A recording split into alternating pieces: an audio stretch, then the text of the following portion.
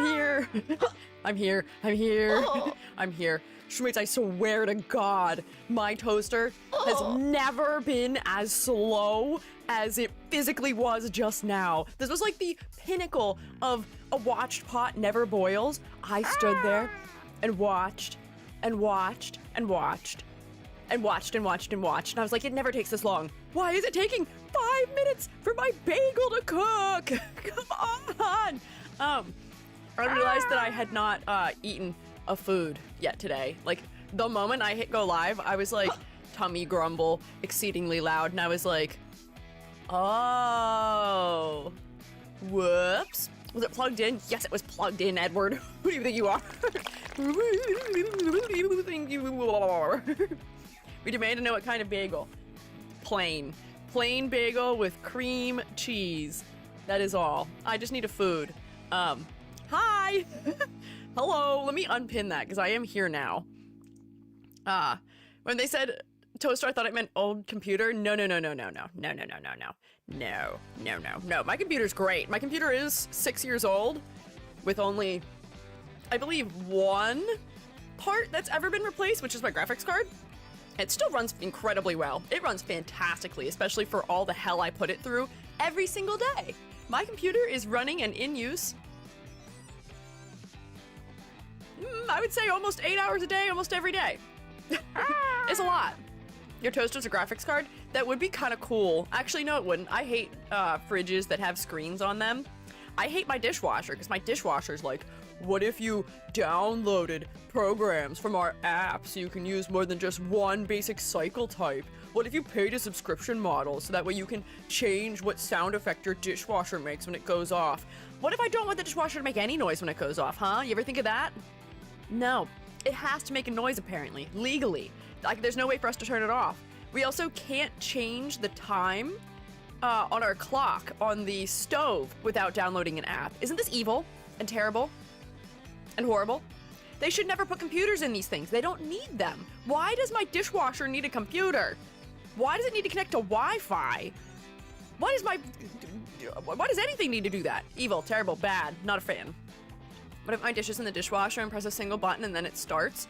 That is low-key what happens. I accidentally will hit the button and it'll just start for like a split second, because it's not even like a press in button. It's like a button that like senses, I think, like your electromagnetic signal from your hand. So little teeny tiny EG that I am, if I'm wearing a crop top in the house, because I do that from time to time, and my like torso touches the dishwasher, it starts it. This is not a thing that is an uncommon occurrence.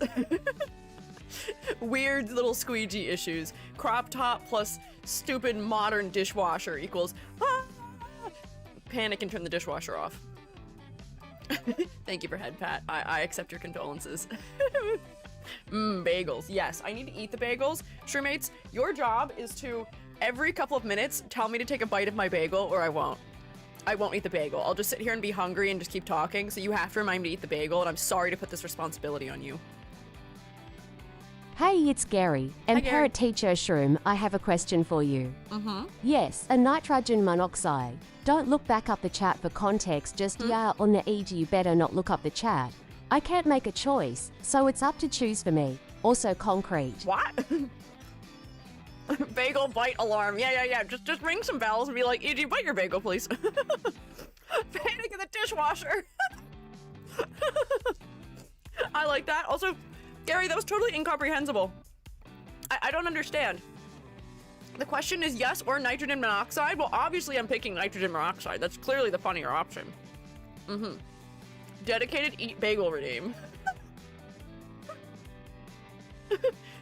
I could do that just for today. Do I have an open slot? I might not. I might not have an open slot to do that with. That would be kind of funny. I've not been catching streams a lot. When did you get the new model? Monday. Do you like it? Also, welcome back. Do you like it? I like it. I think I'm really cute.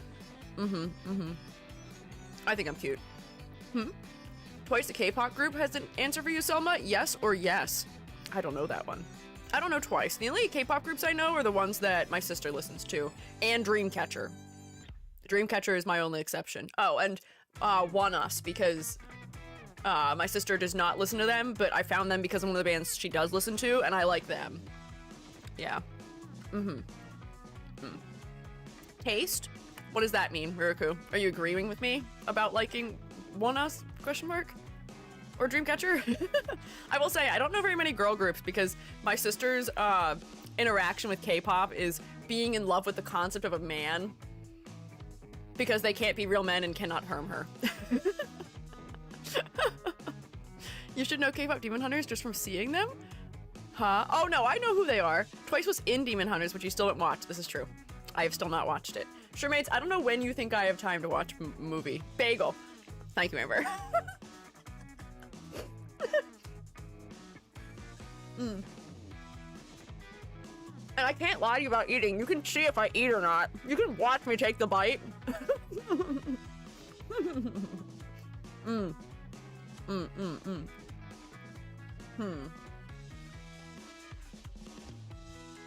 Let's see. Do I have a free one right now? You know what? There are ones I can take down because I don't use them anymore right now. Like, I can totally just remove fish because when was the last time we went fishing? And I can just reset that up real easy if I need it for something. Let's see.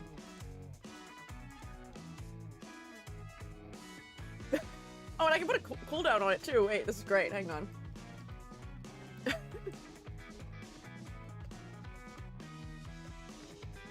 Okay, yep, okay. Cost. 1. Cooldowns and limits. Time cooldown, we'll give it like 2 minutes between bites, at least. There we go, perfect. Now we've got a bagel option. Refresh your options. Now you can torture me about eating my bagel. What's happening? There's a boss battle happening that you can't see. Hang on, I'll teleport rooms so you can see it. What? Hang on. Wait, don't fight. Don't fight, wait, hang on. What? Oh my god, what is going on here? Is there a place I can go where you can see? I may have to like move my whole head out of the way so you can read the instructions here. Where am I? Oh, hit buttons. Here, fight, go ahead. I'll be right here. I'll be cheering for you, Shroomates. I don't understand what's going on. I don't know how to join either. Ah! I already shrunk myself and I appreciate it. Hang on, there's no way to get my big old hoge out of the way. Pleasure point, laughter? Sanism. Oh wait, you guys take turns? That's crazy. I've never seen this one before. That's Sanism's turn? Wait, we should do this for the starting soon screen. I feel like that'd be kind of cute where you guys can like fight your little battles before I start. Entertainment. Free uses it a lot, okay. Because like during stream, we can't really do it because like this takes up so much space. We need to be able to see behind it. But yeah, they're really fun. Found out because of Nissa. Yeah, I know that Freeform makes good use of this also. Man, what a cute little party you guys are. Here, I'll let you guys fight. I'll take another bite of my bagel. Don't worry. Oh. Ah. I dropped a chunk of bagel in my lap. What have I done? Nightmare. I started a boss fight a while ago during an art stream. It does take a lot of screen though. Yeah, like I wish there was a way that I could change the where it's placed the information. Like if I could move the information to somewhere near the top of the screen, that'd be good. Or like if I could like make my own graphic for it essentially. You know? There's only boss available unless you download more. Ah, I see. Oh, okay. While you guys are fighting a boss, while you guys fight it, I have housekeeping to do. I say, is the giant square of a head that's down here trapped in the corner.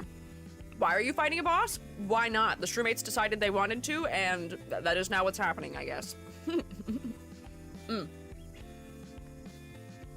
Bagel. Oh, I just took a bite of bagel. Okay, Bugs, I'll take another bite of bagel. Never mind, no housekeeping for you. I have to eat my bagel.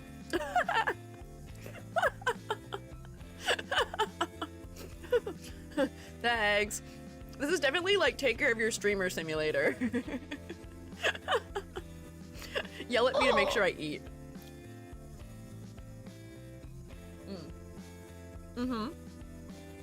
I'm stretching, don't worry.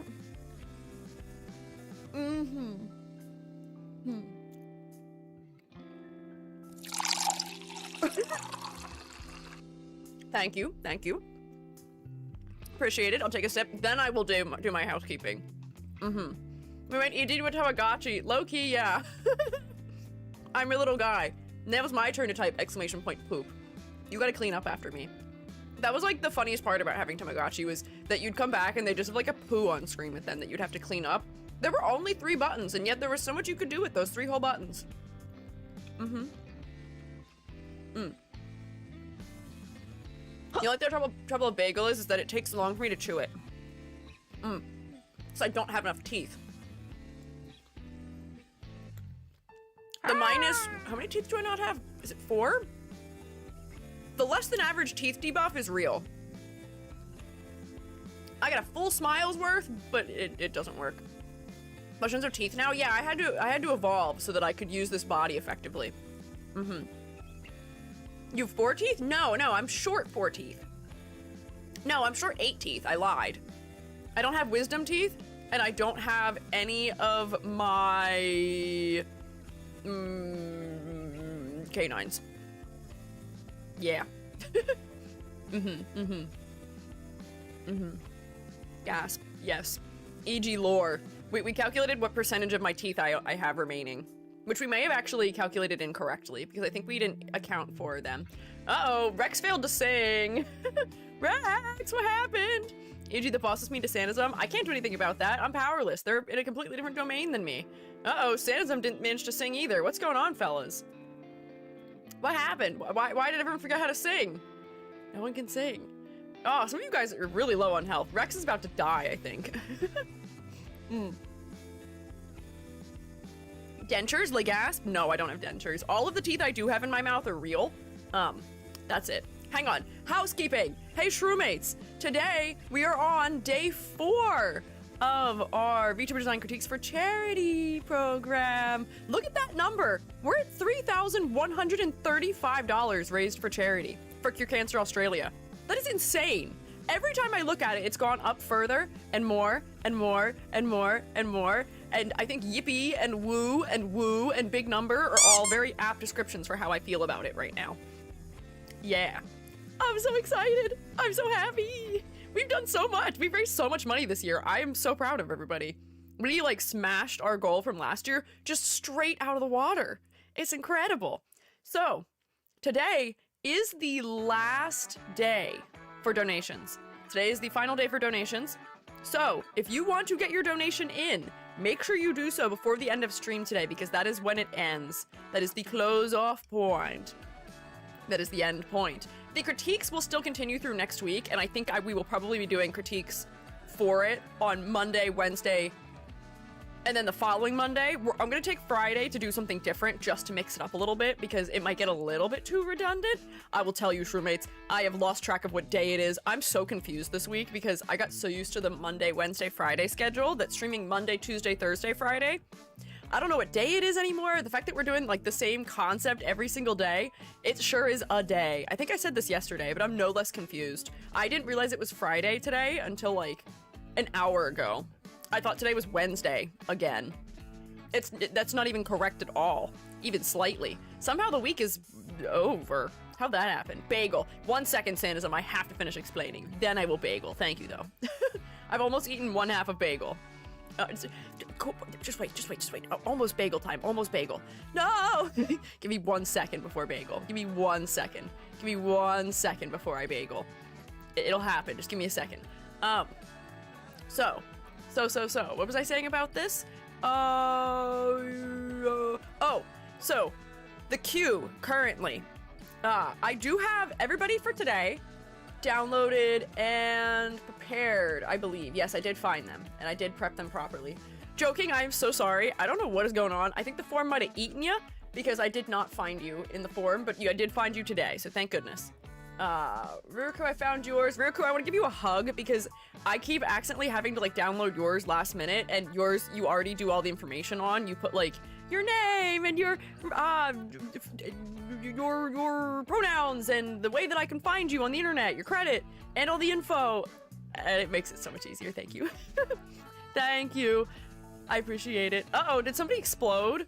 Oh no, Shroomates, you gotta defeat this boss. You gotta beat it. Come on, come on. Do not fall to him. I died. No, Edward! Sometimes I can still hear his voice. Rex might be next. Rex might be next. If you guys don't manage to take it down. Interesting. Edward was dying. Uh-oh.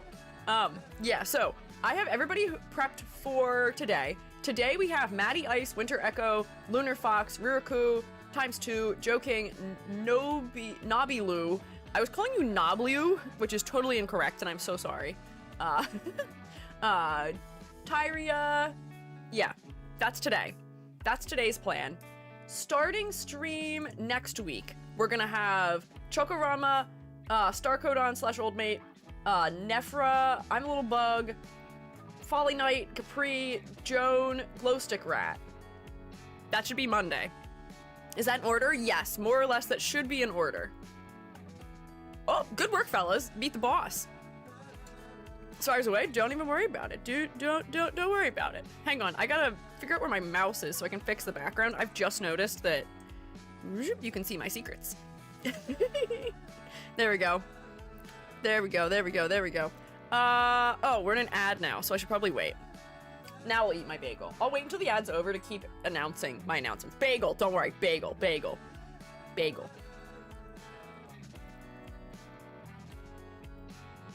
Bagel.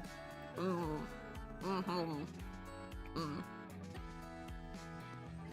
I too tall right now? I think I'm too tall. Am I supposed to look like this? That doesn't seem right.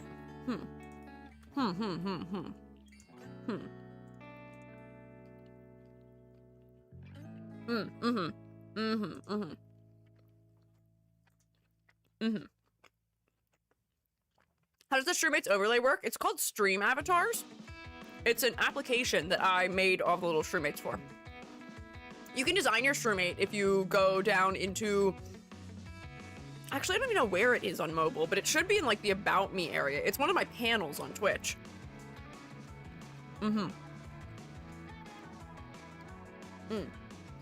Okay. Hi, welcome back from being away. So, I was just saying who we have going on Monday. Then on Wednesday, I believe we will have Libula, Under the Willow, Nixdorf, Fable, Airy.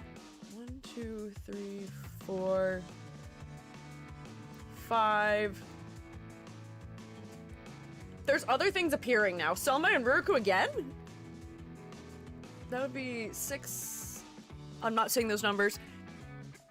So I guess that would be Wednesday, and then the following Monday would be Twice Maud, Bobo Taku, and Valiant Valerie, perhaps. The spreadsheet is changing as I am in it because Rex is helping me, and I think people are claiming some of the floating donation spots. Oh, Selma donated another 90. Thank you, Selma! Oh my god! Thanks!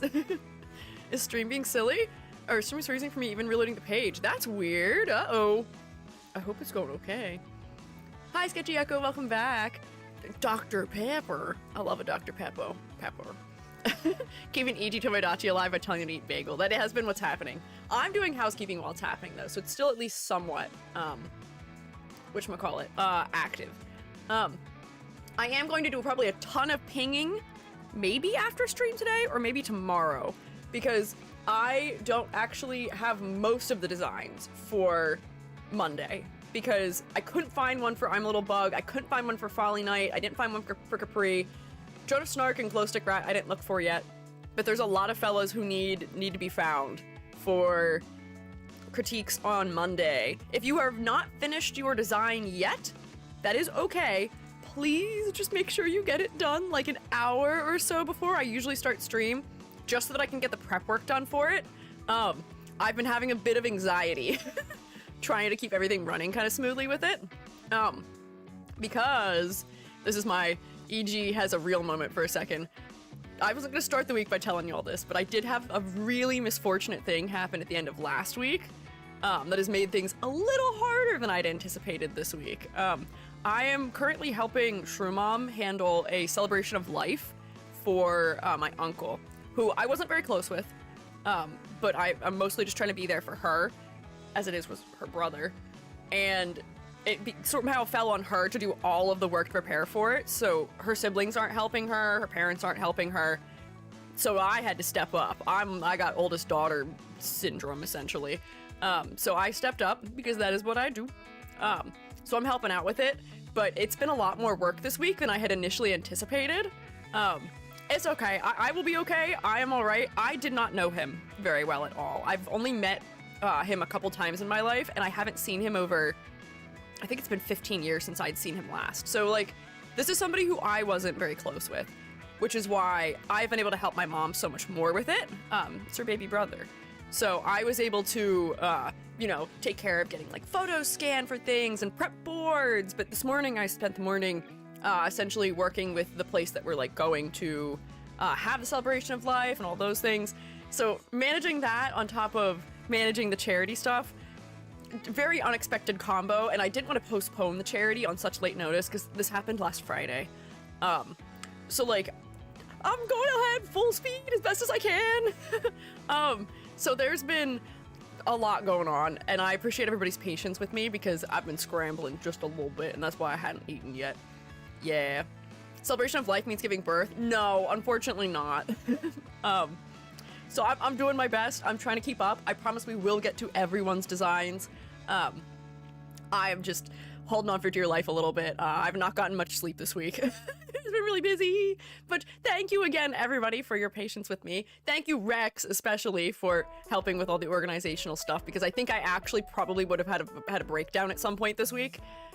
If it were not for the fact that Rex is sorting things sometimes. So Rex and I are both on doctor's orders to sleep this weekend, perhaps, if at all possible. And also, thank you, Amber, and all the other mods who have been present during the extended hours of streams, because we streamed, I think, this week or by the end of today, we'll have streamed for 20 hours, which is 8 more than usual. So thank you for an entire extra day's worth of keeping an eye on things around here. It's been a lot. Thank you, mods. Thank you. We've been really busy. Thankfully, I think next week things will be a little bit calmer. I am still gonna have extended hours next week so that we can get through the crits at a reasonable rate. So, like, Monday and Wednesday we'll start an hour early. Friday we'll probably start at the normal time, and then the following Monday we'll probably still start an hour early. We'll get through all of this together! Yeah, Dream Team is absolutely on the scene. I believe that so truly and so thoroughly. I feel very blessed to have as supportive of mods as I do. Genuinely, things like this would not be at all possible without their help, so I'm so happy. Next Friday is birthday, so can't come. That's okay, Rex. Don't even worry about it. Happy birthday! Happy birthday. You're getting a day off, and I'm getting a day off. Wow. But yeah, so we'll figure all that out. Do I have any other housekeeping to do? Housekeeping. Bagel. That's an important part of housekeeping. We can sing happy birthday for Rex maybe next Wednesday. On stream. Ooh, my mouth made a really weird noise. I hope you didn't hear that. Oh, thank you for the bits, Edward. And what's do ya? I appreciate it.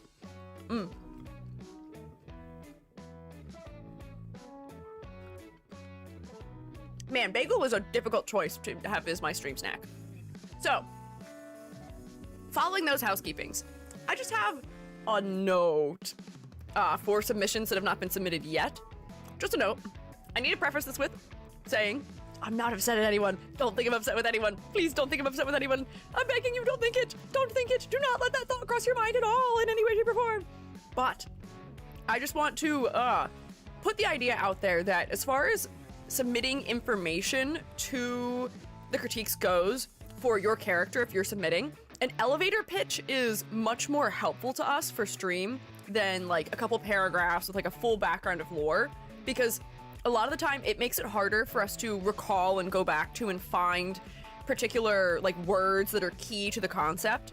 So if you put it in the format of, like, essentially, like, you can have a couple sentences. A paragraph is not so bad if it is, like, a concise paragraph that is telling me, essentially, oh, this is what this is my species, this is my occupation, these are my interests, these are some questions I have, things like that. That is fine. But, it's just tough a little bit sometimes. Don't submit a whole misleading backstory. Rex, are you vaguing at yourself? or not? Rex, you I think are my champion of the longest paragraph written right now. Might change today. We'll see. Oh dear, don't oh dear. It's okay. This is why I said. Look at me in the eye, true mates. I'm not mad at you. I'm not upset with you. Far from the truth, actually. I'm so incredibly proud of all of you. And I appreciate that you're willing to take so much time to write so much information for your characters. I'm happy that you've done that. I'm just saying that for the sake of having it on stream, it is helpful if it is more concise, if it is more like an elevator pitch, you know? Mm-hmm. Yeah. Yeah. Yeah. Mm-hmm. You do kind of look like a Tomodachi. Am I a friend? I think I am a friend. I am a friend. Don't worry. Riri's gonna write longer. Riri has a manuscript of lore. Oh boy. Oh lordy. Okay. We'll see. Are you guys calling Ririku Riri? That's cute. I have not seen that yet or before. I will see. Captain Rex from Star Wars? Oh, Rex is not Captain Rex. Rex is our Rex Tau T. Wrong Rex? I think I'm confused. I don't know what's going on anymore. There's, I think, side conversations happening that I'm not following at this point. But anyways, that was all I wanted to say about that. That was all. So, I'm gonna crack my burners and I'm gonna get started. We're gonna do crits because it is a half an hour in. Yes. Mm-hmm. Mod Rex didn't write 5 pages. Rex did write 5 pages. Rex may not have written 5 pages, but Rex uses the enter key liberally instead of punctuation. So that was why Rex's, I think, was so long. Riri is me? I think Riri is you, Ririku. You do have a double Ri-Ra, although I guess Ri-Ra would make more sense for you. Perhaps. I don't know who Riri would be otherwise. Who's Riri? Is there another Shermate with a nickname Riri who I'm unaware of? I might be unawares. If you guys have nicknames for each other from in the Discord server and stuff like that, I might be out of the loop. Rex, who's Riri?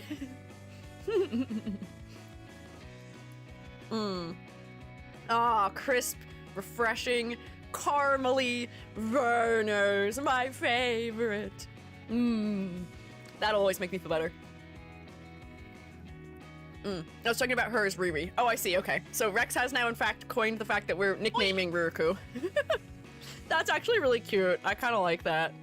But they were talking about Ri. Oh, Ri is for rice? That would also be a potential candidate, but nope, you've been nicknamed legally, I guess, now. Congrats. You've been assigned. So. What is this? What is this nonsense? Hey, Shrewmates. Bagel. Hey, Shrewmates, while I eat my bagel,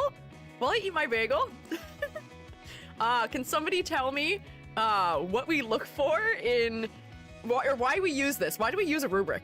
Can someone tell me while I eat my bagel? Remind me. I've forgotten. EG's experiencing a strange bout of amnesia. What is the point of the rubric anyway? Why does it exist?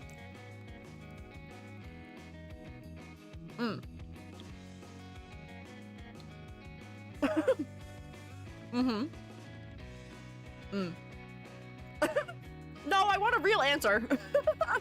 Not to turn into anime girls. Not to judge you. No. Not to siphon your power. Still no. Nice try, though. Ding, ding, ding, ding. We have a winner. Thank you, Seasonal Sade. Ding, ding, ding. Also, Amber. Rex did say part of the answer also. This is true. It's time to sing the rubric song. Is everyone ready? The what? I shall refrain, for you could not handle my vocal supremacy. Tee-hee. Thank you, Gary. Towards a t-shirt to the gym. That's also fair. That is part of the point of the rubric, is to also have a cute little mouse pad. Yes, so CG can't play favorites. That's another reason it exists, yes. Rubric is here so that I may remain as unbiased and objective as possible when we are critiquing VTuber designs. A design can get a grand total of 10 points. 2 points coming from each of 5 categories. Those categories being color palette, silhouette, complexity versus clarity, focal point, and concept and motifs. You can also get up to 3 bonus points. We've been kind of reserved about awarding those, though. So, to get full points for your color palette, the color palette should be cohesive and interesting. The contrast should work well from a distance. And the color placement should support both the focal point and there should be a strong color hierarchy present. For color palette, the palette should have, or the palette, oh no. Oh no, I've lost it. Hang on.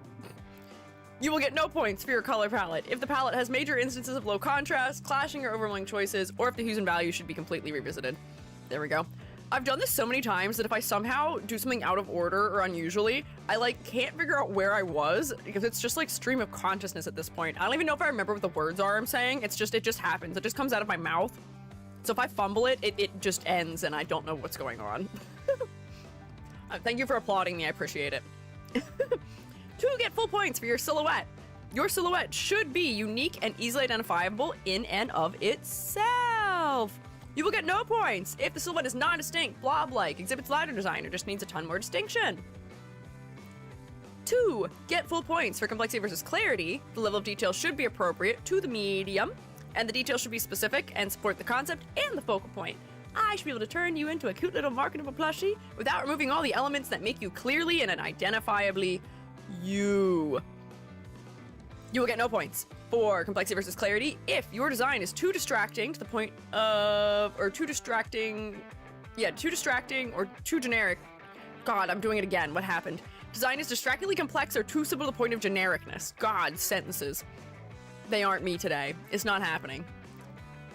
No. Next. Focal point. The primary focal point should be well executed. Viewers should be drawn to look at the face first and foremost, and then visually explore the rest of the design. If that is not the case, then you will get no points. And finally, to get full points for concept and motifs, the concept should be clearly, creatively, and thoroughly explored and supported by motifs.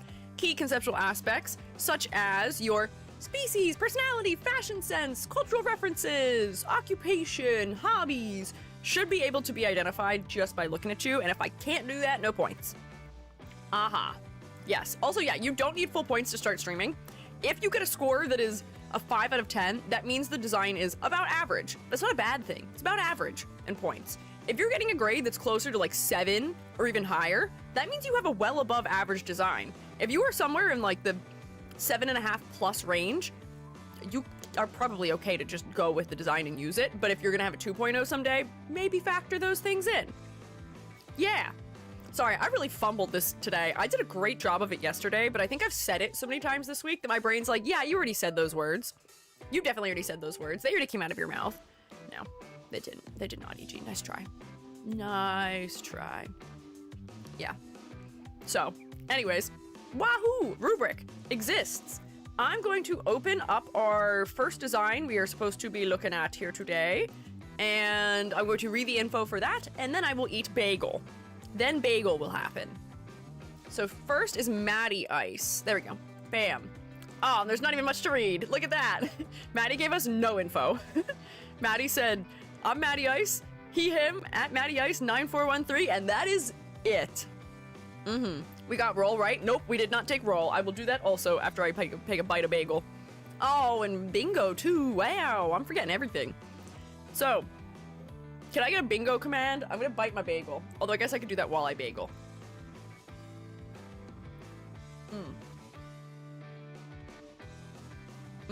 Bagel. Thank you, Amber. Also, I realized I didn't pin the charity info today. Whoops. Amber faster. Amber's got the quickest draw in the West. Usually. I can be like halfway through saying I'm gonna do something and Amber's already done the command for it and I'm like, oh, okay. Ant powers do in fact, I guess, allow you to read the mind of the streamer, maybe. There we go, let me get it in YouTube also. Ice Oni from the mountains looking for some camaraderie. Ah, interesting. Here, I might write that down. Thank you, Rex. Rex is not only my secretary, but also my reconnaissance manager. There we go. I'll move this down and I'll put that right here for safekeepings. Perfect. Freaking cool. He's a unit. Yeah. It's an interesting thing I have to say about this, which is that I think that Maddie is more trying to engage with a non-VTuber audience based on the design. This is more of like a slightly like, this is like a weird sentence to say, but this is like a Western take on Eastern iconography, I feel like, in some ways, in the illustration style, where it feels like it's trying to appeal to an audience that is not like the girlies who are interested in an anime husbando. This is a guy who is probably a gamer for the dudes, perhaps, you know? Based on the way that I'm observing him. Roll again. Yes, I will take roll. I'm doing so many tasks. I'm being a good little crewmate. I'm doing all of my tasks, crewmates. You have to believe me. Unbold that. Oh. Wrap the text at the frame. Widen this out here. Is that enough space? Yes. Bam. Look at that. Perfect. Oh, it moved everything. Here, come back over here. There we go. Good. Very male gaze coded. I don't know if male gaze coded, but more so like, yes, the things I guess that men look for in streamers they're watching, perhaps. Yeah. I mean, this in a nice way. It feels Fortnite coded. Oh, you know what? I could see that from the color design. I am not much in the habit of speaking the praises of Fortnite these days after they laid off 1,000 employees and the quality has just been going down, down, down, down, down, down, down. But something that was historically pretty decent in a lot of Fortnite's skins and original characters was their color design. All of my gripes about color design in gacha games really don't even touch Fortnite. Fortnite uses a lot more bold and varied palettes, probably because it makes it easier to see what the character is. It makes the characters more different from each other. It also is a game that is primarily targeted at people under the age of 18. It's technically originally for kids, kind of. So it'd be more colorful, it just works better that way. Yeah. They've released AI meme skins. And this is why I say I'm not in the habit of praising them much these days. But, anyways. Observe with your eyeballs. I'm gonna have a little bagel.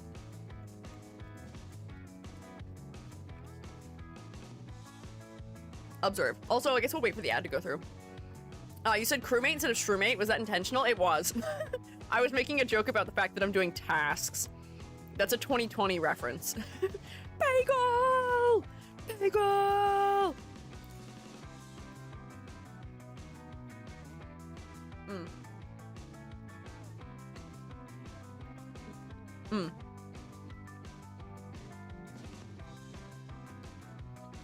Bagel is very good. I'm almost done bagel. I have a quarter of bagel left. You should be so proud of me. This is the most I've managed to eat during stream ever before. I've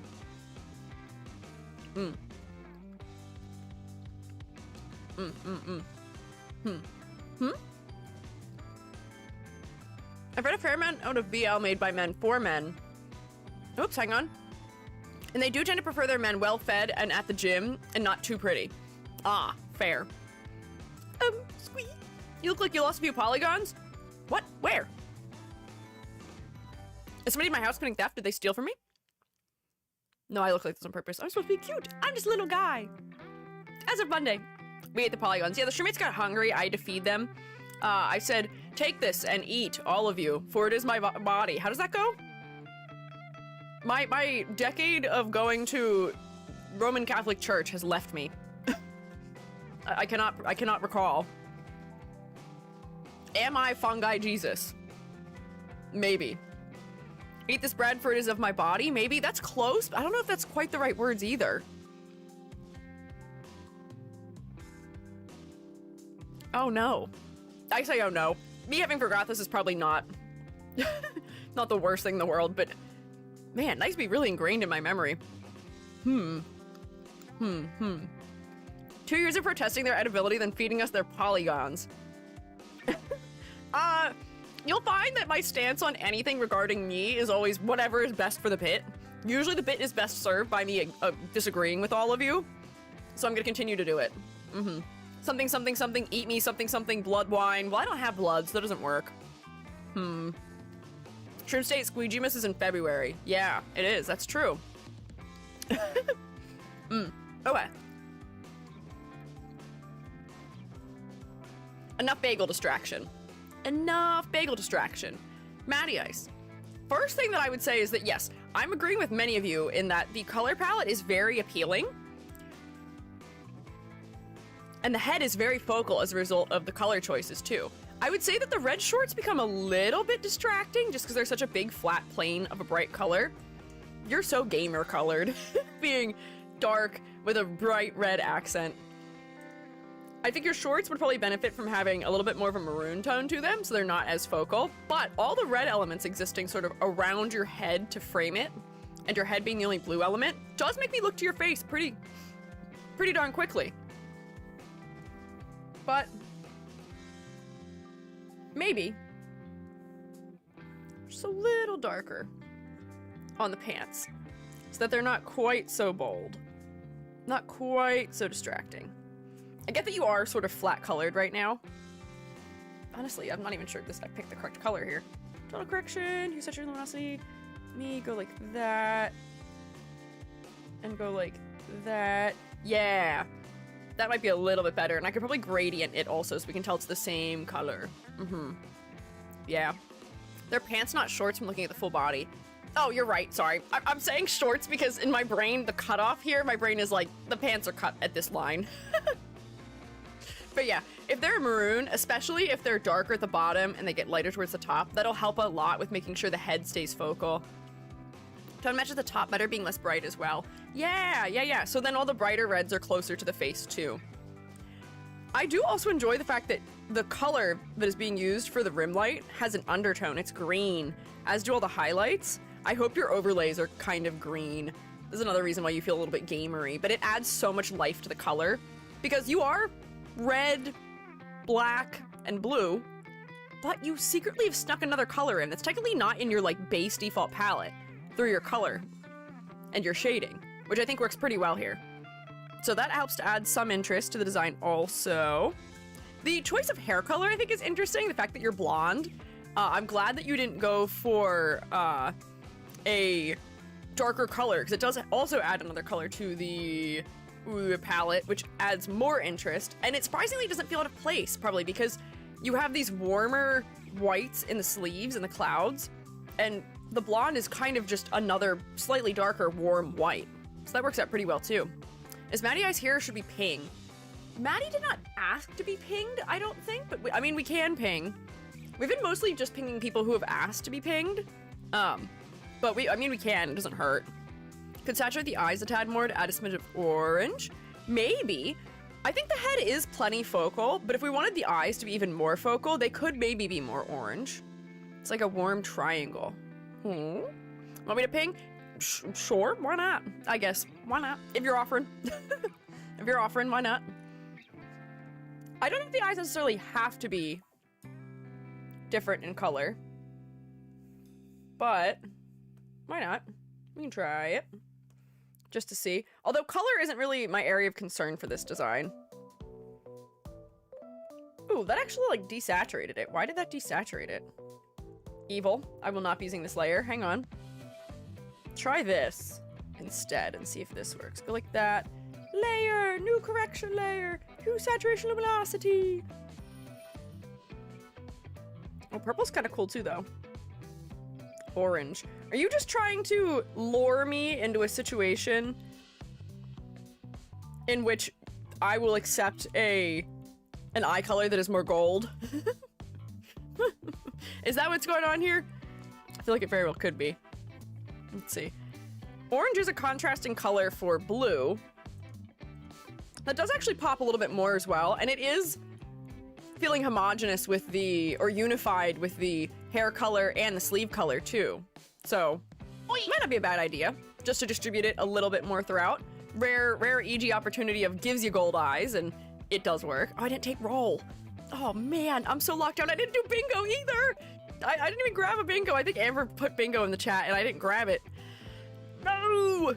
We'll critique this one, and then we'll take roll. We're letting shroommates have some time to roll into class if they want to, if they're a little behind schedule. We'll do roll closer to our normal time. We're so burnt out. I'm not burnt out. I'm not burnt out, but I'm a little sleepy. I am a little worn out. Not burnt out. Worn out. Here, YouTube, have bingo. Thank you, Sanazum, for getting bingo. There we go. Free space. Bam. Okay. So, color palette.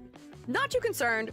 Just for focal point reasons, you may want to darken one of your colors to maroon. It just feels like it has a little bit more unity because they're a little distracting. Whoops. Hang on. Yep, there we go. And the color palette is fine.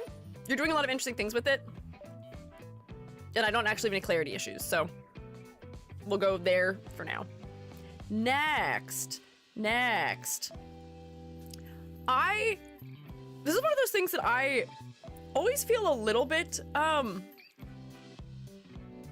actually, hang on, how do I want to put this? So, like, this is like a gamer fit. This is like the gamer fit. You've got your headphones on, you've got your sweatshirt on, you got your sweatpants on, you got your sneakers on. You have designed up the sweatshirt a little bit to make it recognizable. So, you've added some cloud patterns, you've added some red trim that almost feels like armor to it. So it has been designed up a little bit, but I still feel like we could push it a little bit more. You know what I mean? Ice Oni with a fire motif. That is another interesting thing that's going on, which is that you are ice themed. You've got clouds here, which is something we may associate with being high in the mountains, but your predominant color is red, and there's not really much else that relates to ice going on either. So I feel like those could be elements that come a little bit more into the clothing, you know? Perhaps? Where I'm trying to think if there's a way to add an ice element. Although, this is funny too, because this is, I think, supposed to be a replication of the head with the horns and the ponytail. But as a result of the way it's drawn, it feels like a little like Calcifer-esque guy. It feels like it's a flame, which is interesting. Jacket looks like a ninja or Naruto inspired. Yeah, no, I can see some of the inspiration in it. But I'm still feeling like there may be an opportunity to make the clothing a little bit more distinct, perhaps. It's also very symmetrical as it is. So I do feel like we need to get in something that's more of an ice motif somewhere, and perhaps find some element of asymmetry to add in somewhere, because as this is showing us, you are perfectly symmetrical right now. Which is not the worst thing. Symmetry isn't bad, but I think it's one of those things where we have to take into account personality a lot. Symmetry just doesn't allow us to have as interesting of silhouettes as you can have if you allow for some asymmetry. And symmetry often is one of those things that is like kind of quietly telling us that you are somebody who is refined, has everything under control, you're very stable, maybe you're calming, professional, things like that. But for an Oni, I feel like that's almost the opposite of what we tend to associate with them, is that they tend to be a little bit rough around the edges, maybe, or they're a little bit more excitable or loud or things like that. I don't know what your personality is. Maybe if you're looking for some camaraderie, maybe you are friendly and pleasant, but I feel like we may need some asymmetry in here somewhere. Sublimation from ice to vapor, no liquid state. Oh, have one sleeve of clouds go up higher than the other. Yeah, so some of my suggestions were going to include ways that we can just add some subtle asymmetry in here, where the cloud pattern maybe doesn't have to be exactly the same on both sides. Like, you could have almost like a cloud element coming from like here that connects into your logo, that comes like out of the shoulder, maybe, and then this side as a result is like shorter. It doesn't have as many clouds on it. Actually, it might be easier to draw that on the other version. I'm gonna make that shorter so we can see the difference a little bit more clearly. And then we can create almost an asymmetrical balance in your top from the fact that the clouds are coming from different places. So like, I'm not doing a great job of redrawing them. This is just so we have a general idea at the moment. Headphones could have a mic on one side. Yep. You're thinking what I'm thinking. We're picking up what we're putting down. Let me just grab a line art color, because I guess I can do it this way here. So like, if we had the like cloud swirls like happening here, we could then push some of this down a little bit so it's not as high on this arm, perhaps. There we go. So there's like a gap between them, essentially. And maybe then, as a result of that, you know, we could have some clouds that are like down here on this side of the body or something too to offset it. So there's like a diagonal motion happening across it. Some hoodies have 3D elements. Could have one shoulder detail be like an actual shoulder guard. That is one of the other things I was thinking, is that these do look like they are 3D elements, but I feel like we could exaggerate them off the side just like a little bit more than they are right now, so that they feel like they're taking up physical space. Hang on, let me add the headset mic element, perhaps. And like, you don't even have to have it turned down to your face. You could have it where it's like vertical, like this, like it's been flipped up, and then it has the little like light at the top of it or something. Like, there's options here if you don't want it to be in your face too. The logo on his jacket is a very simplified version of his head. It is, yes. I wonder if there's a way that we can make his hair feel more ice-aligned than fire-aligned also. Perhaps. They could connect. Hands are hidden in different pockets. That is an interesting move, putting your hands in 2 different pockets. Aside from the fantasy species, what does a gamer wear that would break symmetry? That is another very good question. Because the funny thing I have to say is that, like, I have not spent very much time in life around people who dress this way. So I feel like I don't actually have that accurate of an understanding of how people do dress this way. And for a lot of, like, dudes, they don't necessarily jazz it up very much. I'm just going for, like, the simple, easy little bits of asymmetry that we can add of, like, oh, well, your ties don't have to be perfectly parallel to each other. One can be longer than the other. Could be sharper hair pieces to make it feel like ice. That's kind of what I was thinking also, where if I were to draw them, like, super squared off, like... Hang on, like... This might be kind of hard with my brush. Like... this, like, it's almost kind of in the right direction already, but, like, if we just, like, made it even sharper, then it might read as ice a little bit more. Like, if I go like this, well, that still feels like fire. I feel like I'm redesigning the headpieces from Avatar: The Last Airbender right now. Ice tends to hang out in hexagon-like shapes. I wonder if there's a way that you could put something through this that has, like, something that's, like, snowflake-esque on it, too, where, like, this is almost like a hairpiece. Like this or something, and then you get, like, your little... I'm doing a terrible job of drawing an X. What's happening? Hang on. You got this. And it's got those, like, little things that make it feel like a snowflake or something. Bagel. Sure. Snowflake scrunchie. I don't know if the scrunchie needs to be a snowflake, but we could just put something through it that feels snowflake-like. I've made that very small, also. If he's a weapon, though, if it's one-handed, make the opposite shoulder piece bigger, like a shield. Ah, that's an interesting idea, too. Yeah. Dressed like my grandpa, flannels and chinos / cargo pants. Recheck Japanese accessories? Perhaps. Let me check what, like, onis typically are historically, like, shown as dressing in. Because there may be some way that we can fuse that with the design we have before us already in a way that might be helpful.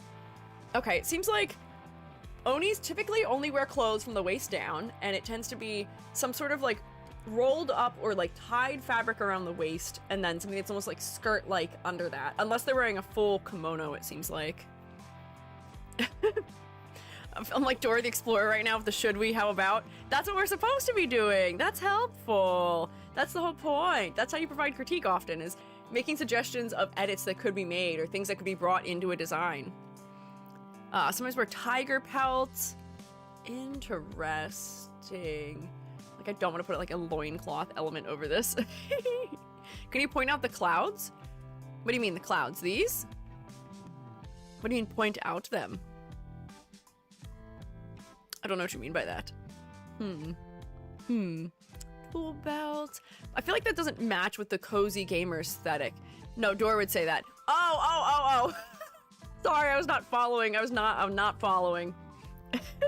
Dora joke. I see. Tiger print fanny pack would be fun. Low-key, I was thinking about a fanny pack because there are a number of these Oni that are also wearing, like, almost like a sash that's going across their body. This looks kind of Buddhist.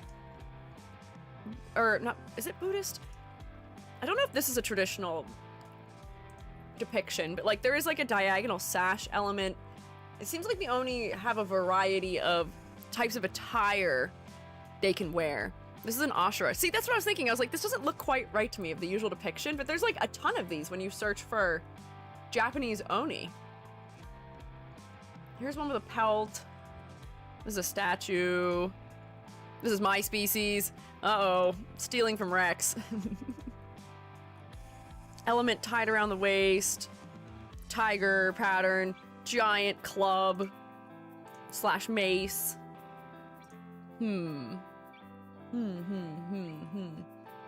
I was hoping I could do like a crossbody fanny pack like this maybe. Or like in this direction.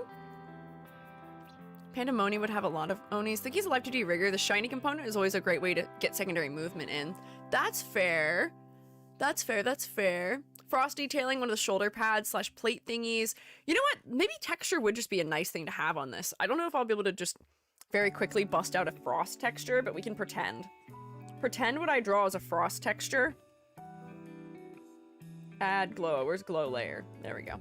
Pretend this is like a frost texture. Frost sometimes gets this like really like parallel liney thing that happens. Onis are also bearded a lot of the time. Oh, that does seem to be true. Although I don't know if this fella necessarily wants to be bearded. Turn that down kind of lower. Pretend this is Frost. I don't have time to do a full detailed rendering of it. But that might be kind of interesting. Japanese golden tattoos on the horns. Oh, that could be interesting. Finding more ways to add some detail. It does seem like the Onis often have gold horns too. That would bring another color into the palette that isn't really showing up a ton. But yeah, you could have something, doesn't have to be super high contrast, but you could have some sort of asymmetrical detailing that's on the horns also. Potentially. Tiger print would go well with it.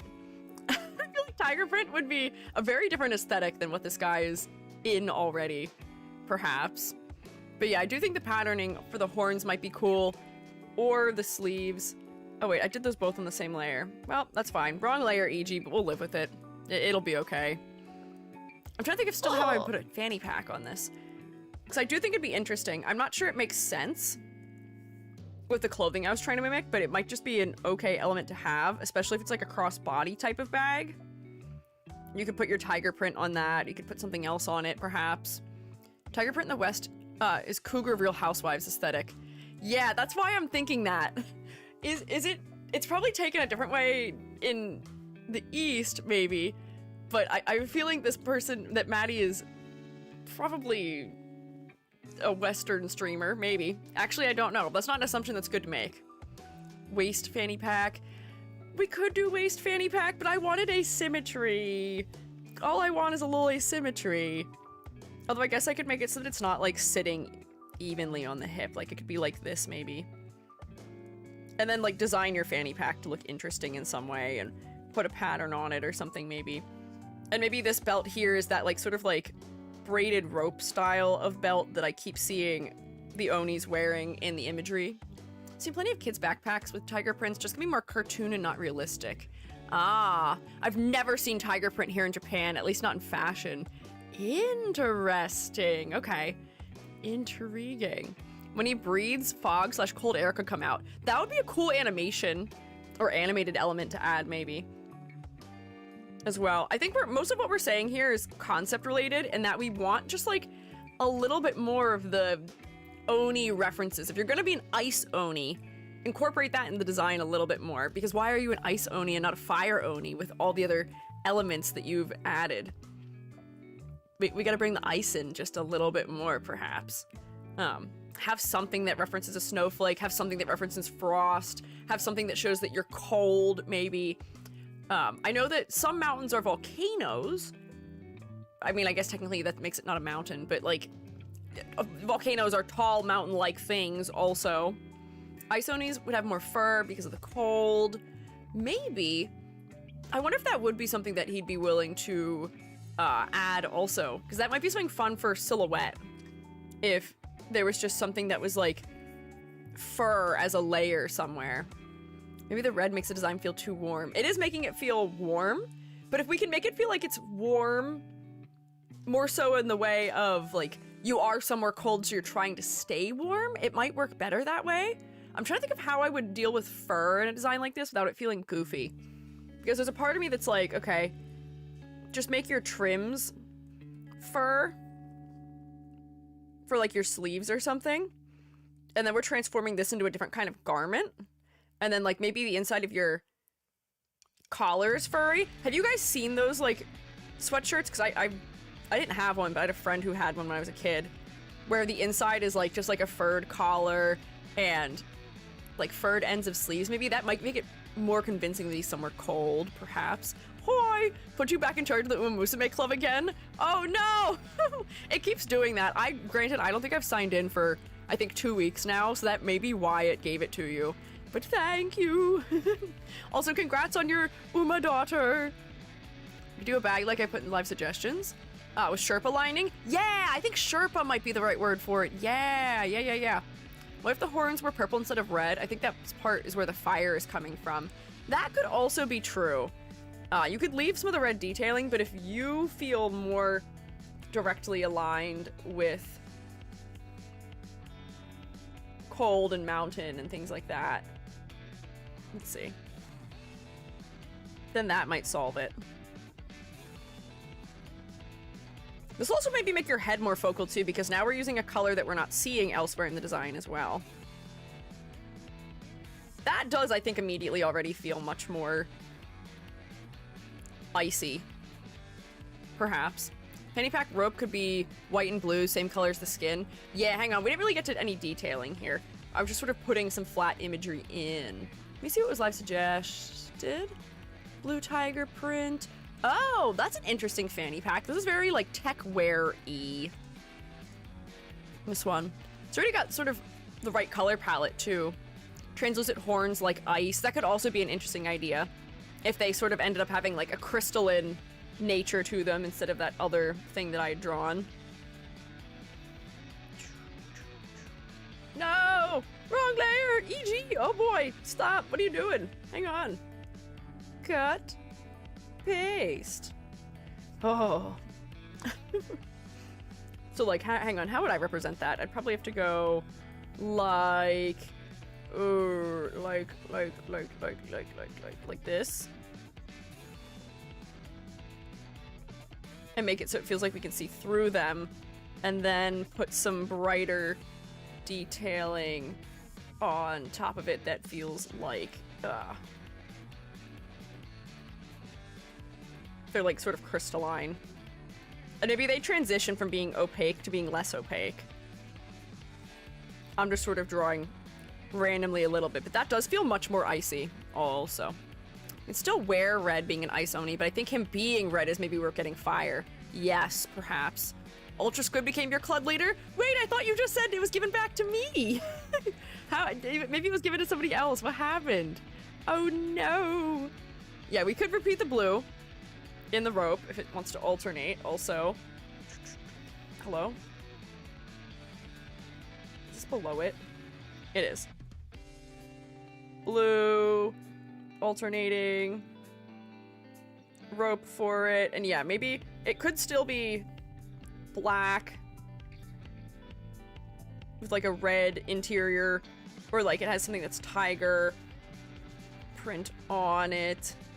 Oh, I've got all these layers all on the same thing. Why have I done this? Oh boy, EG. But then that's an asymmetrical element. I might have made that thicker than it probably needs to be. But this does add a little bit of an asymmetrical element that would add some interest to the design. Yeah. Yeah. Red ice is just ice with bacteria in it. It's red ice because it had blood in it, or it had a red algal bloom in it, maybe. Something like that. But anyways, to continue with our notes that we're making on here.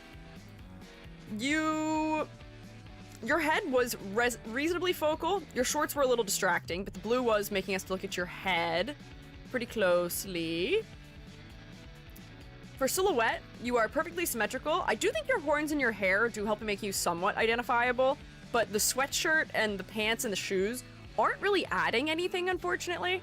So having a fanny pack that is off to one side would probably be good because it would add a little bit to silhouette on the side of your hip in a helpful way. Having something that's a hair accessory would help with your silhouette too a little bit. And I wonder if there's like a way you can reference, well, I guess Onis don't really wear shoes. This might be kind of a goofy thing to suggest, but if you are a gamer, do you wear shoes indoors when you're gaming? Is that a thing you wear? You could just wear socks. You don't have to wear shoes. And that might be something that like adds something that's unique to the design. Or maybe you're wearing like slippers that are almost like sandals in like the historic clothing sense. Yeah, sandal time maybe even. Yeah, slipper, indoor sandals. That might be a good way of sort of combining the historic references of the clothing to this. Yeah, gamer slides. Give me a pair of slides that has like the cloud motif as like the part that's going over the top of the foot. You know what I mean? Socks and sandals. Exactly, yes. Kind of dressed as like a professional gamer for a tournament, so shoes would make sense in that regard. I guess in that regard, maybe. But I feel like socks and slides would be so fun. Y'all wear shoes inside home? No, that's what I'm saying, is that we don't wear shoes inside the home, unless they're like slippers or like your indoor shoes. Funny idea, soda holster. When will I get to have a VTuber who has one of those, he was #1 drink dispenser hats on, with the little curly straw that goes down to your mouth from 2 different cans? When will I finally get a VTuber that's wearing one of those? Can you imagine how incredible that would be for silhouette? I want a girly who has like giant pigtails and is like maybe like a sports fan. That would be incredible. I have to design this someday. I won't, but I should. But anyways, complexity versus clarity. I think we're yearning for like an accessory or 2 more perhaps, which is why we're trying to modify your shoes. It's also because you're wearing an outfit that is sort of like, if we're thinking of the gamer fit, you're wearing something that is like 99% of the way to the gamer fit, and we're trying to find some way to give you a more distinct, unique outfit as well. So I think the elements you've chosen aren't bad, and you've done some things to already make it more fine-tuned to yourself. But you know, if you Sherpa line the inside of the jacket, or if you add the fanny pack, or if you make the shoes situation something more unique or specific, I think that would help a lot as far as your details go. Bagel, this is true. I still have a quarter of a bagel left. Bagel.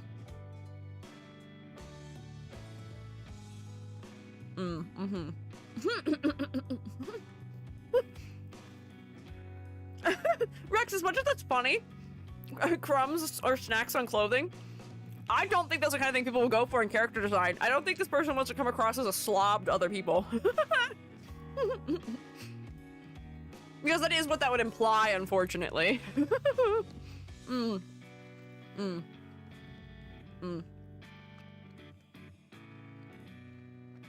Glad bagel is still relevant? Why wouldn't it be? Bagel's gonna stay relevant today, don't worry.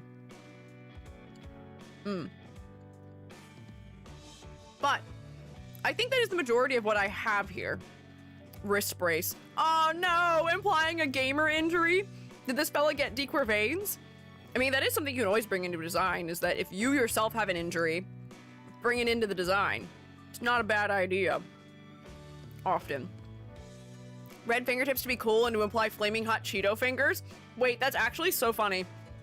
If you were to use whatever color your horns end up tipped in for your fingertips also, you could very easily have them work both as Cheeto fingers and just cool Oni coloration. That's just funny. Candy Dagger, that's great. Thank you. I'm gonna put the grade down. If you guys still have more thoughts, you are welcome to add them still, though. 1, 2, 3, 4, 5, 6.5.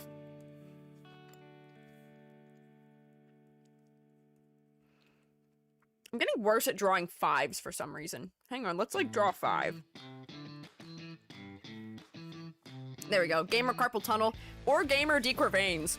Every time I go and see a doctor about my dequer veins, they're like, you gotta be more gentle when you play games. Like, I got asked if I was like, because apparently the only person my doctor had ever seen who had decre veins before was like a professional esports player. So they were just trying to like strike conversation up with me. They're like, oh, are you like in esports? I was like, no. I worked at an ice cream shop when I was 18. I wish I was a professional esport gamer or something cool. At least, instead of somebody who just got a stupid injury. Come on! Those little shoulder pets I've seen streamers and YouTubers wear a lot lately. Tiny tiger. A tiny tiger might be kind of cute. Carpool tunnel. Is that what my caption said? Carpal tunnel. Carpal tunnel. There, it got it that time. Not easy, just roll with it. You're right, I should make a habit of lying to my doctor about my occupation. That's true. Do you do hand occupational therapy? Mine has helped fix a lot of my hand issues. I did. I was in occupational therapy for my hand from the time that I was 18 until I was 24. Now I just have like exercises I'm supposed to do at home. Carpenter tunnel. There's a lot of things. I'm sure carpenters do have thoughts about tunnels. But round of applause for Matty Ice. That's another thing I can use my hands for other than occupational therapy, I guess. But let me save this one. Bam. Be real with me. Hey, just a reminder, my pronouns are they, them. I did not do roll. I said we'd do roll after this, though. So now we're gonna do roll as I start the next one. Also, I have to do my bingo. So this guy is symmetrical, non-human design, true. Not really analogous or complementary necessarily. Kind of a monster. Hoodie. Okay, I checked a lot of boxes there. Oops, sorry, you're good, don't worry about it. I figure when people say it, they usually don't know. You're good. Let me check this off on my list to being done. Now, if you would like to check in for class, if you'd like to participate in me taking roll, you may use the 1 point channel point redeem known as here on Twitch, or you can just say, hi, you're here, or something like that on YouTube. I will scroll back to the beginning of the day. Lurkers, do not worry, I got you marked down already. Thank you as always for being here. And VOD watchers, how's the future? Hope it's going swell out there. I hope future EG is well rested. EG bagel. I will bagel after I take roll. Because if I bagel now, I'm gonna forget to take roll. Allow me this. Then bagel. Bagel only has like 2 or 3 bites left though. So, who's here for class? I see Bugs, Friendly Guy, Fabled Lore, Edward, Opalescent, Frostbushy, Amber, Nixdorf, Starless Mage, Sanizum, Nilo, Thrive, Chocorama, Mars, Apple, Lamia, Aerith, Glowstick Rat, Weenie, Bleak, Nissa, Peanut Bun, Lady Ace, There's a lot of bagel redeems in here. Cecil Sade, Ianita, Rex. Rex, I'm surprised. I thought I saw you say first when stream started. I'm surprised you redeemed here so late. Chili, Tyria, Cotton Candy Floss, Candy Dagger, Ula Mini, Winter Echo, Shin Cumulus, Ari, Princess Trashy, oh wait, I already said Shin Cumulus. I see you type in there though. Scorched Earth, Under the Willow, Singer, Sanizum, Game Loser, Princess Shizuka, also Ruraku, and Otters Hold Pulse. Hi. Hello. Too busy playing games and typing. Fair and understandable, and very reasonable. Hi. How's everyone's bingos going? Mine is off to an okay start. Who is next? Winter Echo is next. Winter Echo, you concocted the exact kind of background that makes it impossible to do a silhouette check. Do you know why? Every single pixel is a different color, so despite the fact that when you zoom out, it all comes to look at like it's one color, when I zoom in, I was like trying for a while because I was zoomed like this and I was like, what's happening? I was like, why is nothing selecting? Is it broken? I thought my selection tool was broken. It's okay. It's cute. I love texture. I just thought I was losing my mind for a second. It's been rasterified, kinda. Yeah. Use fuzzy select? That's not a thing that exists in Clip Studio, I don't think. On Photoshop they have that, I think, but I don't think I have that in here. I can send another one if you want. No, you're good. I'm just letting you know that if people are gonna try and use this as like a reference sheet, they may have trouble with it. Potentially. Yeah. Yeah. Their dress is YouTube rotating, that's true. We got all the phases of the moon. Let's read some info here. Oh, I was supposed to bite my bagel. Hang on. I'll read this, bite my bagel. You'll observe the design, and then we'll continue. That's the game plan. So, this is Winter Echo, who uses the pronouns she/her/they, and can be found at Winter Echo VT. Sorry for the long wall of text. It's okay. It's okay. Don't worry. Winter is the moon of an alternate world, and she lives of people's inspiration. But time passes. But with time, she gets weaker. So she and her echoes, the penguin bunny creatures, go down to Earth only to find it abandoned and completely overgrown. To survive, she makes art and connects to our world through the internet to feel people's inspiration once more. I imagine the setting to be steampunk-esque, and everything being overgrown is a really important visual element, with Rain World, Made in Abyss, and Girl's Last Tour being inspirations. I'm not sure if I should show the overgrown parts on Winter's design as well, or just leave it to be everywhere else to let her stand out, especially since she came to the world after it was abandoned, and to not overcomplicate her design. The vibe I want to create is a comfy, whimsical one, but surrounded by mystery and the surreal unknown full of atmosphere.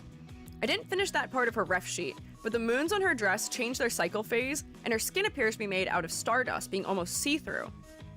Winter Echo is the name I had before designing her, but I'm concerned that having the name of a season without including any part of it in my design, and also don't want to, I just really connect with the name Winter, could be a bit confusing. It'd probably be good if I could come up with a name or slightly modify this one to fit my concept more, so if anyone had any ideas, I'd be thrilled to hear them. Oh, I'm so short you can't even see me right now. I'm reading and I'm fully off screen. I'm a bit worried that my design is too generic, but I'm quite happy with how it is as I resonate with it, but also want to be able to use it in all sorts of mediums. And this is also my persona. Still having some sort of non-human magical aspect to her body could be interesting, like having a torso out of glass, floating limbs or whatnot. I'd love to know what you think and to get your opinions and any ideas or feedback you'd have for me. Oh, ha, ha, ha, I see. Interesting.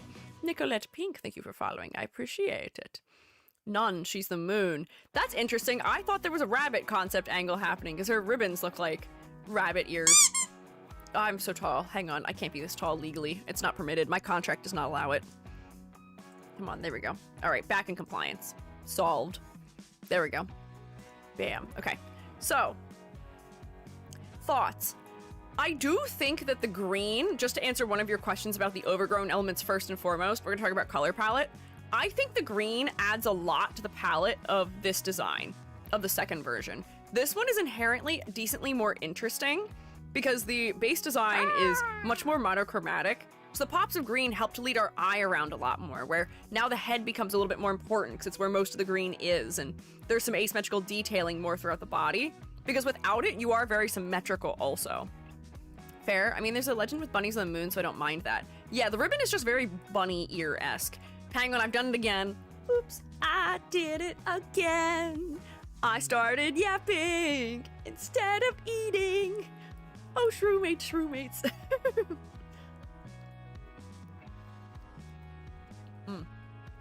Bagel. Liquids also? Hell yeah, sure.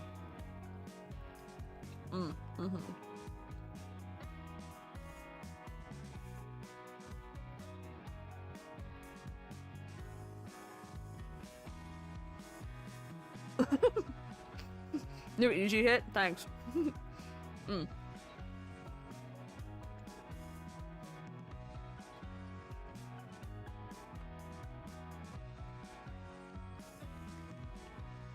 I'm like really struggling to not accidentally choke on this, so I'm trying to chew it quickly. I'm not good at eating fast. I'm stressing myself out.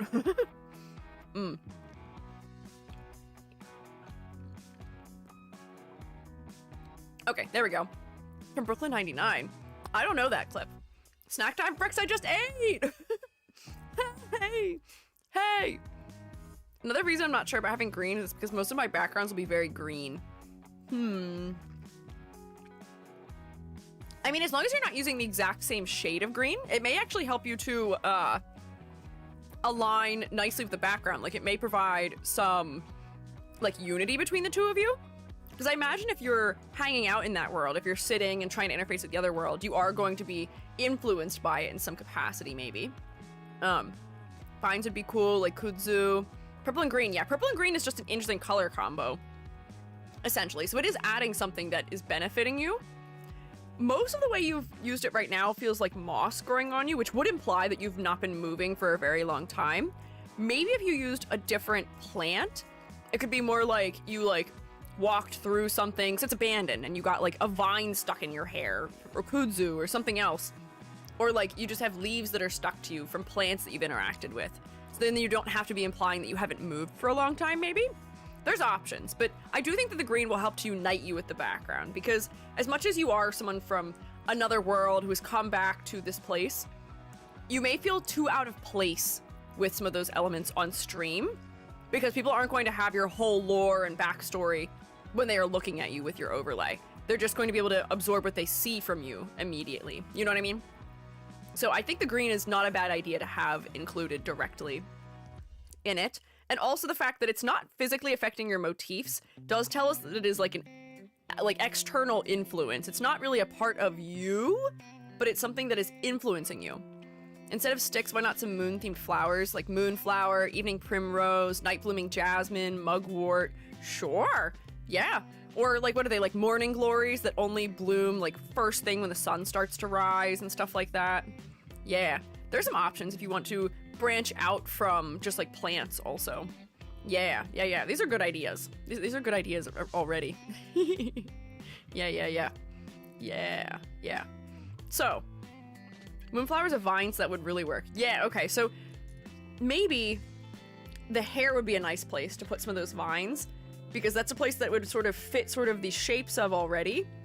And I do think that the hair just needs, like, a little bit of something to break it up, because your hair and your skin tone and your top are all very similar in value and in color right now. So, from a distance especially, your face and your hair do completely merge. So even if you had some of those green elements just, like, closer to the edge of your face to set that edge apart, that would help. You could even have, like, a gradient to bits of your hair, almost like, you know, hang on, like they've been, like, almost like stained. Do you know how if you, like, lay down in the grass in a white shirt, it'll get that, like, stain to it that is just sort of, like, patchy and somewhat light? That might be enough to just, wow, wrong tool, make it clear to us where the edge of your face is a little bit better from a distance. Like, we don't have to go with something super duper duper duper duper bold, but just, like, a subtle green gradient around your face. Do you see how from a distance now I can kind of make out that edge a little bit more? Instead of green moss, why not red moss? Oh, red moss might come across as a little bit disturbing, but it is really cool looking. It almost looks like coral. Here, so you can see. I lied. You can't see. Miraku, I don't know what is wrong with, particularly, I think my Discord hates you. And I don't know why. What's happening? Excuse me. I can't copy it. You'll just have to pretend with your mind. I did it again. I Gary? played with your heart got lost in the game. Oh, baby oops. You think I'm in love, I don't. but I'm sent from above. I don't I'm think not so. that innocent, you see.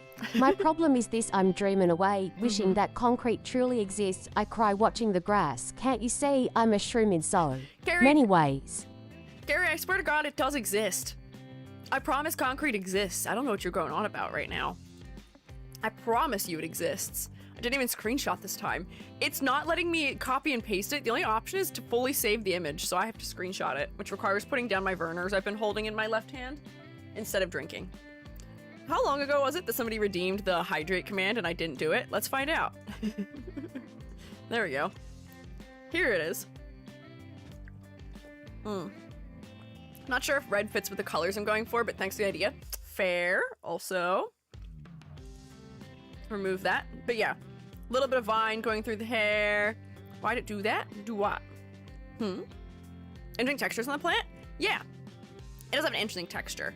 Moss comes in a lot of interesting varieties, where you've sort of chosen the type of moss that has like the little tiny like sprigs that are sometimes gold on the end of it, where I think those are the fruiting bodies. But there's also like sphagnum moss, which is really like plush and dense and closer in shape to that red moss we just looked at. Or there's like a whole variety of things that you can do with types of mosses if you want to. But yeah, bringing some other flowers, other plants in might not be a bad idea, especially if they're adding a little bit more to that asymmetry element that we were talking about perhaps needing in the design. I do enjoy the design of the dress. It's simple but effective, having all these individual like leaflets of it with moon phases, and the fact that they'll be moving and sort of interacting will also be cool. I can't help but always be a fan of ideas that are pushing a little bit more monstrous and a little bit less expected with designs. You had said something about like making part of the body like transparent or making limbs float or something. You could just do that with the design the way you have it now. Like, you could have it almost so that we can see through the torso or something right here. Like, there's nothing even in you. You're just sort of like an empty... You're just empty in here. There's just nothing in here. The background color is very similar to what you are right now. Or you could have it so that we can see that there's like some sort of like constellation contained inside of your chest or something. That like sparkles and shifts as you move or something. Or like rays of light that we can see coming from inside of you. Little inhuman elements like that can make you feel very ethereal and otherworldly in an interesting manner. So if we could see that, or maybe we wouldn't see through to the background, we'd probably see your shirt through the backside. And you could have something in there that is just like some element that is doing something on the inside. Oh, no, Nobilu. I have to really try not to say your name wrong, and I'm so sorry. My brain really wants to call you Knobbly. Nobilu. Thank you for subscribing to the Prime. I appreciate it. You only get one of those a month, and I'm honored you'd use it on Little Old Me. I hope you enjoy rotating. Yeah. Star Freckles, is it overdone? Maybe. Do I like it? Yes. Hey, that's the thing.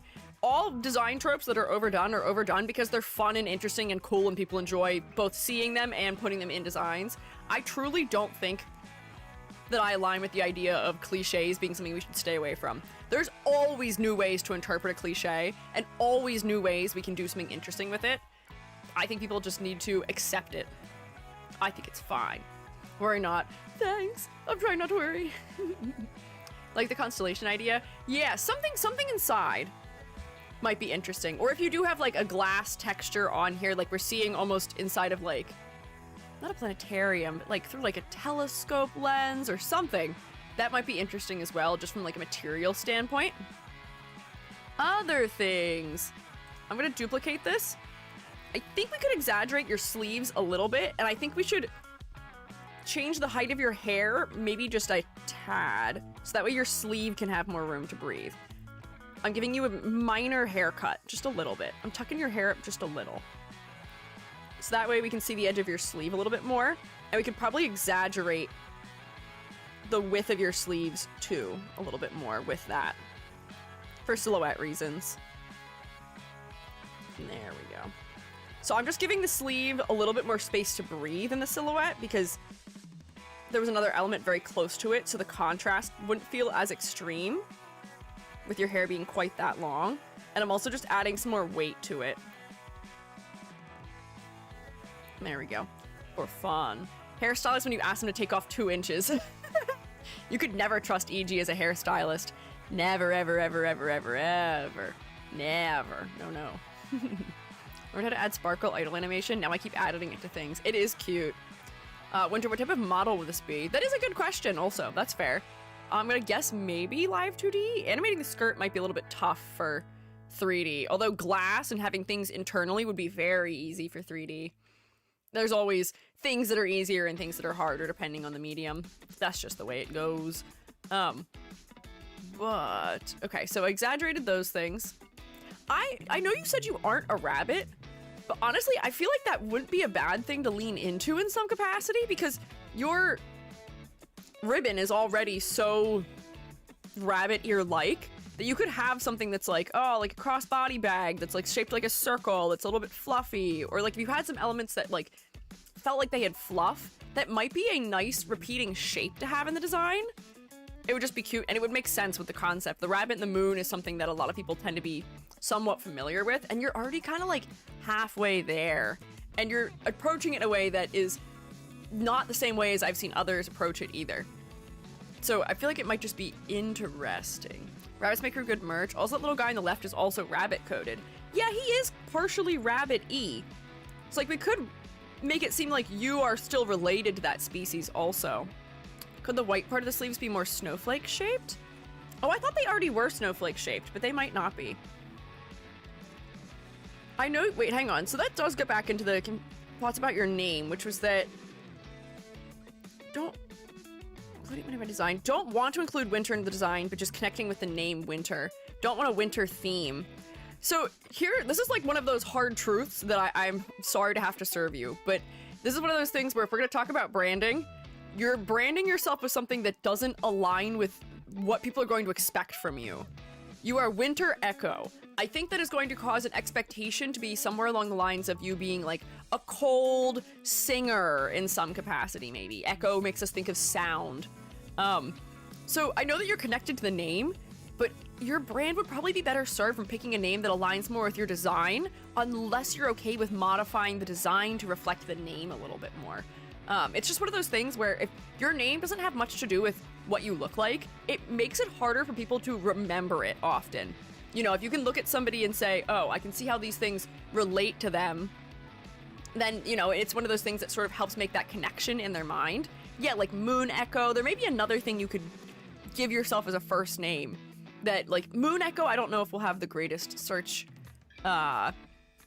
engine optimization, but there may be another, like, lunar type of word. You could name yourself after a moon, perhaps, or something. Luna Echo VT, maybe. Yeah, there's options out there for names that would probably relate more to the experience. I would maybe push away from Luna or Moon. I think those are probably very common VTuber names, so you may not also win the battle with that. But there's a lot of like moons that are named both after like figures that were like Roman, but also things that just have like miscellaneous interesting names too. Muna, that's another name. Ueco?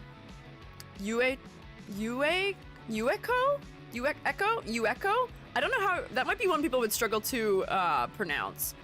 Like looking up synonyms. Yes, Artemis Echo. Oh, you could name yourself after space programs. That would be interesting. You could name yourself, yeah, Artemis, or there's a whole number of them. Oh, what? Voyager? What kind of a name is Voyager? Winter Crescent. Yeah, there's other things you could do with the name that I think would just help relate more to what the experience is. It would help prime people for what they'd expect from you.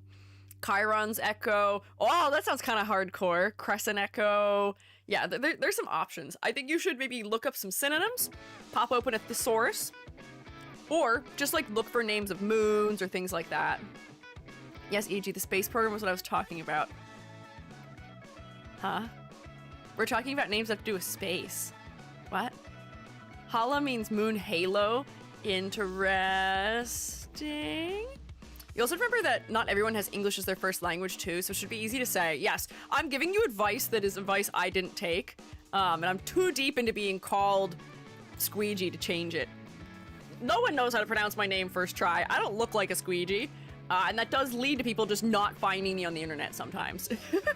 It happens. Don't do what I did, perhaps. I thought I was real clever naming myself.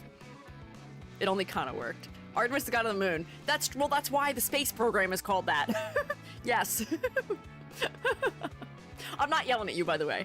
I'm just thinking about it because it is the program that also just is going to the moon, and that is why it is called that. But yes, I did in the past Google art mushroom VTuber, but I wasn't meant referring to the program. That's fair, that's fair. First name doesn't have to mean your concept. That's also true. I think there's a lot of VTubers who also have names that are just not completely related to the concept either, or maybe the last name is what relates to the concept. There's a lot of options here. Moonstone Echo, Waning Echo. Your last name could be Gibbous. Yeah, there's a lot of options. Second part would be good to relate it to, yeah. So just options, just things to think about with this if you don't want to go for like a winter angle in the design. But Hang on. I'm gonna start grading because we somehow did not. We didn't start grading. Color palette. Definitely keep the green. Definitely put more of the green around your face also, so that way we get enough clarity around your face. Moon. What's Moon? Is that one of the wolves? That's a Tumblrism. I can't remember what that's from. Add a middle name. That's fair. Making the winter altered like Winter Bloom. Oh, something like that maybe. The Derpy Wolf. But what was it? It was like one of those like your like birthday decides your wolf name things, right? I can't remember. Yeah, Tumblr wolf names. I vaguely recall that. Laika, maybe? See, that's cute. You could name yourself after an animal that was in one of the space programs. Also, they've got a lot of really cool names, too. Does little mascot guy have a name? Maybe you could name it Winter to keep the spirit of the name. Oh, that's true, because it is also a penguin, which is another funny thing. If you don't want a winter theme, you merged a rabbit with a penguin. Penguins we associate with the cold. Oh, hello. Hi, Barbie Bean. Welcome in, fellas. Hey, Shrewmates, can you rotate for the Raiders, please? Jump scare. People! Shrewmates, it's okay. It's okay. We're allowed to have people here. They're allowed to come in. Hi, I'm Squiiji. I'm a freelance artist Fungi. I'm also an art educator. All of my polys have been stolen. I have been crunched and condensed down to barely over 1,000 polygons for this week's festivities because we are raising funds for charity. We're doing an event called Crits for Charity, where for 30 USD / 45 AUD, you can have your design critiqued live on stream. It's been going really well. We're raising money for Cure Cancer Australia to fund some cancer research, which has been incredible. Thank you, mods, for getting the shout out. Can I click it fast enough to see what you're doing on stream? Just chatting Tomodachi Life. It's gone! It's gone. I hope stream was good. Am I rotating correctly? We'll accept that. We'll accept that as rotation. The child, thank you for following. I appreciate it. Let me say hi to everybody. What were you doing? I'll keep an eye out. Let's see. General Ketzer, Icy Mists, Okumiyama. I'm so sorry. I have teacher debuff. My first attempt at saying people's names is usually wrong. You are welcome to correct me. Einherji, Lita, Grateful Guy, Dexterion, Rugladollar. I'm so sorry. Ol Umu Luark. And Marby Bean. Hi. And Mad Lad. Hi. It was good. Tomodachi is so fun. Tomodachi does look so fun. I've been living vicariously through many others, watching them play the game. I'm on a couple of islands, and it's really cute. Ubernate, hi also. And also thank you for following. I appreciate it. But hi. Rugladollar, peak name. But hi. It's so cute and funny. Do you have any drama to share with us? Has it been dramatic? I've been loving watching, there's a couple of Vtubers who I have been watching. I've been watching Mari play. Mari's island is so dramatic. There's so much happening. And apparently my presence on a couple of islands has been a little bit chaotic too, seemingly. I've heard that my partner, who is on somebody's island, supposedly a bunch of people keep falling in love with. They're mine. I'm not sharing. I broke 4 hearts today. So much drama. Oh my god, Marpy. Whoa, Heartbreaker. Did you see the Hoshi versus Selma fight? I did. My viewers are fighting each other apparently on their own islands. Crazy. Was it a 4-way confession? I know there's 3-way confessions. That's insane. Dang. I'm a heartbreaker. Yep. What can I say? I'm a heartbreaker. Well, I hope your me's aren't too heartbroken. I'm glad you had a good time with it, though. If you and your fellas need to do things like eat, or drink, or snork me, please take care of yourselves. If you want to stick around and hang out, you are welcome to do so, though. Yeah. Also, am I, like, behind? I feel like I'm actually behind schedule somehow. How did this happen? How did this occur? No, I'm not. Wait, I forgot. I forgot what time I started. No, wait. It's almost 3 o'clock. 2:50. How have we... I'm behind schedule, aren't I? How did this happen? No, wait, it didn't, because I yapped until 2, which is what I've usually been doing, so I've only done for an hour. Hang on, we're fine. Everything's okay. I don't understand the concept of time. Everything's all right. Gonna look and grab some food? Yeah, go for it. Yeah, I do think the bagel may have slowed me down. I've been trying to eat also. Hang on, let's grade. Color palette. Keep the green. Maybe a little more green, a little more clarity around the face. Also... Focal point. I do think the green is also helping the head to be focal, but even on a neutral background, I am coming to your head pretty quickly.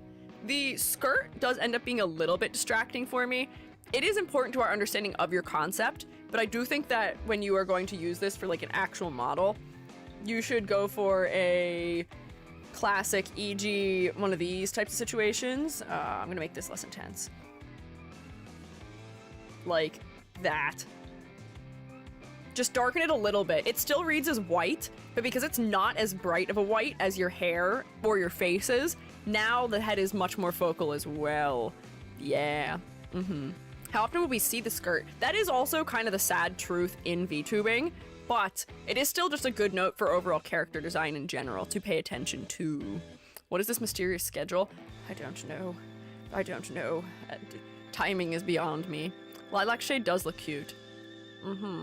I see, I'll make sure to make it darker. Yeah, it's just taken away from your head a little bit more than it should, perhaps. But we can make it so that it's not taken away quite so much. Silhouette. Is this moon attached to you? Is that physically a part of you?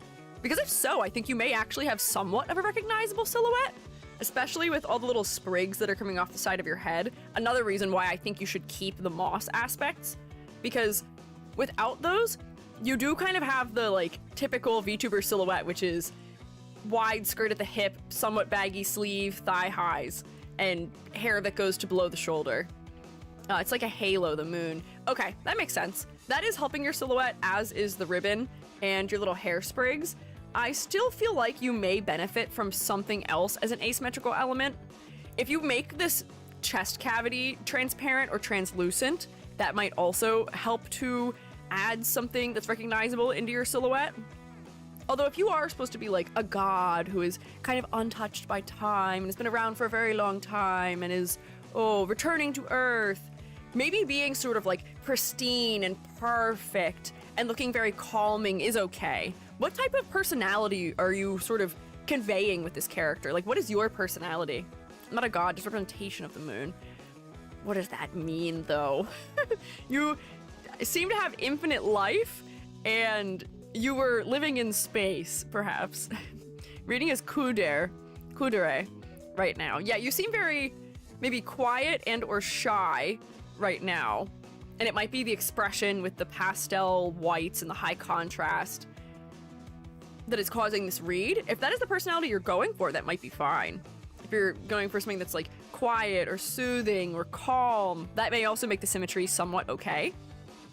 I guess that fits. Okay. If that's fair, then I would say that the concept is working okay. For the silhouette, I still think we need to push some things just a little bit more, though. For concept and motifs, more with the plants, maybe. I'm not extremely energetic. Fair. Do you know what's wild? I'm not extremely energetic either. And I'm not lying to you. I unintentionally ham it up so much more when I'm on stream. When I'm just chilling with Jubby, I am so chill and relaxed and not loud, and my voice doesn't modulate this much. When I teach, I'm not like this at all. I accidentally ham it up so much more on stream, but it's fun too. It's so fun. I'm not lying. You have to believe me. You have to believe me. Oh, Jubby is like, who is this? Jubby does think it's funny, my streamer, I guess it's not really my streamer persona. It's just like another side of me, I guess. I'm not like lying to all of you about how I am as a person, but like, it's just like my like more outward facing, enthusiastic, outgoing version of myself. Yeah, my YouTuber voice. If I accidentally talk to Jubby in YouTuber voice when I'm not streaming, they give me a look. It's kind of funny. Same, so mellow when we're not putting on performance. Yeah. Yeah, so complexity versus clarity. We already took the points off for your face. Whatever you end up doing with the chest being translucent, just make sure there's enough difference in color. Right now I used your background color, so there's not enough contrast there, but I'm sure whatever's behind you or what we're seeing through there will probably have a little more contrast. Otherwise, I think the level of detail is fine. I think it's pretty acceptable. All the details you have more or less relate to your concept. You've got stars on the top edge of your socks. You've got moons on the bottom part of your skirt. There's a part of me that was looking at your corset and was trying to figure out if I could find some way to make these look like stars without them looking goofy. but that could be an option. Won't the hair be behind? Not necessarily. You can do the Genshin Impact strategy of parting your hair in the back so that you can see a hole through it. Or you can just ignore the way physics works entirely and just pretend it's not doing that. Or you could have 2 low pigtails maybe, or something else that you can see straight through. But there could just be things you could do for it that would be beneficial to silhouette, otherwise maybe too. Yeah. It's an option. You don't have to go that way. I really do see the bunny and moon motifs, which is funny because the bunny element I don't think was intentional, but the more we talk about it, the more I think you should probably just have it be intentionally a part of it. Yeah. But yeah, level of detail I think is fine, more or less. And for concept, more plants. So that way we'll connect you to the world, perhaps, and do things with the plants that are specific. So like if you're incorporating a type of flower, maybe that flower ends up informing this bottom layer of the skirt, so that it becomes like slightly petal-like. So then we're doing more connections to like that spring type of aesthetic, maybe. Or just like integrating them into the outfit a little bit physically also, on top of the fact that you're going to be wearing ones that you sort of like picked up from elements as you're just walking through your environment, you know? Yeah. But overall, I think that is most of what I have for you. Did I answer your questions? What were your questions? Word is too generic. I don't think it's too generic. I think if you make the plants more specific, that will probably help a lot. I feel like the reason you're thinking it's generic is because there's not as many layers to the concept as others may have. Right now you are personification of the moon, who's wearing a couple little flowers. But if you were a personification of the moon who is a rabbit, who is decorated in things from the world they're hanging out around with particular flowers that relate to that, then that is giving you more layers, and that will help you to stand out a little bit more on the greater scale, you know? Yue and Luna tend to be very common VTuber names. This is true, perhaps, yes. I actually call my boyfriend by his VTuber name instead of his real name 75% of the time? Oh my god. I don't think Joby has ever accidentally called me Squiiji, but Joby doesn't use my name. Joby only calls me Honey, pretty much. Or Bay. Joby calls me Bay also. Never my name. And I only call Joby Joby, so it doesn't matter. Joby is just always my nickname for Joby, forever and always. So it makes it very easy. May feels generic, but it's very strong. Yeah, I think that the contrast is doing you a lot of favors also. I feel like a lot of moon-aligned VTubers end up being very pastel overall, but you feel more ethereal and more pastel because the dark blacks make those lighter colors feel lighter in comparison. It's the contrast, it's the color theory, it's working in your favor. So I think you've done a lot of the right things in here. Oh, wait, hang on. One other final thought, though, for you, maybe, would be if you do have the hair showing through the back here, you could also color the inside of your hair something to add more depth to your hair. So, like, if you were to take, like, some sort of, like, blue that we don't see somewhere else and put it, like, back inside your hair, under here, and like we could see it like in here. Maybe it wouldn't be this dark, probably be a little bit lighter, but that could be an interesting way, so that if we're seeing it through this cavity, we know it's the hair. And then you can have like a couple little bits of it showing in here or in here or something. And now we're relating you back to the earth a little bit, because the earth is very essentially tied to it. Yeah, I see, yeah. Like, you don't have to go for something super blue. It could still be a little bit more purple undertoned. Inside of the hair could be starry. That's also true. If it's a little bit darker, it could be something that feels like galaxy-esque. Or yeah, you could go green, but I was gonna just try and find a way to relate you back to the Earth, because in a lot of ways, the moon is defined by its relationship to the Earth and its influence on the Earth and the Earth's influence on it, you know? So there may just be something interesting you can do with that. And having like a couple colors in your hair, having another color that's in the upper part of your body may just add some more interest. And then if you want to wear a different outfit later, we're making your hair more distinct, so that way you'll be recognizable even when you switch. Because that is one of the harder things in VTuber design, is designing a head and a hair that you can put on different bodies with different accessories and still have it be recognizably the same person. And the more things you do to make the head and the hair unique, the better often. So maybe you don't have to go for the exact color I've chosen right now. This is just to sort of show proof of concept for an idea, but blue, maybe. Something like that. Maybe. Oh, you redeemed Squiiji. Squiiji's broken right now, and I don't know why. I thought I fixed all of them because Halloweeny has been working, but that one isn't working, and I don't know why. I can find it, though. I've hit the button of perpetually freeze Squiiji. I'm stuck. I'll be stuck like this for a second. Hang on. I'll fix it. You don't need to refund it, though. I can manually force... Is it this one? Let's find out. Is this the correct Squiiji? Yes. Oh, I'm so short. Why am I so short? Let's see. Hang on. Let me... There we go. Now I'm not short. Seeing Squiiji with gold outline is weird. I do like not having too many colors in my design, but I'll experiment with it. It might just be fun to play with. Okay, never mind. I guess I will be short. Fine if I have to, I guess.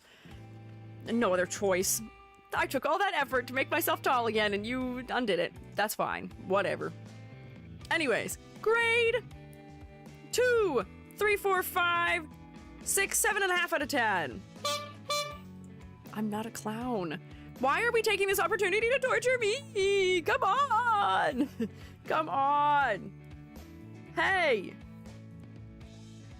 You guys were so nice to me all stream, telling me to eat my bagel and supporting me, and now you're just calling me goofy, silly, funny, and also torturing me. 7.5? Yes. Oh, God.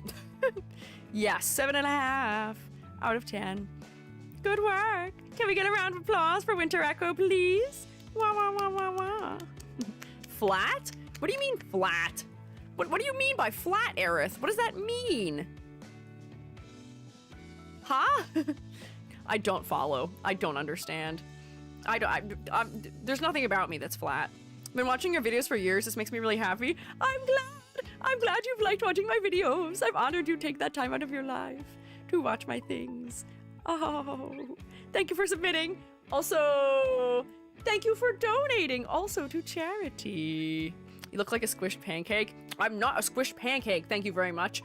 I'm not in any way related to food, let alone pancakes. I'm not squished. I'm just a sad little mushroom that is being tortured in the corner. And that's all. Let me save this. Ow! Hey! Keep your hands to yourself, shroommates. Come on. We gotta go back to grade school rules. Oh, now I'm long. I'm so broken. What happened? Who's next? Lunar Fox is next. Ouchies. Come on. Shroommates. Do you want like a nice like, wow? Oh, wait, hang on. Where is Lunar Fox? I know I edited it. Here it is, there we go. I couldn't find it. You're right, this is fine. Yesterday we had wide EG, today we have tall EG. Oh, you had tall EG yesterday too. Don't act like you didn't. Don't act like you didn't have every possible conceivable broken EG available yesterday. Don't even think so. Don't even start thinking that. I'm sure. Subs are broken, I think? What do you mean subs are broken? Huh? After this one is Riraku? Yes, Riraku is after this one. I might do Riraku's back-to-back just so that Riraku... Well, I guess I can make... Well... Riraku's usually here all the way through stream, so maybe it won't be that big of a deal. But I was gonna say, I could do Riraku's back-to-back maybe, but maybe we'll give Riraku a break between them, perhaps. Oh, Fabled Lore, thank you for subscribing with Prime. I'm honored that you'd use that for little old me, because you only get one of those a month. I hope you enjoy your rotation. Wahoo.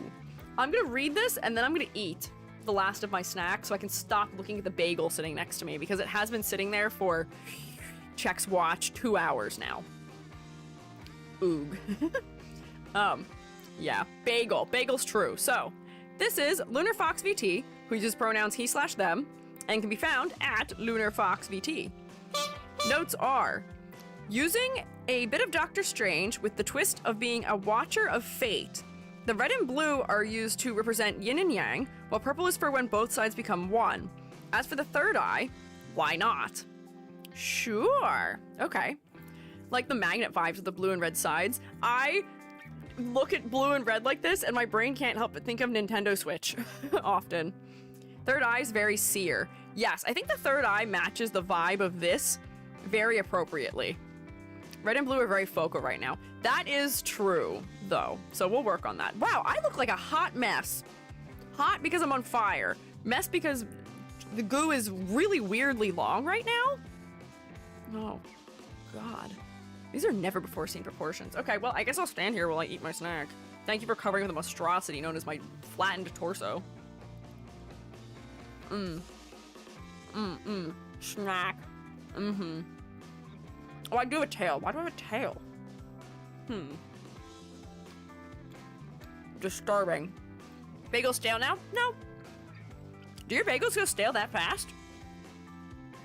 I eat slowly, so like my stuff usually sits out for a long time. Anyways. Oh, I'm normal Squiiji again. Hang on, you know what that means?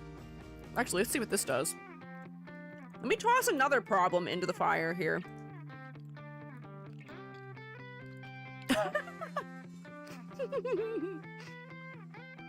Somehow this is more normal. Wow. Oh, I got boxing gloves? The boxing gloves kind of work on this model. Bam, bam. Nothing else does, but the boxing gloves do.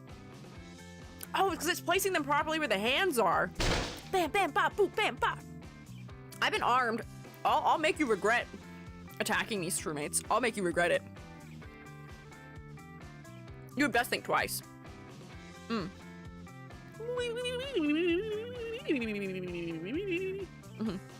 Yes. Toothpick EG is back. Yep, my neck will be like this for the foreseeable future. Also, my tracking got screwed up. I should maybe look forward. Thanks. Hang on. Okay, this is fine. Sure, this is fine.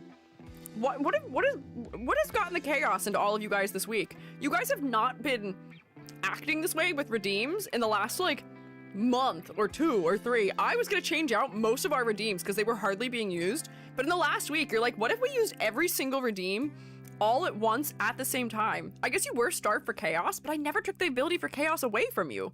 Why were you starved? Why did you need it so much? Is it because you've been released from your finals at the end of the year and you gotta take your frustrations out on me now?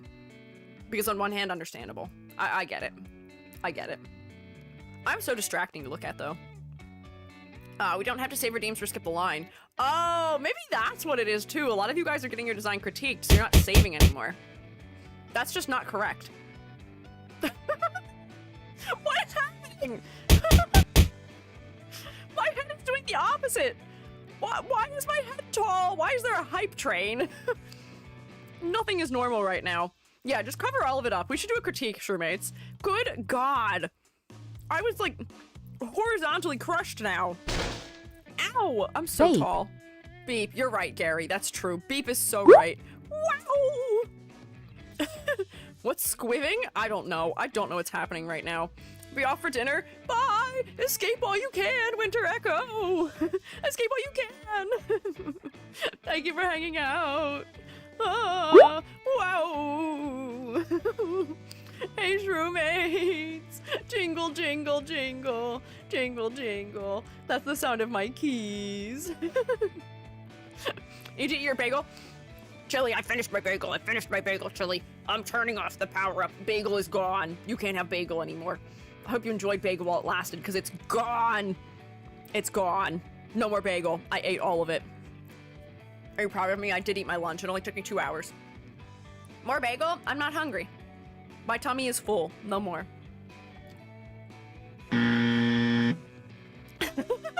Are you mad that I finished eating? You should be proud of me. Why are we revolting? Come on. No, not rip bagel. Bagel's not a living creature. The longer we draw this out, the more crit streams we get. Edward! Why does it seem like you're all working against me? You guys are gonna get the same number of crit streams regardless. It's not going to change. You're never gonna run out of crit streams. I don't even know what's happening. Is 20 hours of critique streams this week not enough for you? We're gonna hit 30 hours of crit streams by the end of next week. Is that not enough? Is it never enough for you? I'll never do enough. Yeah, keys is true. But hey, speaking of EG doing enough, hey, new EG video next Tuesday if YouTube's algorithm fixes itself. You can hear me rage about something slightly minorly. Wow! How are you redeeming Squiiji? What is happening? Squiiji doesn't work. The cooldown should not have come back yet. Everything's a disaster. Holy smokes, new video. I don't know how I feel about the new video. The new video is mostly just me kind of complaining a little bit, but I needed to do it and I needed to be making a new video finally. I'm not refunding anything, it's too much work. Rex. You got this? Sure. I got Much this. like my appetite for concrete, the shroommates will never be satiated. That's true. Here, wait. I can at least fix myself because I don't know what's wrong, actually. There we go. I can be like this until this wears out. Let's look at Lunar Fox's design. To me, the place where this design is working the best is here. Because the pose is adding so much to silhouette, the purple adds some more unity to it, and the purple adds sort of like the almost like mystical, magical element that I think we're missing with like the Doctor Strange Watcher angle. And it's also helping the head to be more focal as well. Granted, these arms are very brightly colored, so they do become a little distracting, but they do point us into the center of the design, and the eyeball is still quite focal like this as well. Meanwhile, in the flat render, I would say that this isn't necessarily that distinct of a silhouette, unfortunately, and it is completely symmetrical. This does seem like it is aiming for like a cartoony approach, where we're trying to be very efficient with line usage, but as a result, there's not very much exaggeration going on right now. Love the beads on the tail. That is nice. If we saw the tail from the front profile with the beads on it, that may help some. Oh, I'm normal. Hang on. EG, ooh, ooh. Let me put myself back. Okay, we're so back. Thank God, we're so freaking back, shroommates. Oh, hi, Lunar Fox. Oh, wait, you're here. Hi. It's you. It's you. We're looking at you right now. Hello. Stalling was worth it. Yeah, we did manage to summon. Sitting pose is supposed to be the main pose. Okay, that's fair. That does help with silhouette a little bit from it being a less typical pose, too. Cubicular form is back. Yeah, did you miss it? I missed it, actually. I like this one a lot. No more stalling, shroommates. We're locked in now.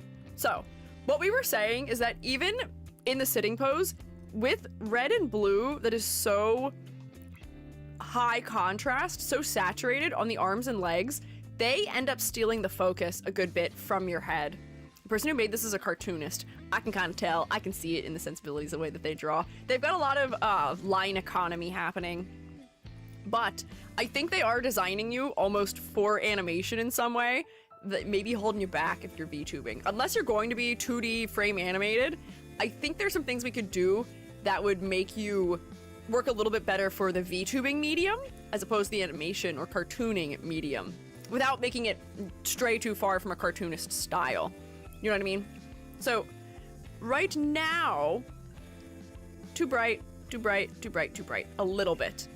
If you want to have elements that are really bright like that, it would probably be best to have them around your head somewhere.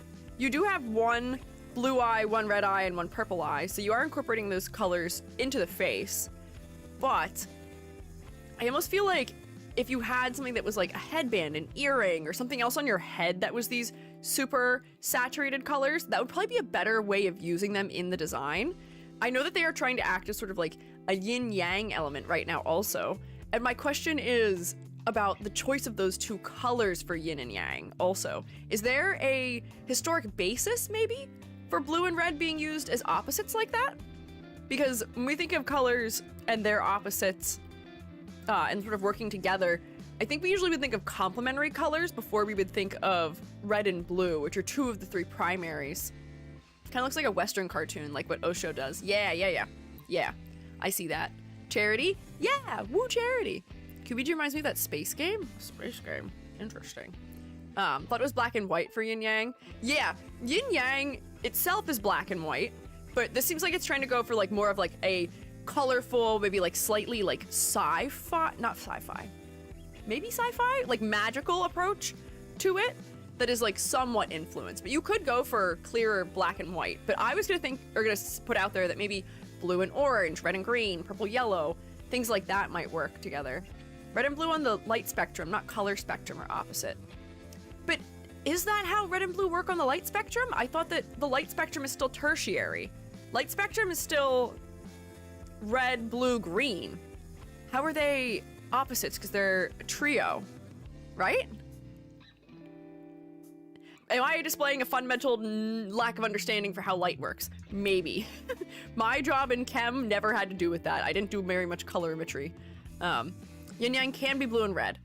Sure, that's fair. Magnets I think would be the direct approach. I was just trying to see if there was a way we could pick colors that would go a certain way. Less opposites, more they combine to be purple as shown in the top image. But that's why I'm thinking about like additive and subtractive color, where in additive light schemes, the way that you combine colors to get other colors is different also.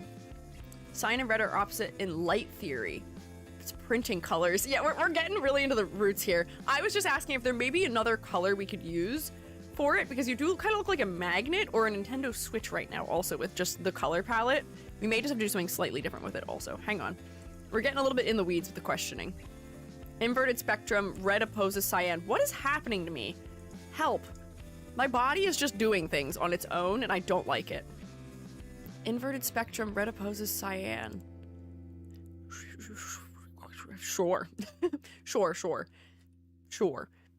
Anyways, if we're going to have brighter colors, putting them on your torso as opposed to on your limbs would be the better place for them, regardless of what they end up being, if we're gonna stick with blue and red.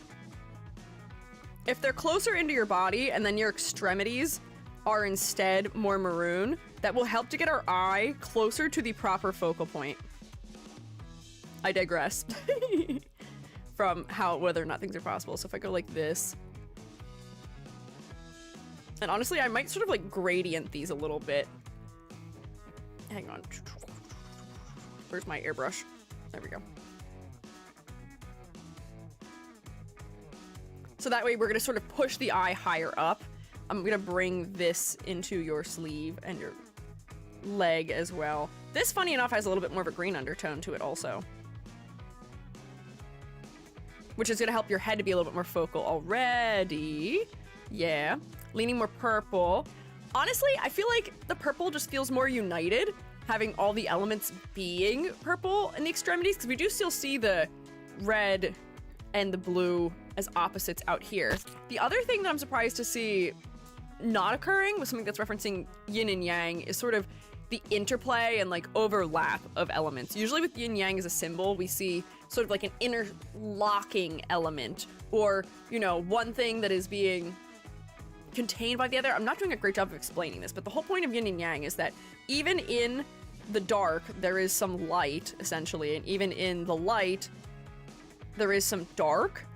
So we tend to see elements that have this sort of inversion happening, where the positive and negative color invert, or where we're getting like high contrast between light and dark, or some other elements, or we get elements that interlock with each other because they're inherently related to each other and staying in balance with each other. You know what I mean? So I feel like there's something about that that could be more involved in the concept here. And I think that is going to come into potentially the design of the clothing. Doctor Strange with being a watcher of fate. I wanted to try that in the eyes. Interesting. So by that, do you mean making it so that like one eye is like this essentially, and then the other eye is like this? There is in the purple eyes in theory. What do you mean in theory? Oh, because they're both together?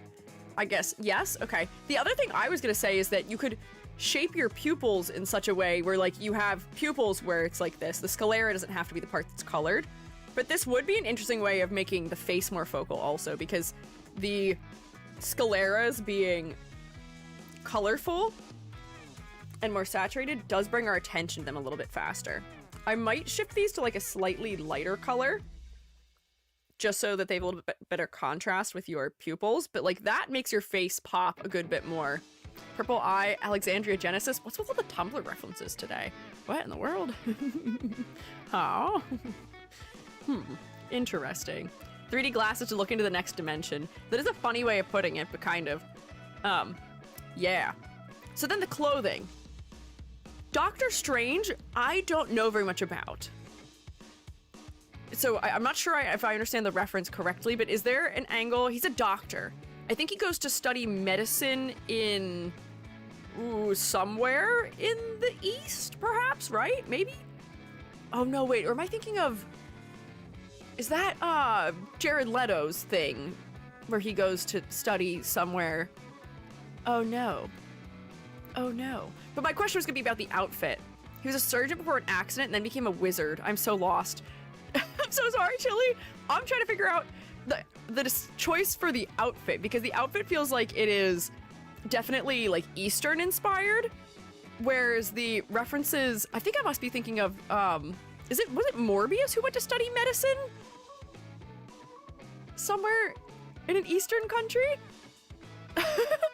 I'm definitely combining superheroes. I'm so sorry. Superheroes are my deficit area when it comes to knowing cultural references. Morbin time. Oh, you might not be able to hear me. Hi, Lunar Fox. If you're safe from ads now, what is the inspiration behind the outfit here? Because I was trying to think about, like, if it was coming from the Doctor Strange angle, but I guess maybe not. Maybe something to do with, like, the meditation, and is he wearing a Buddhist symbol? Question mark? This is really revealing my lack of knowledge in a couple of particular areas. Sort of like a monk stuff. Yeah, in a monk way. Guys, I'm gonna Morbius. Okay. Yes. So, sort of what I'm trying to find here is if there might be a way that we could do something with the clothing to make it slightly more unique or slightly more tailored to you and to your references, maybe. Please don't morb, shroommates. Kind of like a monk or a sage. Okay, I see. Because it is very close to the body. You know what this is revealing to me is that I actually haven't taught Western style character design in so long that I'm losing a couple of my reference points for it, which is not helpful. Uh-oh.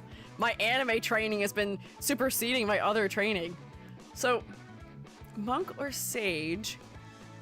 I'm trying to think of ways that we could add more exaggeration to your silhouette. Shaolin monk isn't a Buddhist monk. Their clothes aren't the same either. I know that's true because I did Northern Shaolin Kung Fu, so I know how they dress very directly. What type of monk are you? I guess would be the same thing. Or be another question. Putting beaded bracelets on the wrists. That's gonna relate to the question we're getting to, which is that what type of monk are you? What type of work are you doing? If you're a Shaolin monk, then I'd imagine that involves learning to fight, and that does change the outfit a little bit. Like, you do have your feet wrapped a little bit, but I'm used to, like, Shaolin monk style, like, clothing, or, like, style wrappings going higher up the leg. Yeah, what particular cultural aspects are you pulling from for that monk angle, perhaps? Because that would help us to determine, oh, can we make the pants flare out a little bit more somewhere to add something more to your silhouette? Can we, you know, change some of the shapes around a little bit for certain things? And what elements and accessories can we add into this to add some sort of interest? Teller of Fate. Okay, but what? Didn't answer the question. Monks in the South, Southeast and East Asia are all different, yes. Chinese Buddhism could be a fun influence if they have some fun layering and flowy elements. Yeah, so maybe what I'm telling you then is if you don't have an answer to that question, answer the question. Find an answer to the question. Pick something. Doesn't even just be one, but pick something and say, okay, I'm going to have a basis coming from Shaolin monks, or from Chinese Buddhist monks, or from some other type of monk, or some other thing. If you're a teller of fate, that also makes me think that there may be more of a fantasy angle coming into this than what the clothing is currently alluding to. It does still feel somewhat grounded in reality outside of the colors too. So if you're trying to be reading as like more fantasy aligned, we may have to make some other modifications as well to the clothing, which may also benefit from more exaggeration just for that reason also, perhaps. This is one of those designs where I feel like I have more questions to ask you and questions to like pose to you about direction for the design than I do like physical edits to make, if that makes sense. Because I feel like this is step 1 or 2 in iterations, and we need to take this to a step 3 in iterations, or 4 or more, as far as outfit design goes, as far as picking elements that can be uniquely yours, picking elements that can help you to stand out and help add to your silhouette and stuff. So like, I feel like this is like, we're getting to the, you know, we've got the idea. We've got sort of the thing that is going to start everything. We just have to figure out how we're going to shape it from there. You're a lump of clay. We got to mold you a little bit more into a shape. We got to figure out what shape you're going to take. If you have answers to the questions I've been saying, you're welcome to tell me them now, because we may be able to help you more if you have some more of that direction for us. But I can grade what I have before me also to the best of my ability, with those things in mind too, that there's just a lot of questions remaining. Questions. I'm so good at speaking. I'm so good at speaking. Looking at more Buddhist. Okay. Sure. B-U-D-H-I-S-T. I always have to think really hard about the way Buddhist is spelled because my brain just wants to put the H somewhere random. That doesn't make sense. So if you're thinking more Buddhist, it may benefit you then to change the style of wrapping that you're wearing, where, at least in most depictions of Buddhist monks that I think I see, they tend to wear overlapping layers that are like this, although maybe actually is that Chinese Buddhist, or it might depend on where it is. These are things where you may have to research individually, but if you have something that is feeling like it's wrapped and then is like sitting on top of this, am I wrapping this in the right direction? I am. Okay, there we go. And then they seem to have like one longer sleeve on one side and one shorter sleeve on the other. That immediately buys you some asymmetry, which would be nice. You are very symmetrical. We do tend to associate symmetry with order, but that is not something that is inherently necessary. But it's one where they have the one long sleeve and the no sleeve on the other side. Yeah. Often, but not always. There are attires where they do have both sleeves, or they have one sleeve that is like not as like tight to the body. So like I'm seeing references like these fellas. There's a variety of ways it can be worn. Yeah, sometimes there's like these fellas have an orange layer underneath with a red wrapped over top so that one side is long. These fellas around them aren't dressed as the same way these monks are, so I'm not sure what their positions are, but they may also still have positions. There's fellas who just wear layers or just don't have the undershirt at all. Like that. Don't I miss signal like we're dead in a coding error? Huh? That's my answer? Yeah. So, having something that's wrapped and then long on one side would probably help add something interesting to your silhouette already. And you could still preserve these like interesting angles on the outside of the arm if you wanted to. Up, e.g., use your freaking lasso fill immediately, you fool. There we go. And then you could use these colors again, like at the trim, at the edge of it if you want to. Let's also to push that red back a little bit so it's less intense. Second's more common in Thailand. So maybe also be a good idea to pick a location. I'm religious, but I don't know how the clothes work. Fair. Very, very totally fair and understandable. Having something tied around the waist does seem to be typical of how these outfits often work, but like this already is feeling just a little bit more unique. Maybe this has to like sit a little bit lower so it's not so tight. It does seem like the style of clothing places a little bit more emphasis on things being a little bit looser and a little bit more free-flowing. Instead of waist knot, could use the tail to wrap around the body. Ooh, that would be interesting. Also for asymmetrical reasons. I mean, then we could see the beads from the front of the body too. Perhaps. How big was the tail? Pretty big. Oh, actually, maybe I'll put it on the other side. Hang on, wait. Make it go like almost like this, like it's coming around the body on top of it. That's a clever idea for this, because then we're not adding too many extra elements, because to preserve the cartoon-esque style, I don't want to add too many extra things, but that could be interesting. And then we can see the beads from the front of the body as well. I made the tail really long accidentally. Hope you'll understand. There we go, and then grab this color and just like There we go. Get some beads on here. Oh, I didn't really give you the thin part of your tail that you had before, but just pretend. This isn't EG's best try to do this quickly. There we go. So that could be cool. Yes, lasso. And then we could see that this is sitting sort of like wider on top of it. Perhaps. And similarly, you could then have these elements down here act like they're overlapping as well, where like maybe we can tell that this one's like a little bit longer on one side. You don't have to perfectly follow the Buddhist style of clothing, but if you're taking some inspiration from it, that'll help to make it feel more specific in its design. I'm just giving it a trim around the edge on that side. But now we've got some interesting asymmetry. Definitely play with their shapes a little bit more. For the ankle wrappings, there's a part of me that wonders if we should push them higher up your leg a little bit and then push this element to stick out somewhere too. It feels like there's a lot of elements that are like almost halfway between different things in the legs. This is less monk and more like Chinese peasant. What do you mean? It might be because of the colors. Post some live suggestions. Thank you, Bleak. Was that another dono? Oh, was there another dono? It's supposed to make a noise and it hasn't been. Oh, Candy Dagger, thank you for donating. I appreciate it. Let me see. Oh, okay, wait. So Korean, Shaolin, Chinese, Tibetan, Japanese, Mongolian. Wow, there's a lot of options here. It seems like the colors may be somewhat important to having a clear understanding also with the layering. Yeah. Just saw white text go by very fast. No, white text, don't go by so fast. But Candy Dagger, thank you for your donations. Very kind of you. Thank you. Different sects are quite different. That does seem to be true. So maybe pick a sect to have an initial basis come from. I think the colors are what may be making you feel that way. I wonder if we need to go like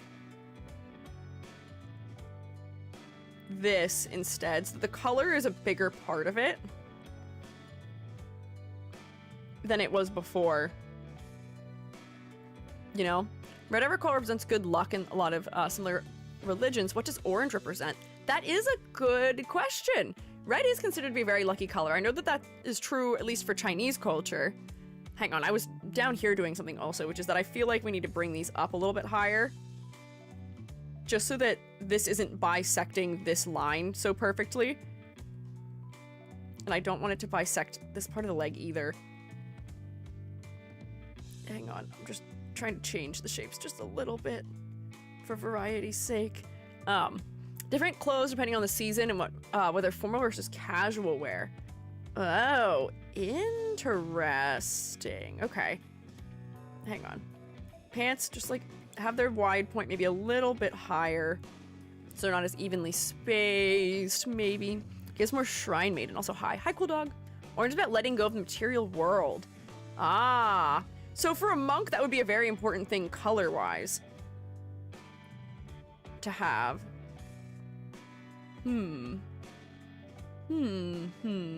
Color symbolism. I don't want to get away from the yin-yang elements, though. And you do seem to be getting away, or releasing the mortal world. I wonder if purple and orange would be a better combo? Fantasy monks, like in World of Warcraft, can have any colors. That is true, though. More yellow look is from saffron, but saffron dye is nuts expensive, so they go for more available orange dyes. Oh, interesting to note, too. I guess if this is fantasy also, we don't have to adhere to those things, but it might just be beneficial to get some basis from it. Hang on. So make this have a little bit more weight. If we could see that there's fabric that's folding in this area, that might be good also. I'm taking your sleeve off this side temporarily just to see what that looks like. We're kind of just playing around right now just to see how some of the options might come across. Because I think what's happening is we just need to iterate more on the outfit. Like, that's reading is more interesting. You feel a little bit evil now from how much red I've put in your design. So I feel like that might have to go away. We might have to do something not as intense with the red. Maybe the other side of the collar gets to be red? Like here, where it's going underneath? Perhaps, maybe? That Feels like an improvement a little bit. Not evil, but Korean? What do you mean by that, Rex? I don't know what you mean. The reason why it feels a little bit evil to me is because we've filled the scaleras in with non-typical colors.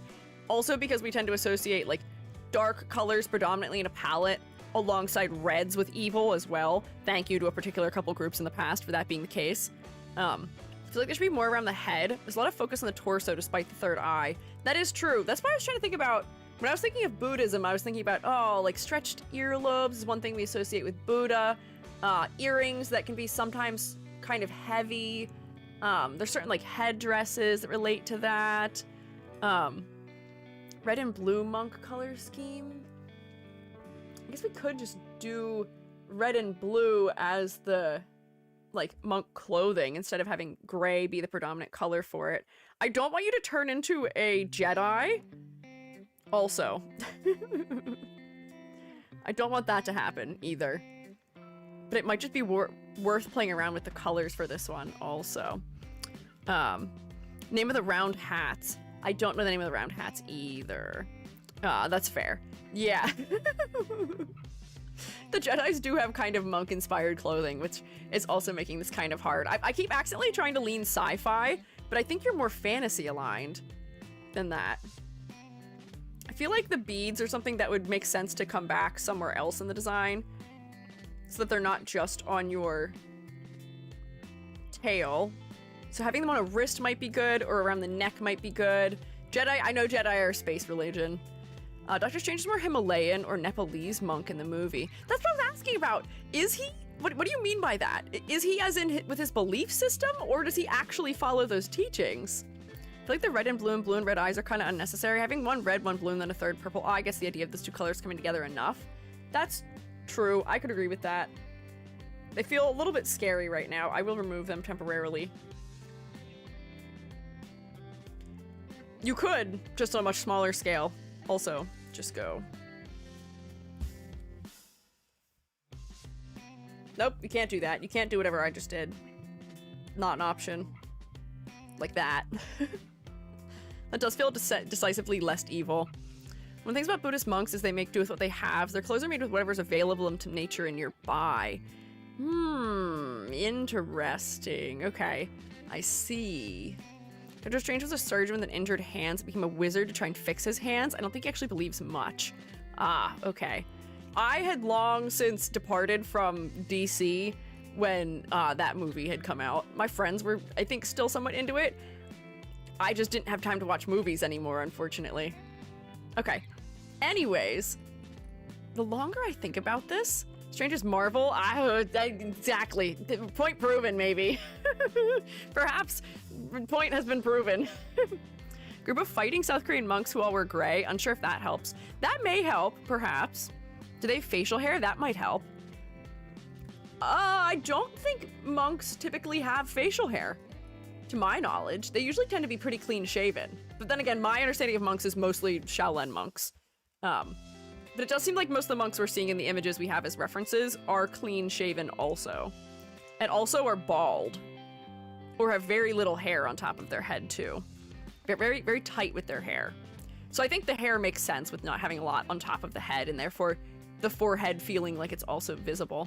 I'm gonna start doing some grading, because I think we are sort of realizing what's going on here, which is that I don't know if the colors themselves are working right now.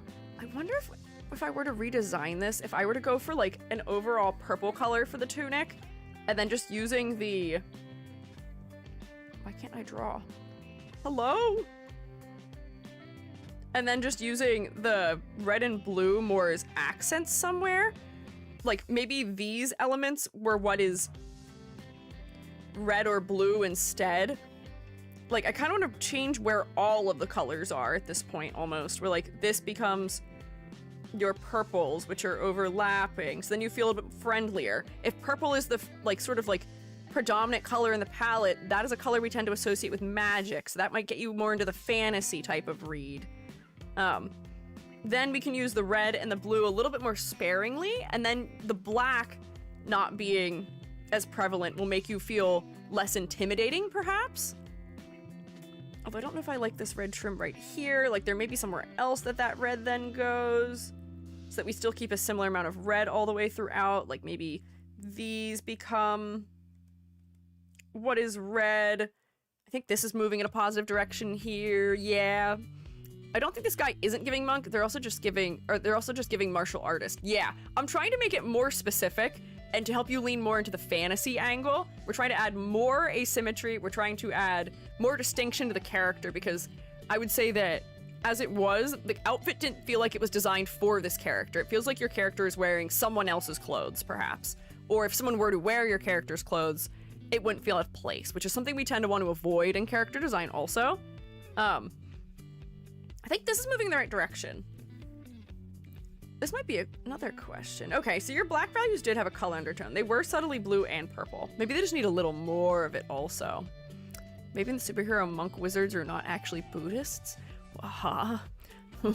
There's a lot of interesting sentences happening right now, but for colors, I think that you may need to reproportion your colors and think about making the purple more predominant up front. For silhouette, if I remove my edits from you and then do a silhouette test, can I?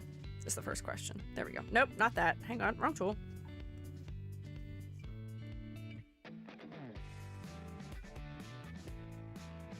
I'm not sure that you're identifiable as being a particular person right now. We could read you as being something that is like an Anubis-like creature from the fact that your ears are really tall on the top of your head. Your clothes don't really stand out off the edge of your body very much, other than in the armpits and in the ankles, and you're completely symmetrical. So I do think that the silhouette needs more variety. You need more things that break the outer edge of the silhouette to add some contrast also, perhaps, in there. For complexity versus clarity, I think that some of your details could use to be more specific to you in the way that they're applied. You feel, for a cartoon, you don't feel under-detailed, but your details just don't feel specific enough right now, which is why I was pushing you to do some research into monks and whatever not sci-fi, fantasy elements you might want to bring in, just to bring some more of that into the design. The focal point was ending up being your arms, because your sleeves were so saturated compared to other elements. And for concept and motifs, I think you do read as being a monk or related to monks, but yeah, you do also read as being somebody that could be a fighter or just wearing traditional clothing when you're like this. Even when you're seated, it does take us seeing sort of magical elements, which I imagine wouldn't be on screen all the time, for us to really get to the understanding of your concept. The third eye is definitely helping, but there could be more ways to lean into it. Buddhism's about letting go and being chill, so I think attitude/vibes can help it feel more Buddhist monk as well. Yeah, that could also be an option too, perhaps. But I think we can just do a little bit more with the concept, perhaps. Yeah. So, I think overall, this would get a 5.5, which what that grade means is that it's not like you're doing poorly. A 5.5, as I've explained before, is sort of like middle of the road. That's average as far as design goes. It means that you need maybe another iteration or two on top of this. You've got a strong foundation of something, but that just means you need to push it a little bit further, perhaps. Yeah. Do you have any further questions for me, Lunar Fox? I did give you a lot to think about, I think, though, in this process here. Looks back. We can, in the meantime, give a round of applause to Lunar Fox also. Oh, wait, I'm realizing I've made a grave error here. Whoops. I was supposed to take ibuprofen earlier, and I did not. And now I might suffer the consequences of it. E.g., I thought I was the big shroom. I thought I could get away with it, and I can't. I should have known better. I don't know if I also explained, in my chaos of today, Shark Week started, and I did not take any ibuprofen about it. Dummy. Big dumb idiot. Why would I do that? I know better. I should have prepared in advance with the ibuprofen. Let's see if it kicks in fast enough. No, I don't think so. Thank you. Yeah, of course. Thank you for submitting your design for critique, and thank you for donating to charity. We very, very greatly appreciate it. Oh, Binks and Bonks, thank you for donating also. It's really not showing up We are almost at 3,500, which is crazy. Crazy. Did you just call me a baka? You're a baka. I will not stand for this. You can't call me that. Who do you think you are? Vienna. Who do you think you are? Hey, I am not a baka. Hi, Oshi. Nothing to join into. Baka fight? No. Sorry I've been lurking? No, you're good. Never apologize for lurking. I appreciate lurking. Next, we have Riraku. Riraku 1 out of 2 Rirakus for today. We're gonna open this one first. Did it open? Oh, it did. Okay, there we go. Look at this. Riraku gave us all of the deets. I didn't have to edit anything. And then next week, a third Riri. Yeah, 3 whole Rirakus. Crazy. So, this is Chalice, who goes by the pronouns he/him. This is Riraku Mushi's precious trauma baby. At Riraku Mushi everywhere except Twitch, cause I messed up. Riraku, what are you on Twitch? Oh, you have 2 eyes. 2 eyes in the front of your name. Interesting. Spoilers for my eventual light novel / webcomic Coven. Noted. The conceit of the story is that it's a dark fantasy boys' love, told from the point of view of the male lead, not the main character. Chalice is the main character. Chalice, not his real name, is an Irishman who currently lives in 1850s San Francisco. You know what? I more or less was getting that from the clothing already. I see. He's a mysterious, powerful, and not really good person. Or no, part of a mysterious, powerful, not really good people, coven of witches. None of them are the ages they appear. Chalice is roughly 150 years old as the youngest of the coven. They're all eccentric, flashy, and attention-grabbing, except Chalice. He hates all of it as he was tricked into joining and can't leave. Oh, the typical CULT experience, huh? Being the main character, his vibe is cozy, relatable, but secretly remarkable. How is he remarkable? Well, he's pretty. Look at those big, tired, traumatized green eyes. He's trying not to be noticed by the male, but the male lead is gonna notice. How can you be an everyday fellow main character who nobody's gonna notice if you're not actually one of the prettiest people in the room? Also, his innate abilities, he can read, decode, and understand any written language or spell. An ability that was rare to begin with, but those with his ability and its hidden powers, read the novel to know more, were headhunted so often the bloodlines that carried it grew less and less. In this world, there is hedge magic and high magic. The barrier between the two is massive, and the majority of the magic world is just hedge magic. High magic is reserved for very few and can't be trained for. It's what you're born with. Chalice's ability is so rare, he's lumped into a seer category, as most don't even think his ability is real. This matters because if you're a witch outside of their village or family, you must wear the color and clothing items that identify your skill set. For example, a combative witch wears red trim on their garments and a tall hat. The hat makes those with a potentially dangerous ability visible. No sneak attacks. Kind of like what a seer would be given as IDing color and clothing item. His name is his position in the coven. Chalice is the cup, or well, a chalice. He's a bit more straightforward. Caduceus is the wand. Lancet is the sword. On Lance is the dagger. Tosse is the broom. Holly is spoilers! My struggle is how to merge the fantastical elements of the world and hint towards his grander abilities with the required personality traits and time period. Also love him, he's my baby! Noticed. Also still hate shoes, I'll fix him later. I see. Look at this tired, sad little Riraku down here. This little moth got stepped on. Went squish! Headhunted isn't killed or scouted? Both. Noted. Also, newsy cap. Newsboy kind of cap. Interesting. So, do you know what my first suggestion to you is going to be as far as conveying some of the powers of this character? Texture. And pattern. And texture. And texture. And pattern and texture, maybe. This is one of my favorite suggestions for vests specifically, is that when you're looking at formal clothing like this, a lot of the time it will have like certain patterns sort of sewn into it with a different color of thread that is maybe somewhat low contrast, and maybe even the thread is just like the exact same color but has, you know, a little bit of shimmer to it so you can catch that pattern in the light. So if you're trying to find a way to allude to the fact that he can read and understand more things than the average person, you could put sort of just like an overlay that is like that type of like shimmery, only sometimes visible type of lettering in a relatively small font so that it just reads as, let's see, will this work? If I go like this, is divide the layer I want? There might be a better, no wait, divide is the layer type I want, hang on.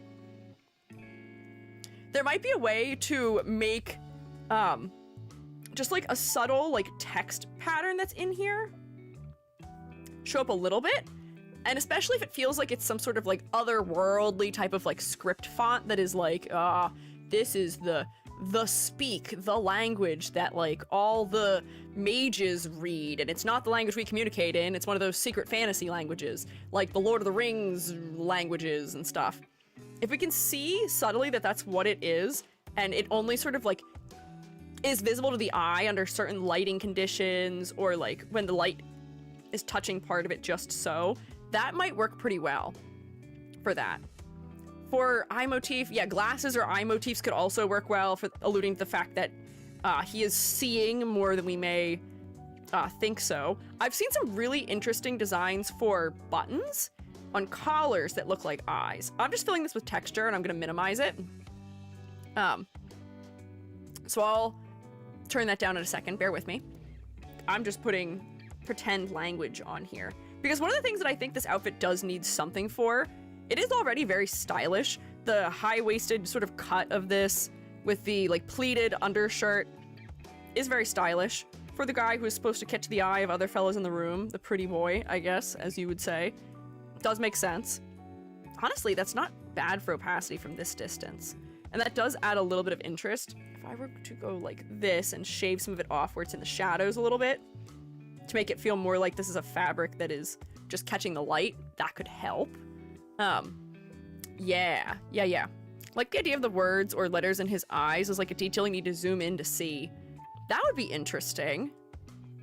Also, let me see if I can find my button eyeballs thing. It was like, the way that the buttonholes were designed made them feel like eyes, and I think it's just because the buttonholes themselves ended up being like really wide.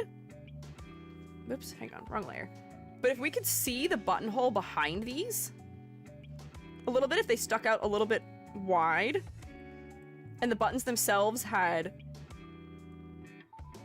like color, maybe not even all of them need to look like this. If you just had a couple that looked like this, and then we could see that there's like something darker to the center of them, it may feel like an eyeball. Maybe only one set needs to have this, or maybe only a couple of them have that.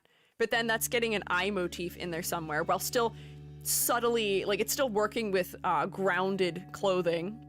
How does the magic work? Is it incantations, sigils, hand sides? That's a good question for world building reasons to answer that. Mask or femme? Serious question with designing VL characters. Fair. Light shiny on the button.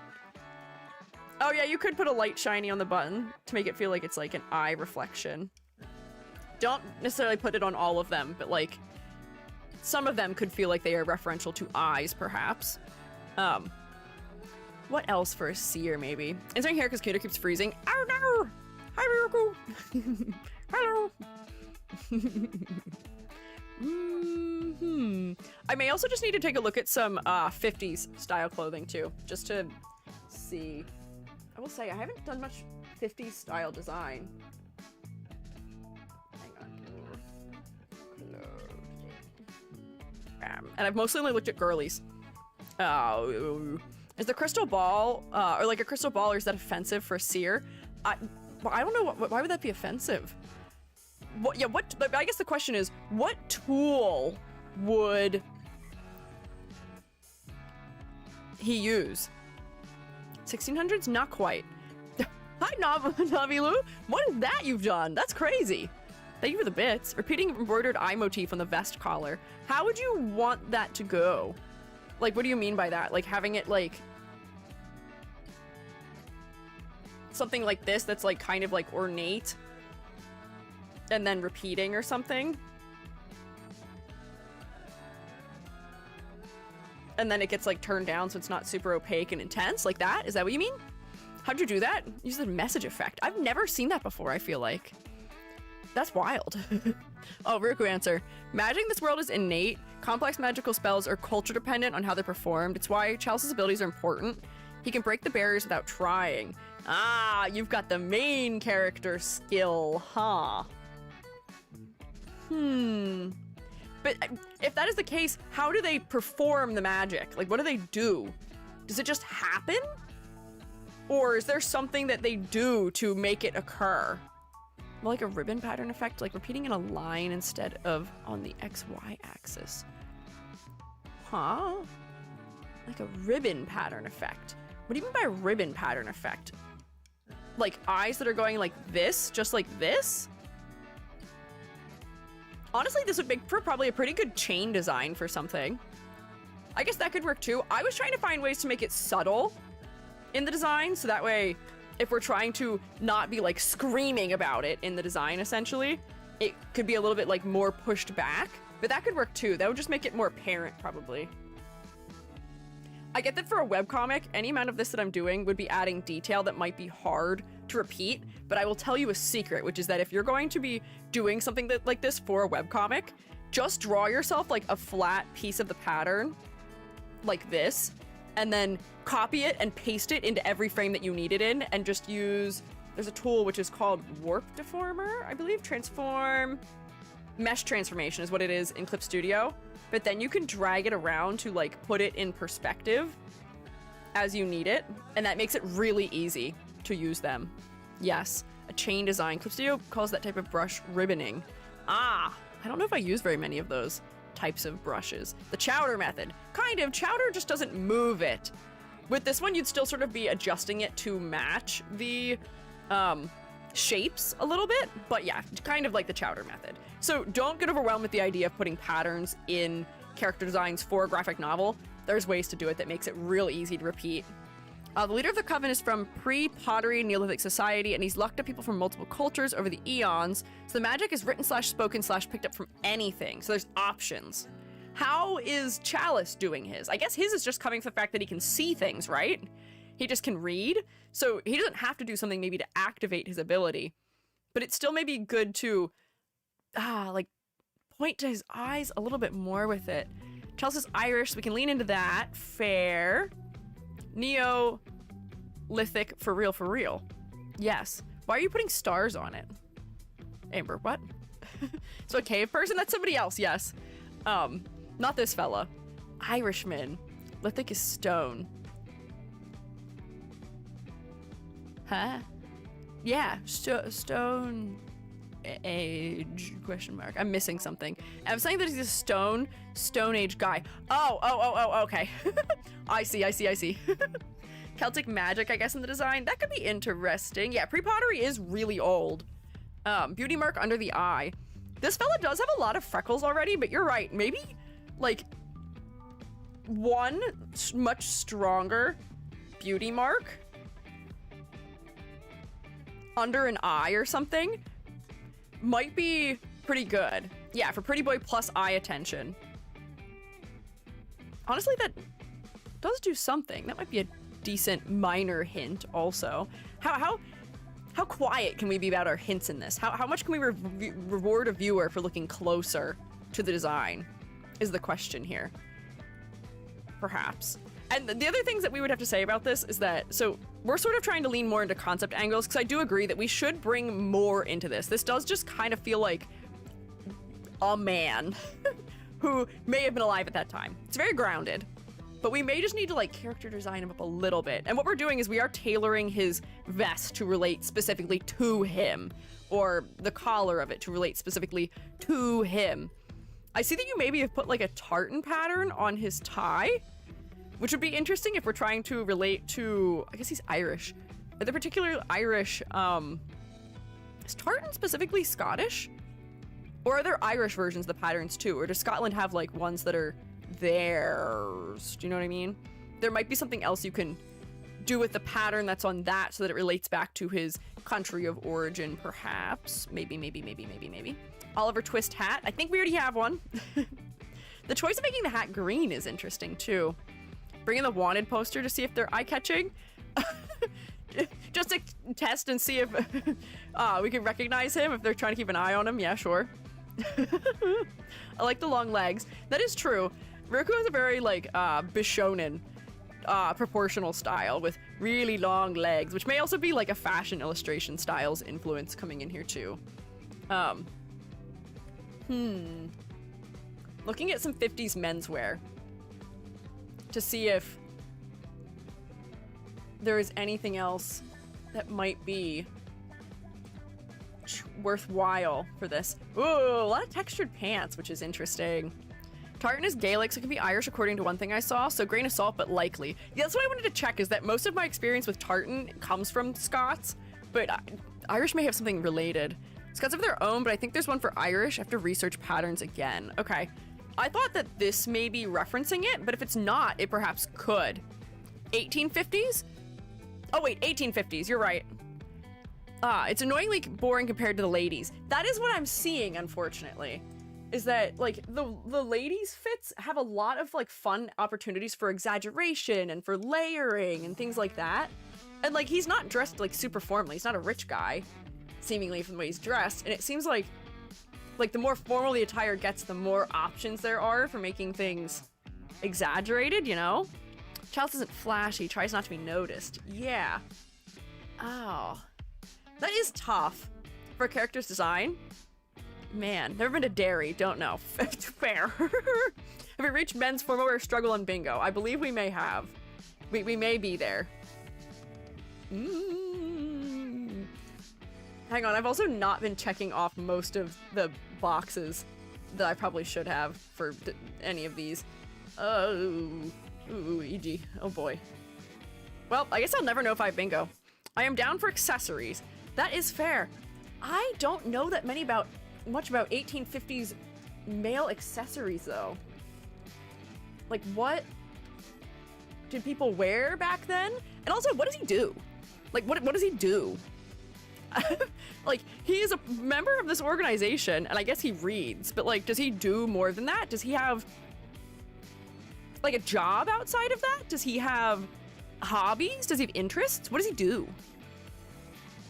Because that could be things that we would bring into the clothing as well, perhaps, or accessories. What about a bow tie or necktie? He does already have a or a bow tie, but it's untied right now. ... Major spoilers. Ruko, I can't help you. I can't help you. If you have the answer, then you may have to use those things on your own to relate into it. Perhaps. This is funny. A gentleman's set of accessories. How about a pipe? Or a cane with an animal on it? Or a gun? A key? A flat razor? None of these things are things you would just wear, though. Oh, he's a dad. He spends a lot of time protecting his kid. Ah, okay, protecting his kid. How is he protecting his kid, then? Because that might be a reason for him to be strapped. He may have a pistol on him, or like a knife or something. And even if it's not like super obvious that he's carrying something like that, it may be interesting if we can see like a hint that it's happening. Like a lot of the times if you're wearing a gun, you'll have it tucked in particular ways. That used to be like 19 max. That is a good question. He does seem very young. From the Coven itself, okay. But like, what does he use? Does he have a weapon of choice? How is he protecting him? Is he protecting him by going into hiding? You said he was trying to avoid being noticed. Or is he protecting him by like trying to like disguise himself to be somebody else entirely? Because there's a number of things you could do with that route. Or if you're going the disguise route, that could be kind of fun, where he can like lean into like other aesthetics once we reach that point in the story, maybe. Fun chest straps if he's a weapon like that. That would probably be worn underneath his clothing though, instead of on top. I don't think this is a open carry kind of fella. Maybe. How old is the OC again? That is a good question. Also on top of that, we're making Ririku do a lot of question answering at the moment. While I'm also looking through accessories potentially. Also back then, it was no hat, no service. That's true. This fella does have a hat. It's not being worn, but he does have one. For people interested in historical patterns, I recommend Owen Jones' Grammar of Ornament, made in 1856, a huge grain of salt about non-Euro cultures, also geared towards architecture, but it's a great visual reference. Interesting. 150. No, I know, 150, but like what age is he, like, in quotes, frozen as, essentially? Like what physical age is he? Like, what does he look like? I know Edward Cullen is however many years old, like 100 or something, but he looks like he's 18 forever, supposedly, even though Robert Pattinson does not look 18. Yes, he is young, yes, hiding. His kid has the same powers as him, but better, so the kid is being hunted by the Coven and the others out there. When he joined the Coven, he was too young, 17 to 18, too young. Okay, so he looks very young. And so that does make sense, because we were reading him as looking very young. Same powers, but better. Kid is being hunted by the Coven. How old is his son? Because I wonder if he'd need to, like, be carrying things that are like, oh, let me carry around my lunch box, or like my briefcase that has lunch so we can eat, or like, how many men were taking care of their kids in the 1850s? But like, there could be things that relate to the fact that he has to take care of a son who is questionable in age, perhaps. Like, he could be just dressed up to be like, to look more like a dad, maybe. Give him like a pipe or something. Maybe he doesn't smoke it, but he's like in his jacket pocket. Children can't join it, so they're just waiting. Yet his kid isn't growing older either. How old is the kid though? Like in looks or in years, question mark? Things like that. I'm like trying to grasp for things that we can use to bring a detail in, you know? Kid looks about 3. Oh, so like really, like quite little then. Okay. So it looks like very quite little. Lots of pressure for men to smoke back in those days. Fair. I've never had a 3-year-old, so I don't quite know what you'd use with a 3-year-old. Should attack the shoes since Riri hates them. I'm sure Ririku has a very particular fashion reference for the shoes and just hasn't decided to draw them yet because it's not fun. Recently, I've been enjoying drawing shoes, but I understand Ririku's struggle with it because I also struggle to draw shoes. People draw shoes so cool. I have to go on a learning arc with that at some point. I feel like I'm doing the same thing with you as I did for the last one, where I'm just asking a lot of probing questions, because what I feel like we're missing still is just something. You've got layers, which is good, and I still feel like this character will be recognizable within the context of the story. I just fear that they may not be recognizable outside the context of your story. So if somebody were to draw fan art of your character online somewhere, how are we gonna know that it's your character and not another redhead? There has to be some defining trait that makes it so that we can tell that that's who it is, that this is your redhead man, you know? He's hiding. Maybe he could try looking a little bit older. A watch or gloves would pretty much be the only stuff I really add at the moment. That's fair, like a pipe or a cane. Yeah, I was trying to think about accessories that would make him appear older to somebody who's looking at him. Things that would be able to conceal him. So like wearing the cap to cover his red hair when he is in that stage would probably be good. Being a redhead probably makes it stand out a good bit, because redheads are only what, like 4% of the population maybe? Dark circles under his eyes from the stress of remaining hypervigilant. But he's a pretty boy. I don't know if they'll go for that, for a pretty boy style of design, but maybe, if willing, that could be a good option. But yeah, having a pipe, if he just like keeps the pipe in his mouth all the time as like an excuse to not talk to people, maybe, that could be interesting. Glasses are part of a useful disguise often also. Trauma circles, element works. Okay, sure. If you're okay with dark circles, that might be fine. That will also bring more attention to his eyes, maybe, through contrast. Let me grab a nice dark color. Multiply. I won't make it this dark. But just so we can tell he's going through it a little bit. People like Larry, overworked businessman / elite Ford gym leader in Pokemon. I guess that's fair. Half moon glasses. I was thinking about the style of glasses because I keep seeing them here in like 1950s references, where they're like the ones that are kind of just like... Nope. Like this. Where they've got like the really tall piece on the center of the nose, essentially, like that. Because that style of glasses does sort of age you a little bit. Hiromi from Jujutsu Kaisen? Is that the guy I think you're talking about? Is that the guy who just wears a tie, essentially?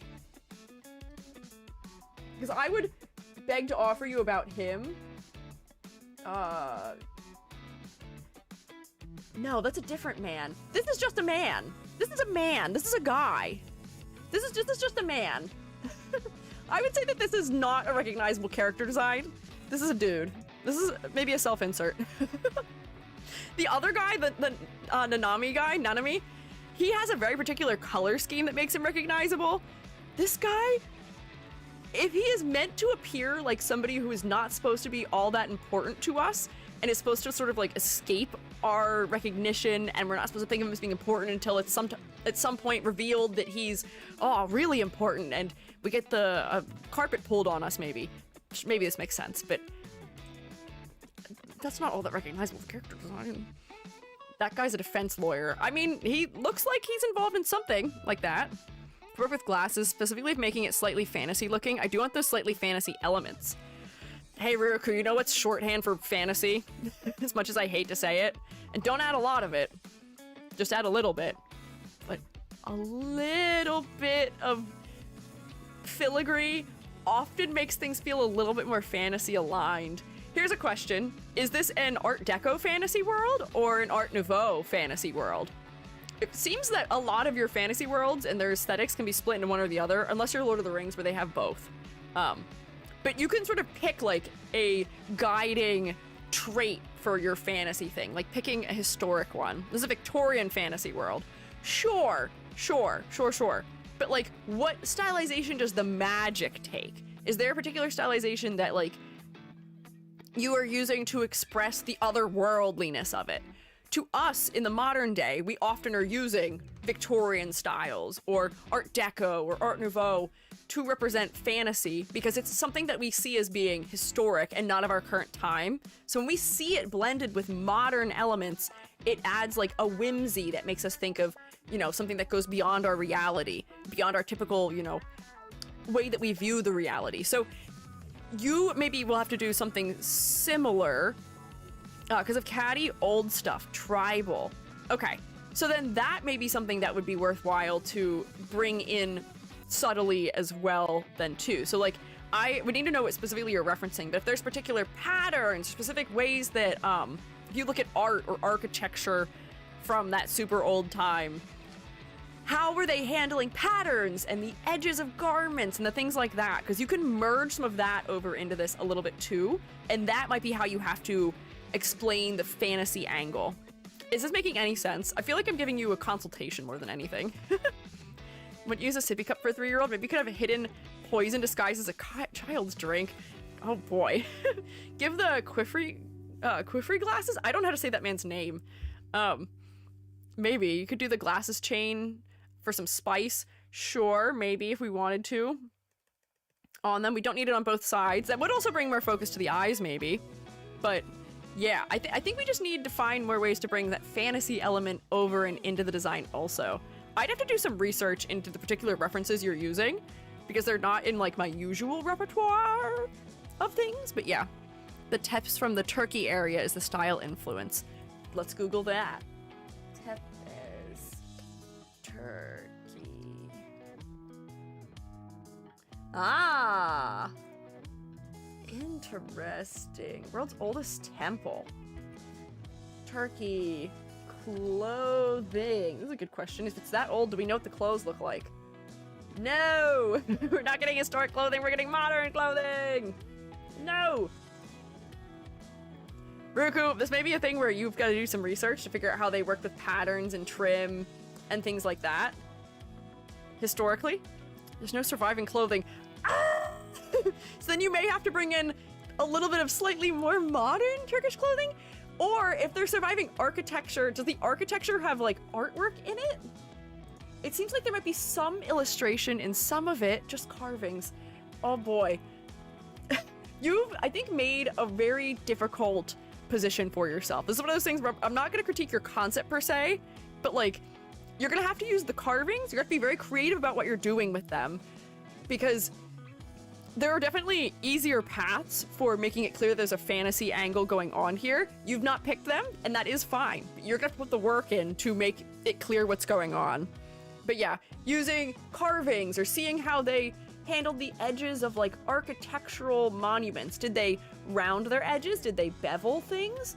How did they work with proportioning and shapes and depictions of the human form and things like that? Could all be things that come into it. but I would just need to do a lot more research to give you more specific suggestions than that, unfortunately.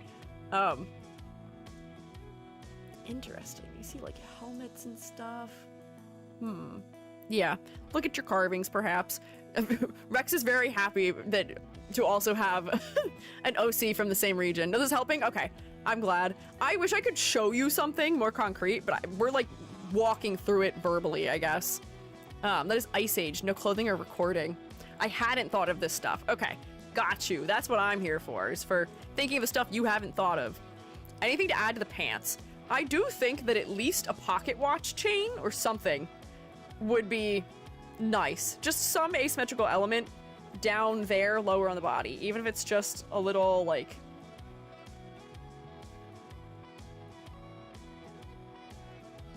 one of these things. Or maybe it's attached to, like, the coat pocket and then it goes in there. Something. However they were wearing it at that time, that might be good.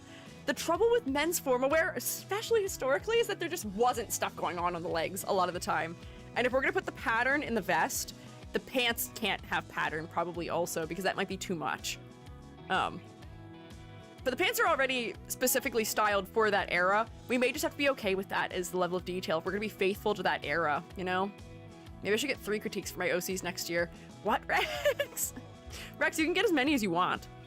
I won't stop you. But, hang on, I'm gonna start grading is what I will do, though. So, focal point. Redhead advantage, also green eyes. We do look at the head first and foremost, primarily, so that works pretty well. For the color palette, I don't have any issues with your color palette either. This is a nice, varied, but realistic and stylish color palette. Despite the fact that, like, the green isn't really repeating all throughout, it doesn't feel out of place in the eyes. The warm color palette makes the hair feel like it's engaged and unified as well. Using red also is nice. The purple provides a nice pop of a cool color that helps to bring our focus to his upper body. It feels realistically colored. Honestly, no issue. No clarity problems really either. The shoes could maybe be like 1 shade darker, but that might be a little bit picky. For silhouette, having the hair be shorter on top and longer in the back, I feel like does fit that era pretty well. And it is adding something to the silhouette a little bit. I have such a hard time with grounded designs often, though, because I don't think this is going to be that recognizable in silhouette, unfortunately. This just is going to be a guy in silhouette, and that is how some grounded designs have to be in some capacity. I still think you should have at least an asymmetrical element of pocket chain, or glasses, or hat that doesn't sit fully straight on the head, or pipe that's being hung from the lip at an angle, or something of that sort, just to break it up a little bit so it doesn't feel too stiff. But I think the era and the groundedness in reality is holding back the silhouette a little bit, but that's not something we can really change. Thinking you'll give him a baby/child bag, stuff for Holly, give it some fantastical trim. That might be a good idea if he's carrying something. If the crossbody bag, that would add some asymmetry. I'm not sure what bag styles were popular in the 1850s, but I'm sure you'll find them. But I do think that I'm not going to grade you as harshly as I would a VTuber, just because a lot of the troubles are just inherent to the medium and the style and other constraints. So it might be okay. It might just have to be okay. But yeah, more research for you. For complexity versus clarity, I think we want another detail. We want some pattern work. We want some accessories.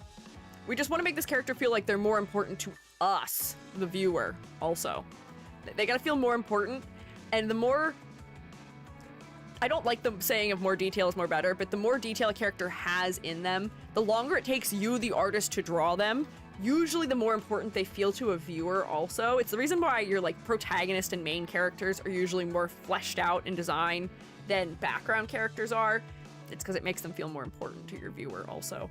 So we might just want a little more detail.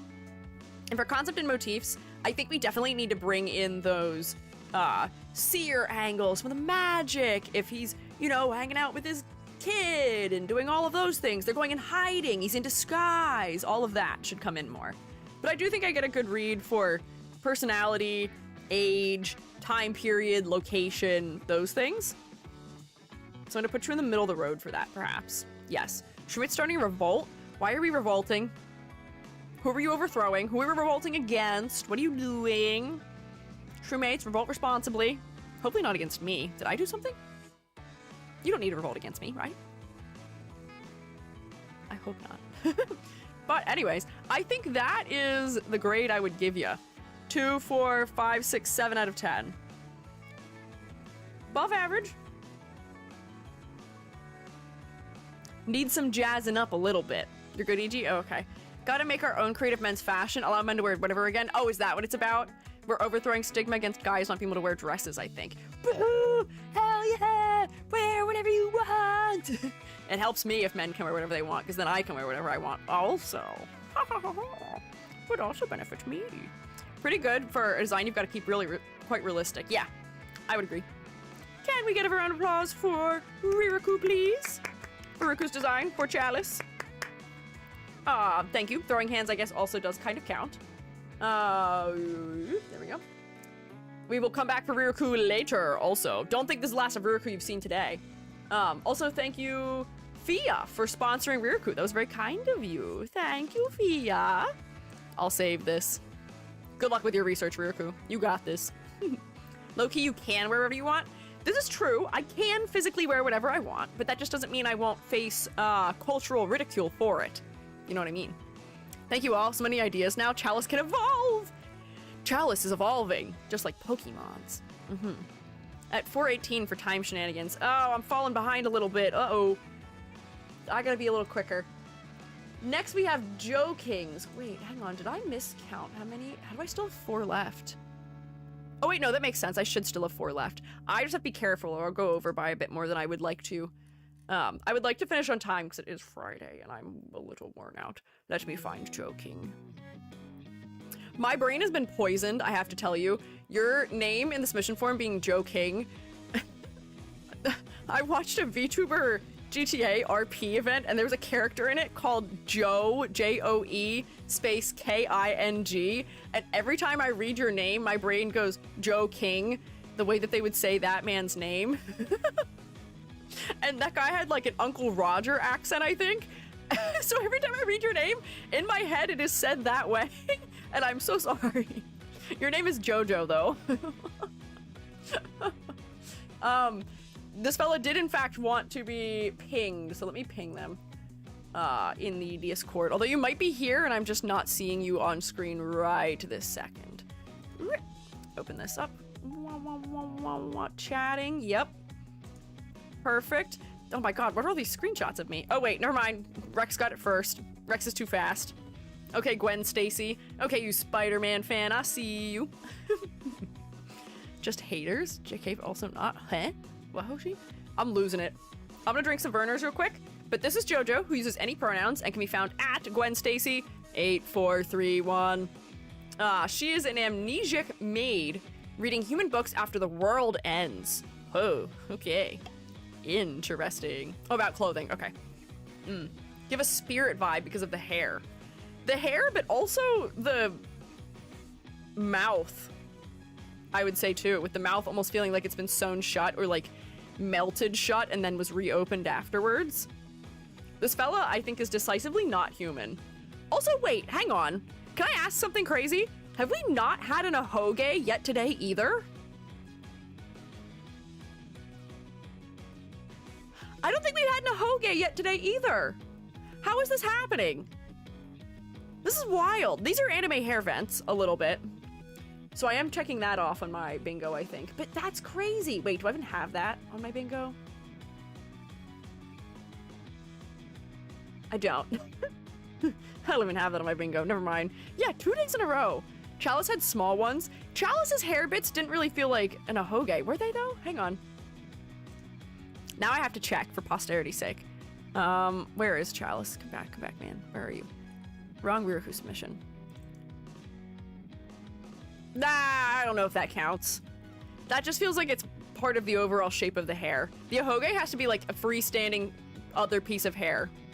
You have an ahoge? I don't. I don't have an ahoge either. I have a whole onion. It doesn't count. It doesn't qualify. No. No. We did have one yesterday.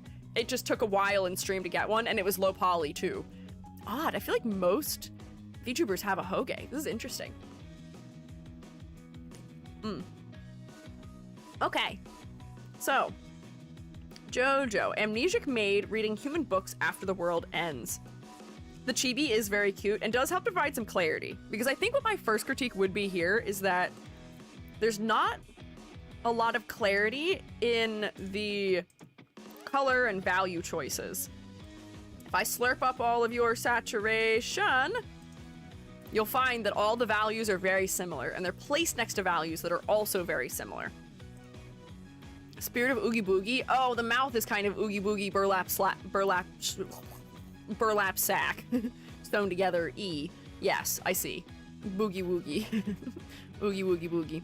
Absolutely, or subtly asking spirit for spirit / ghost. Oh, maybe. Could be. That could be what the concept is, perhaps. But what I'm going to do is attempt to edit the levels a little bit to push some brighter values and some darker values in the design for more clarity. Let's see. Nope, don't go like that. Go like that, perhaps? Let's see. Did that help? A little bit. Unfortunately, when I use the levels editor, it does saturate things. So if you're trying to go for sort of like a nostalgic or like slightly like dirty or haunting, desaturated look, you would just have to essentially just add more to your design that way. I can probably also just remove your saturation like this a little bit to try and put it back where it was. But it does take the saturation out kind of like across the board. There we go. I think that's helping to read a little bit more clearly. I would also darken your drop shadows. Let's get a multiply layer in here. This is nice and dark in there. This color should be used more around the back of the head out here, though. Let me make it not so intense. Also, lasso. Hoge literally means foolish / idiot hair, which is a term for a cowlick, usually a visual cue to common to Japanese anime and manga, consisting of a single cute, often long, lock of hair sticking out from the top of the head, most often used to identify foolish, bumbling, or carefree characters. Yeah. So I don't think the one on Ryoku's character qualifies. It's two pieces of hair that aren't really like sticking out off the top of the head all the way. But here, I'm just adding a little more clarity around the head because there are a couple pieces of hair that are asymmetrical around the face. We just can't really tell that they are. There we go. Make some of these shadows a little bit darker. Make some of this a little bit darker. So we can see the hair overlapping a little bit more. I didn't get this all the way down to the shoulder. Whoopsie. There we go. That helps. Top of this would probably be also in shadow a little bit from the top piece of hair sitting on top of it. This feels like it's like in front of this, so like we might want to shadow that in a little bit also. This might want a little shadow. But do you see how we're breaking the form up? We're adding more depth, also adding more clarity. Yeah. Same deal for the dress as well. My question for you would be, what type of maid are you? From like what time period, what era, what type of house were you serving in? How much money did the family you serve for have? Because I feel like those are all elements that we could use to help to customize the maid outfit a little bit more. This feels a little bit atypical for a maid uniform in that there's not sleeves right now to hold the apron on, which is interesting. Which if you made it so that the apron was like sort of like fraying on one side or like not being held up on both sides, that might be an interesting asymmetrical element to show that time has gone by a great vast amount. But without the straps, it does look like something's missing a little bit. It feels like it's floating, which maybe is also fine if you're a ghost, maybe. Hand and apron values are too similar. Yep, we're gonna get to that also. I didn't really finish editing all of my values. I was gonna edit here. Just to clarify where like the edge of the body is behind things. It seems like there's some like folds and things. This might need to be darker. This would probably want to be darker. This would be darker where we've got overlap probably. Or like the bottom edges of some elements would be darker. To define the shapes a little bit better. And then skin tone also, we should push this color to be darker as well. Right now, the value around the neck is making it almost feel like there's no chin at all. Which maybe that is what you want. But even if you just define it a little bit more, let me grab a slightly darker color. we can define that edge without having to use lines a little bit better. And like maybe you get some shading under the hair a little bit. 2, the hand could have shading on like the back side of it, so we can see it against the dress a little bit better, and like against like what the bottom of the thumb is. Same deal with this hand, or maybe you've got the shadow that's like on the apron skirt itself, that's under these elements. Whoopsie, hang on, that kind of overlapped it. Doing this with the lasso tool looks kind of interesting. But yeah, there's a number of things we can do to just increase the clarity here with drop shadows. Deepen some of your shading so we can tell what the material is a little bit more clearly. Yeah. No neck, we killed yours. That's true, my neck is normal now, I think. Right? She's kind of a ghostly figure. You could also incorporate how she died into the design. Tattered fabric, bloodstains, burn marks, mold. Yep, we were gonna get there. So first, I was gonna grade for color, which was to say that contrast, not quite high enough. You can make the design quite desaturated, but if you desaturate it too much, it might end up feeling just like washed out. Although this actually doesn't look too bad now that I'm turning some of these off. Adding the shadows really solved a lot of it. So for color, just be careful. Maybe pick more varied base colors as far as their value goes, and also shade with a darker value too. So we'll do that. Is she a ghost or a doll? Don't know. Was not specified to us. I'm surprised because I feel like she would be here, or they would be here. Undead at least looks ghost/spirit. Yeah. They had submitted their design right before stream started, but then again, that was, I guess, like 3.5 hours ago. So they may still not be around, even though they were pinged. But yeah, these are all good suggestions. We don't know if that's what they were going for with it. But yeah, tattered fabric may make sense. Things that have been torn, evidence of how this person died if they are an undead creature, or evidence as to like what type of creature they are, if they can live forever. If they're European, they might be sleeping? What do you mean by that, Sanazum? They might be sleeping? Huh? Interesting. Might be sleeping. Okay. Sure. Time zones? Oh, I thought you meant the character. I thought you were suggesting... I thought you were suggesting that them sleeping was the reason why they looked like this. And I was like, are we dissing Europeans? What does that mean? Do Europeans look a particular way when they sleep? Joe is better on you. Thank you for following. I appreciate it. Low poly EG. That is me. Hi, Billy. EG really brain fried a little bit. This is what happens when I've done nothing but crits all week, perhaps, because that is all I've been doing during the day to some degree also. Some days. It's a lot. 9:30 p.m. in the UK. I see.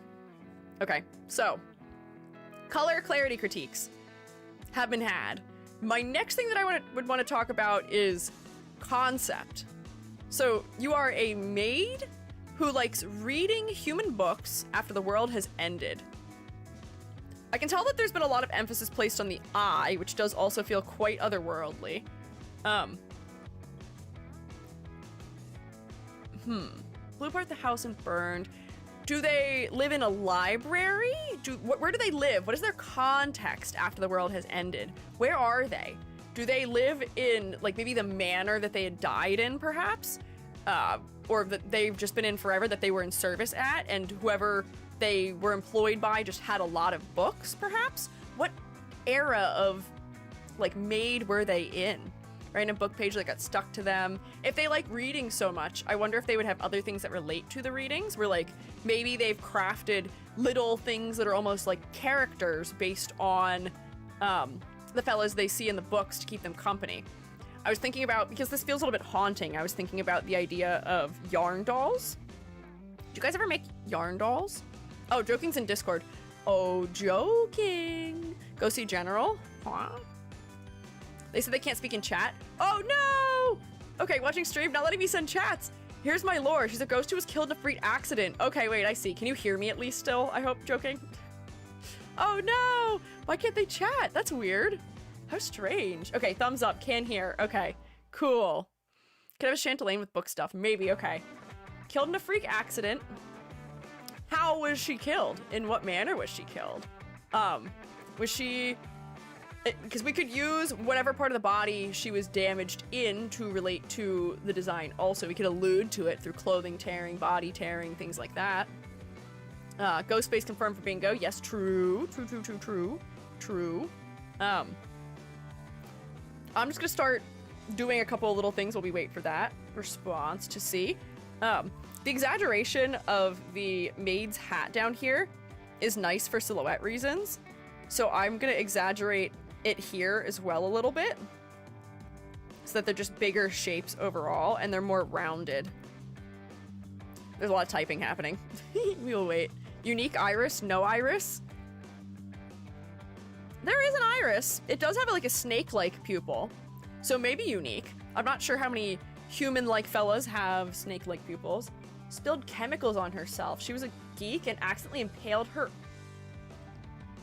Wait. Impaled her eye on the eye with an eye. I'm sure there's a spelling error in there somewhere. Oh, impaled herself in the eye with a pen. Oh, and spilled chemicals on herself. Okay. So that's why her pupil is a slit. If you know anything about people who have stabbed themselves in the eye with things, it splits your pupil. If you get yourself in the eye with scissors and things like that, it does make the pupil vertical. You may want to outline the pupil so that way we can see that that happened a little bit more clearly, because that's a neat detail. Go like this. And if the pen had, like, ink or something on it, we could maybe see that there's a little bit of that ink, like, still trapped in the eye or something. As, like, a detail for that. Or maybe there's just, like, perpetually, like, ink on the face from when it had happened that just kind of, like, I guess, like, splattered or something. I'm trying to find ways to, like, ground the eye and the head a little bit more also. Black, red, or blue for common inks. Lives in the manor where she worked. She had broken into the library. The mouth lore has more to do with the symbology of her being silenced in life.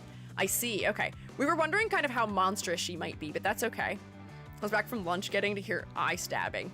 Everything's fine, Riku. Don't worry. Everything's okay. So if she spilled chemicals on herself, maybe we could see that her clothing has been damaged by it. Where, like, chemical spills when, like, acid eats away at, like, bits of your clothing. Let me tell you, it's happened to me. Not my clothing, but when I used to be in chem lab, I did witness it occurring. Oftentimes you'll know that you got something on you because it'll create these, like, weird, like, brown stains on your clothing from it essentially, like, chemically cooking the edges of something. And sometimes it'll go all the way through in some places. So, like, if we could see that in some major spots, that might work. Girls Loki based on a nightmare I had. Honestly, sometimes nightmares are the best inspiration for characters, or just, like, dreams in general. I have some really weird character designs that I've written down somewhere that are from that. Yeah. Glacier Willow won 5 from the jump catch. Good work, Glacial Willow. Thank you, Squiiji, for telling that in YouTube chat. That's great. That's cool. Beauty standards are so cruel. I want split pupils now. No, you don't. No, you don't. It makes it so your eyes don't focus normally, and then you have to wear glasses and maybe also get eye surgery. You don't want it, I promise. You don't want it, I swear. Believe me, you don't. That's not a thing you want. You have to believe me. Hang on. So I'm gonna sort of, like, age the edges of a lot of the clothing also, just because if it was a really long time ago, the clothing may not be holding up as well as the body is also. And that might be something that can be used to help us realize that the world has ended. Is that there's, like, nothing to replace it with, so everything's got a little bit of wear and tear and time put into it. Stick to contact lenses? Yeah. That's why we give our VTubers split pupils instead. Yeah, exactly. That's why I gave my VTuber mushroom hair, because it would be dangerous if I did that to myself. I say as if it's not myself, yes. But yeah. Aging the edges of things. I'm gonna erase it out a little bit so it's not as harsh of a transition. So that it feels more like it's just kind of like a stain on the edges of things. What's happening? Why does it feel like it's erasing more than I think it is? It might be. Oh. Yeah, this is what I look like IRL. It's plenty safe. If I was to stream with her, I'd mainly do book reviews and reading things. That would make sense, I think, concept-wise with what the design is. For that, these are like the silly things that are always the suggestion when you're designing a character that has to do with books is glasses, Chanteline holding a book. What are other things that would relate us back to libraries and reading? Quill pen for writing, text somewhere in the design, things like that. Your model scares me now. Why? Can you not accept me for who I truly am? Does this change what you think of me? I can't believe this. I'm so heartbroken. A library card? I don't think library cards would exist yet. I'm an English major. Ah, English major, what tools do you use? What do you use particular tools as an English major? Do library science students use particular tools? Can we get like a Dewey Decimal System reference on here? I know librarians hate Dewey and his whole system in some way. But like there could be some references we could make with it. Cool shades? Thanks. I love the part that you're complimenting about me is the part that isn't actually me, but that's okay. That's fine. My style cannot be denied. I am undeniably stylish. Ink stained fingers, maybe. Yeah, that's a good idea. Ink stained fingers. Why can't I select this color? Hello? I turned something off. Whoops. There we go. Oh, I turned something else off. Hang on. Bam. Yeah, ink stained fingers might be good. Ah, that's a airbrush. There we go. Let's see. Oh, Riku's responding to things. I saw their message appear and I was like, oh, more deets? Nope. Ink stained fingers might be good. Using brown is maybe not the smartest idea I've had yet for this part, but I may need to shift this to like a cooler undertone so it doesn't look weird. There we go. That's a little better maybe. Paper tangled in her hair. Oh, you know what? If her hair is like big and wide and like nebulous and stuff like that, she could have like scrolls or pencils or other elements that are sort of tucked inside of her hair. Almost like, not like it's got a life of its own, but like, you know, as she's kind of like moving through the room, unimpeded by physical reality, it just sort of stays in there. Bookmark tucked into her apron, her little maid hat thing. Yeah, maybe. Yeah, there's some options perhaps. What in the world is she doing with, chemicals though? Chemicals. Bookmarks, random page or new paper clip. Oh my gosh, a paper clip as a hair clip would actually be so cute, I feel like. She already has this like one little wisp that's being pulled up and away. Let me take one of these lighter colors for a paper clip. Pretend that's a paper clip. Just believe me. You have to believe in me. My hair just scared me. It did something weird. Oh wait, there's new messages? Is it not scrolling down? Hello? Oh, it is. There we go. It's working. I'm trying to keep an eye on Discord. Cleaning most likely. She's not covered in doo-doo. Leave me alone. That's not what it is. That's not what it's supposed to be. It would have to be a different color. It's because it's still reading as brown, even though I made it blue. It'd have to be a different color. Chemicals were from cleaning. Oh, okay, so they were from cleaning. So then, what would she have on her from the cleaning process, maybe? And how could we relate those items to her reading interest, maybe? Like, I'm trying to think about ways that we could use, like, does she have, like, a label from the bottles that she uses as a bookmark? Does she have a feathered pen that she uses to dust things off also, like as a feather duster?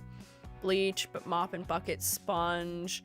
Yeah, like, I'm trying to think of what things could both serve as something that she used in life in her maid duties, but also then she's using them now beyond the grave in her avid reading activities. You know what I mean?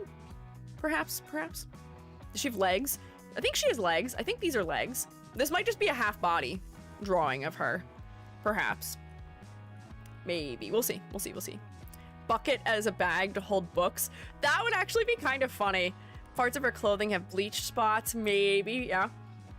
Keep nodding IRLs if you can see me. She does have legs. Okay. Honestly, a bucket to keep her books in would be kind of funny. I feel like that'd be a great idea. Send a guidebook to you here. To who? To me? To Riruku? To... Oh, totally to Riruku. There's like several things going on in the chat I'm keeping an eye on. But yeah, I think we want a couple of accessories that might allude to the reading angle going on here. Also. So, as we're in here, that's going into the concept angle. She does feel undead. I think we can maybe relate the outfit more to the era if you pick a particular era that she passed away during when she was a maid. So you can look at, 1870s French maids or something in particular to see how they essentially assembled their clothing and their layers. Because I think that one of the details that'll really make this feel like it's been fully fleshed out is if it has all the little details that are inherent to just like the way clothing is made and the particularities as to how it is constructed.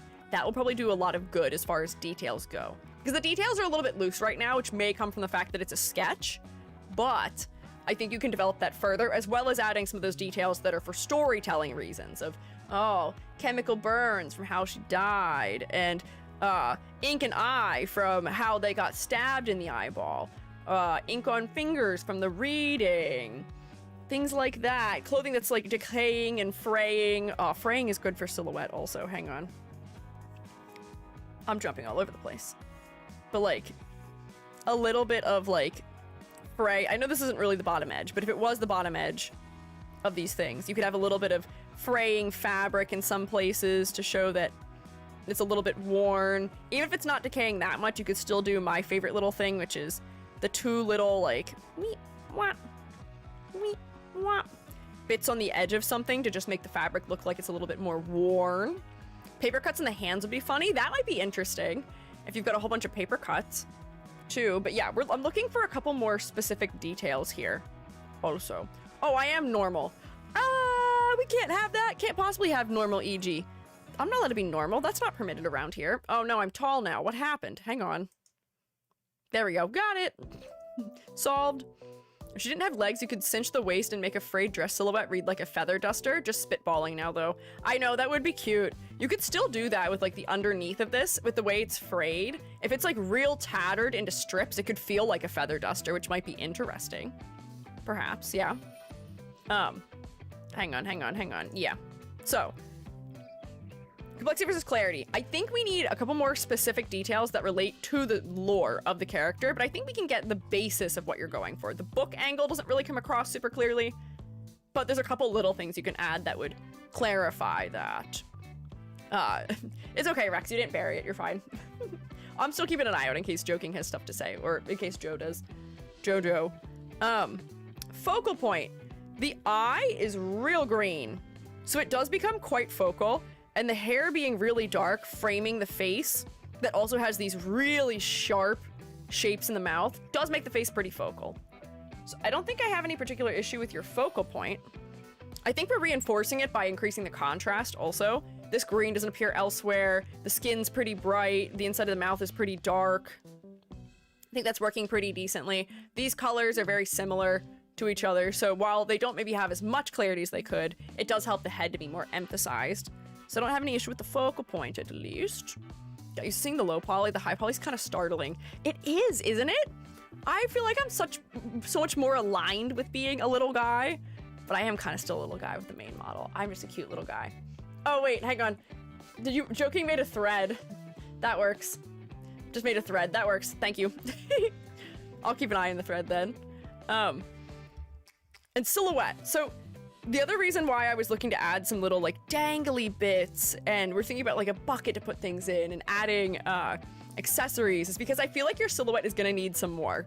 You have the VTuber silhouette. You've got shoulder length or longer hair. You've got a dress on.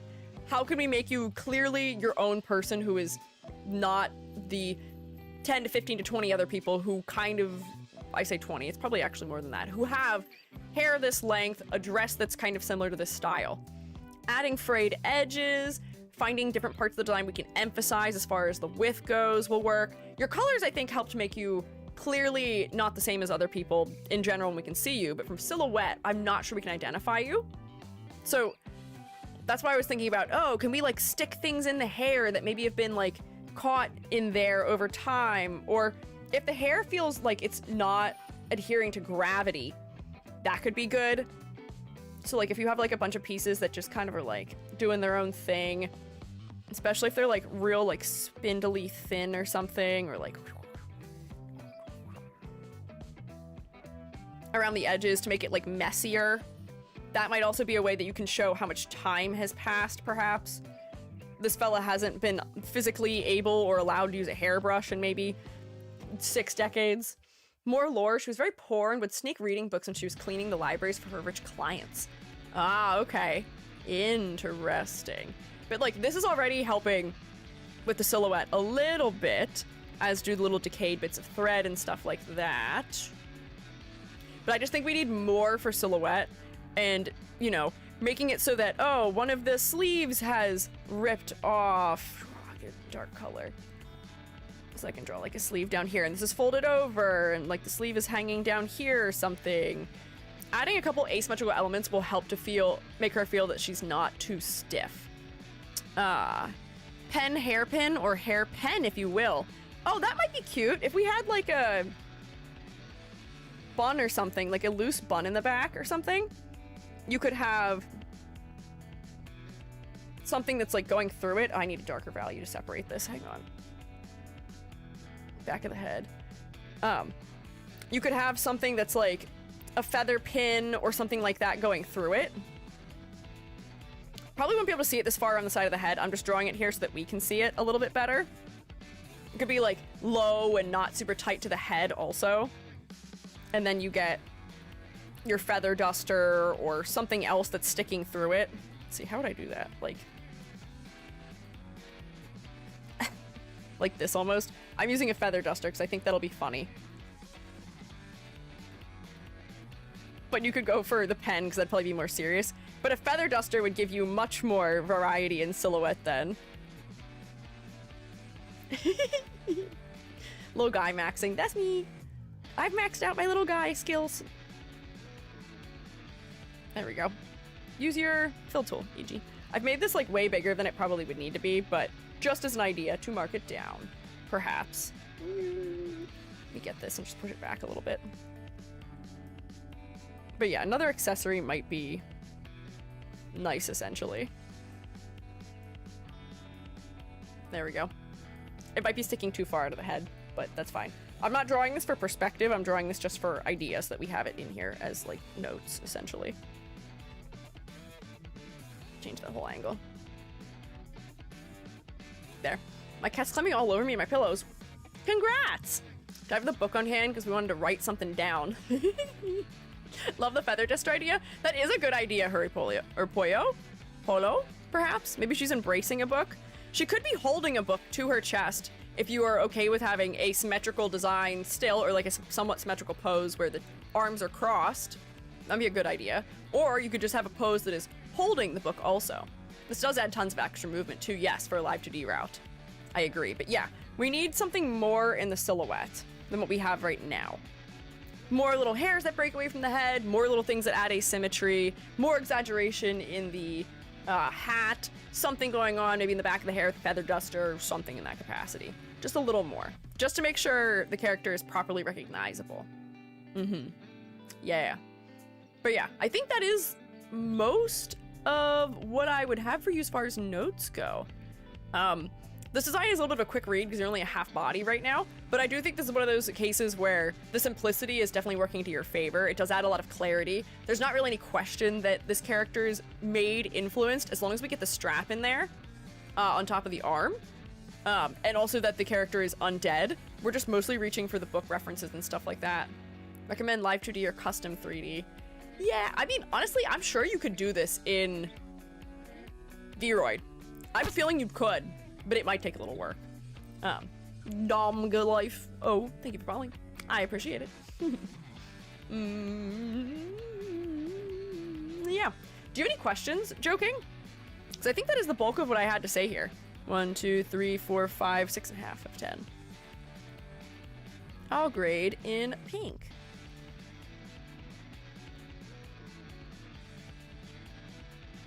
Waha! I'll keep an eye in the thread to see if anything appears here. But can we have a round of applause for Jojo, please? Pretty please, roommates, if you be so kind. Let me see. Kaneko, also, thank you for sponsoring Jojo. It was very kind of you. Thank you. Oh, I am kind of behind. Oh, whoops. I have 3 more to do, and I have a little bit over an hour to do it. Can I do it? We will see. Round of applause. I think I started a little behind time, and the bagel definitely ate into my time a little bit. Just a little bit. But I have to stay on top of it. I have to do 8. Or we will never finish all the critiques. Man, I don't still get to check off any... Oh, wait. Analogous color palette, I would say so for this one. Pink to slightly more purple to more purple, I would say is analogous. Lock-in time. Hey, I've been locked in this whole time, I think. I think I was just locked out a little bit about the bagel earlier. May have been the case. Yeah. Why do you have a gun? What is that gonna do? Why gun? Hang on, we'll close that one for now. Let's see, who next? Ooh, check the sheet. Nabiloo is next. Let me grab you. Let's see, where's Nabiloo? Nabiloo, hang on. Oh, wait, you're Allo Curio. You go by more than one name. I see you. There we go. Paragraph explanation. This is Allo Curio, who uses the pronouns he/him/Nabiloo, and can be found at Nabiloo. The lore is that Allo, or Allo? One of those, is the devil of dead, dying, and otherwise neglected house plants, birthed from the primordial thought soup of cross-dimensional life by both the collective will of a million tortured flora and the general human thought of, oh no, my plant is dead. Oh my god. He shelters from the wastes of hell in a burned tower which was once called home by a greater caliber of nature devil brought low by hubris, and it is with the remnants of this bygone power that Allo finds his way into our world. Wow, this is written like prose almost. It like flows off the tongue very easily. I struggle to read these sometimes just because like punctuation ends up being a little bit funky when I transplant out of the Google form. This reads quite well. They're very eloquent. Design considerations. Overall, I aim to communicate my themes primarily through shape language, color, and mythological traits instead of direct plant imagery. The sharp triangular shape language is intended to evoke the shape of leaves, and the limited color palette of ivory, white, brown, orange, green, and tarnished gold is to communicate dying leaves and bones. The satyr legs and elven ears are additionally indirect-ish ties to nature. The only direct plant imagery that I've allowed myself is the monstera leaf motif on my earrings and pen. The leaf shape on the stole and belt's repeating pattern, and the fern on the pen and tail. As a death-adjacent VTuber, I thought it'd be interesting to have a design embody the 3 major components of a funeral. The mourner, tear tracks, downturned eyes, the priest, priestly stole scarf, triangular version of a clerical collar, and the deceased, gaunt body, sunken cheek/eyes, stringy hair, bent ears, bandages. Other general notes. Canonically, all of Allo's clothing was scavenged from the burned tower and sewn into something new, albeit stained and grungy from an unknown period of time, burned or buried in ash. 2, the book wasn't his originally. 3, the hair coloration is to be like the way a plant dies from root rot, brown at the very base to green/yellow tips. The rounded ends are supposed to feel like a bit like grass. The eyes are different on the upcoming model and reflect the same brown to green coloration as the hair rather than just being green. The tail was an afterthought and probably feels like it too. The cool stole/belt pattern is an altered version of a border from a 9th to 14th century medieval European manuscript. The little hood ornament, gold shard, is a leftover from the original design, where Allo was to embody different bad ends for houseplants, with the shard being broken pottery from a plant being pushed off the shelf. Questions. Do I nix the tail? Is the broad theme of dying plants communicated in an okay way? Does the design feel boring/underdesigned/overdesigned? How is the silhouette? I spent a lot of time thinking about the texture and not any time thinking about the actual light-dark shading, except for skin. What can I do to make the shading on the clothing elements more interesting than gray multiply layer? And what colors would work well as background colors for this character, considering the colors and theme? Whoa, you got a lot going on there. This is a cool concept. That is so interesting. Because now that you've explained all the things going on, I do have a more concrete understanding of what I'm looking at, but I don't know if I would have gotten to a lot of that without you having told me. So like I had a lot of pieces for the puzzle. I was seeing sort of like autumn theming, where it does feel like I'm seeing like the changing of seasons heading into winter. I was thinking that there may have been some sort of like, not plague, but like you know, element of a character who is like down on their luck and the seasons are changing, so there's a lot of stress implied in that type of time. So you're definitely getting the right vibe across to us so far with it. But I do think that your limited approach to including the plants is preventing us from realizing that plants are what the center point is. Yeah, the decay feeling is definitely there. The brown, the way that you have little bits of like darker points to the ends of things, the fact that the pants and the tunic itself are kind of worn, does feel decayed. But I do feel like, yeah, you've limited yourself with the plants in a way that I think may be harming you just a little bit. I feel like all we need is one bigger thing that relates to it, and that might be all it takes for us to be like, oh, okay, of course, obviously we see it. You know? It may just be one element. Leafy design on the top, maybe you can push that more with some stitching. The stitching could fade to brown too to resemble dying plants. Let me zoom in, because there's actually a lot to look at here. So this is very leaf-like in its color. I do see the Monstera earring. The buttons are kind of floral-like, and when we really zoom into the stole, there are like almost leaf patterns on it, but those things are very small. They're things that if we're looking at you in VTuber view, may not be super clear to a viewer. So we may want to add more of those. And sadly also, your feet, which are a very cool non-human element, and your tail, really aren't going to be all that visible in VTuber view either, unfortunately. So we are missing out on them just a bit. Great news is that it's easy to add that one element. What is that one element? Or what do you mean by that? I don't think it'd be too hard to find where to add it. Honestly, I think if your jacket, if the back of it, instead of being sharp and pointed like that, looked like a particular leaf, and the way that that leaf is patterned, and if this had veins running through it, almost like leaves do, that may be enough of a suggestion to us. That might be enough. Billy, did I read your mind? This already has the rendering style of a leaf. It's so close. It's so close. But if it just had a little bit of like veins going through it, that might be enough of a suggestion. The design is sitting, and I'm setting things up to have full model visible on stream. Oh, full model. Interesting. Okay. Oh, ED read my mind. Hive mind at work. Funny, because we did also reference Epic yesterday during stream for another critique, also for ferns. But yeah, leaf. If this was just constructed of leaves and had like veins running through it, more like this, that would probably be enough of a hint for us. Where if I just like go like this so that we can see them like sort of like inside the hood. And you don't have to make them very dark at all. Make them real nice and subtle. Like this. That might be all we need to understand that that's what's going on. Today, Epic the Movie got mentioned. Yeah, this is 2 Epic the Movie mentions in, like, the last week.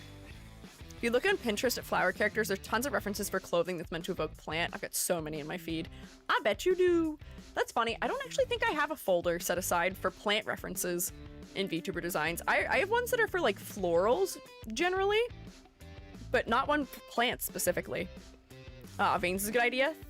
Thanks. Because it does seem like you don't want to be too on the nose about the plant angle, which is totally fine and respectable. Sometimes being a little bit more, what is the word I'm looking for, like, subtle can have its benefits. Sometimes designs end up really on the nose, which can be fun and cool sometimes, but there really is something to be said for the ability to make something feel like it's referencing something subtly so that you can have like a nice aha moment, you know? Rewarding. It's more rewarding to viewers sometimes when things aren't as on the nose, which is tough because I love to draw on the nose things. I love making goofy over the top character design, but I do respect subtle, toned down character design a lot as a result too. We can add some mystical thingies, like the hood / cape could be falling apart in the ends, like leaves falling. Yeah, I was gonna ask if we could maybe damage it also the way that leaves tend to damage, where they get like the little like bug hole bits that come out of them to like physically tatter the edge just a tad. Or like if it just had like, here's a couple bug holes where something was eating out of it. That might be interesting. Dry leaves crumble into smaller squarish pieces. That's what I was trying to do with this here, is like Like, they get those, like, vertical strips where you can see the veins, like, in them. But I'm not really, like, I guess doing it all the way. Also, I wonder if, opacity may be a friend of yours here, because some leaves, when they start to fall apart, they, like, only lose sort of, like, their outer layer bits, you know? Where, like, they keep this sort of, like, almost, like, ghost central part that is like a film on the inside. I don't have like the biological words for what's going on when that happens, but that might be something interesting to play with too for decay. What different shapes does decay take?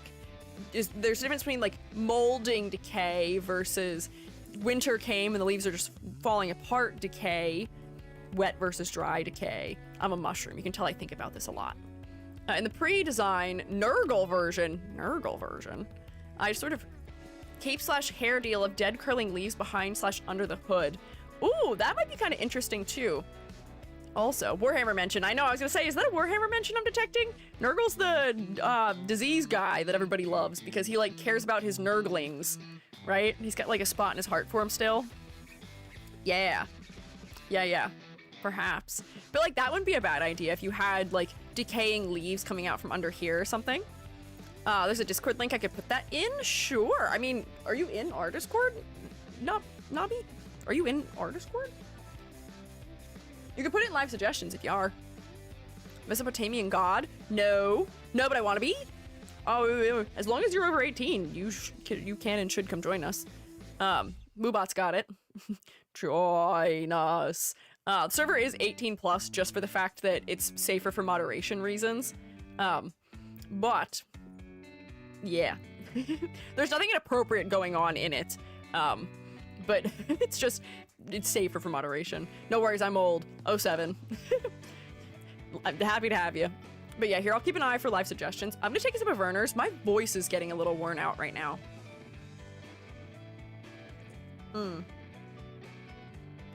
Beverage.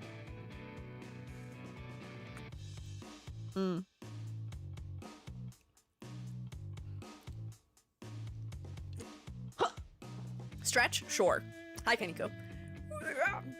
Thought you said 07, meaning people born in 2007 were old. No, 07 like I'm saluting you.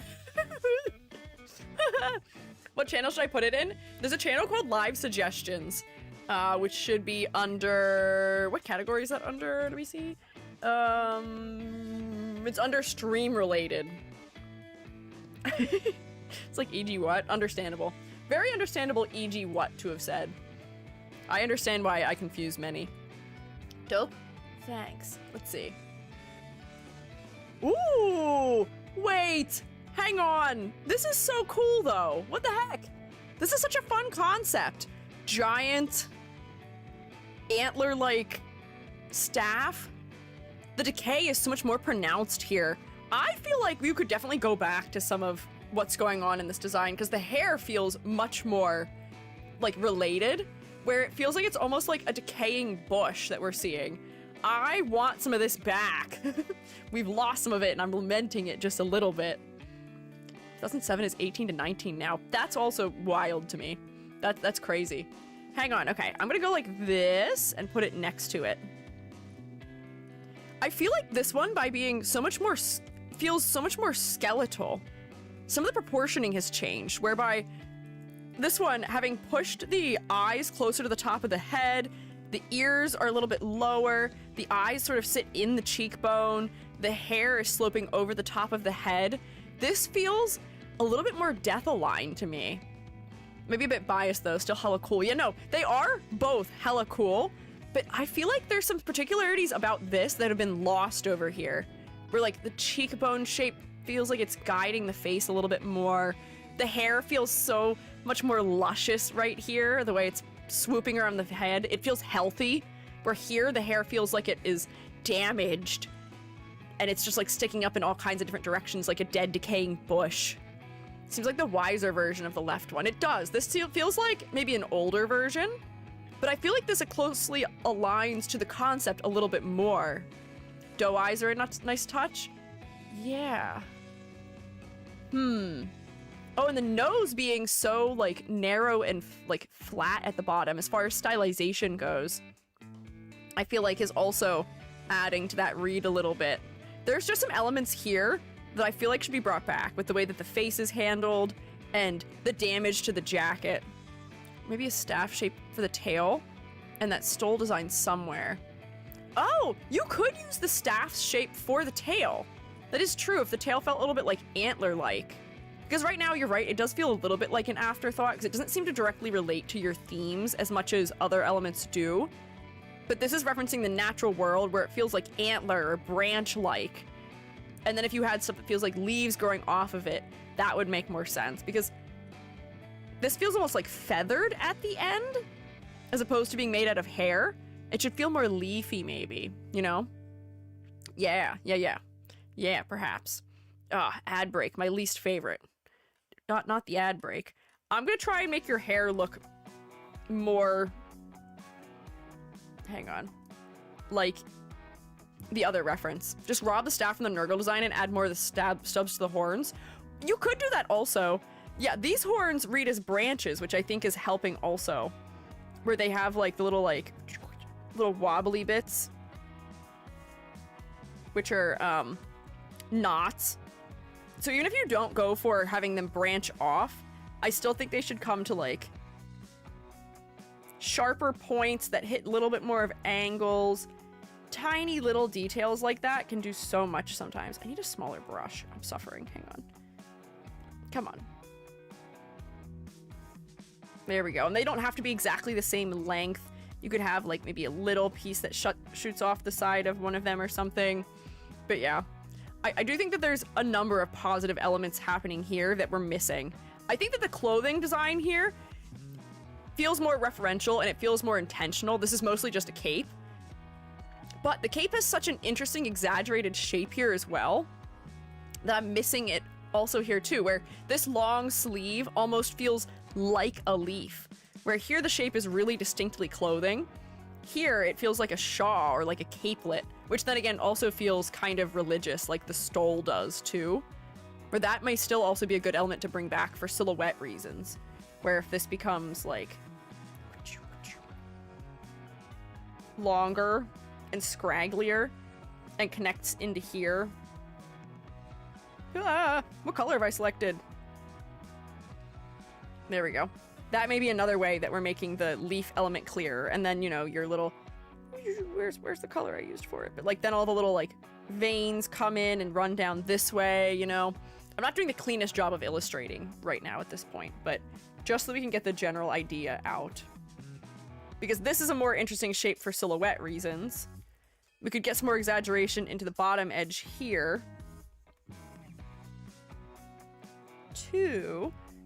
I wonder if we could also reference like the stems of leaves when they've fallen off trees somewhere too. Do you know how leaf stems will often do that thing that's kind of like this at the end when they break off of a tree and they've got this sort of like hollowness to them, like that almost? Do you know what I mean?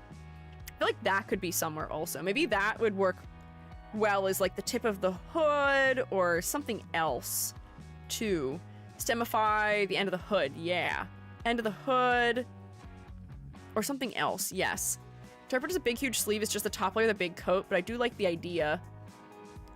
Yeah, I know it's a part of the coat, but here it feels like it's almost like a capelet. Oh, wait, oh, no, I see what you mean. I see what you mean. But I feel like it would still be better for silhouette to do something like this. And you could make it much longer like that one is. I wanted to leave some of your arm visible so that the brown isn't fully taking over, but you could make it longer. If you enjoy the exaggeration of it. I'm just kind of drawing loosely. But yeah, there could be more subtle dead plant things that could come in without having to directly stick plants in it. Exaggerating some of these parts a little bit more. If there's higher highs and lower lows happening in this. There we go. And like if there's a dark color in here so we can tell this is the backside, I'm seeing through there, or like things like that to come back over might be nice. I do miss the way that the hair was handled before also. The hair feels just a little too healthy. Weird things to say to a VTuber. Your hair looks too healthy. The hair feels less healthy here because of the way that it's like sort of like curling up and around, because hair doesn't normally want to do that. Hair normally wants to sit kind of flat if you have that type of hair texture, and the fact that the hair is like flush until it suddenly isn't anymore feels like heat damage almost. Green bound, great answer, nice on dead leaves. Would it work here? Maybe, perhaps also. If it was more green up around the head and browner towards the edges, that wouldn't be a bad idea. But yeah, making the hair feel a little bit more dead and thinned out might be nice too, because it's so thin around the face in that version as well, where if you only have like one piece of hair here that's like the main piece, there we go, and like cut this so that it's not as thick, bring this further over here so that the angle can be steeper essentially. There we go. And then we can see that there's like, oh, here's the bits that have been damaged, and they're like curling up the end and tucking in under here or something. They're spilling out from behind your head where they aren't as good of shape anymore.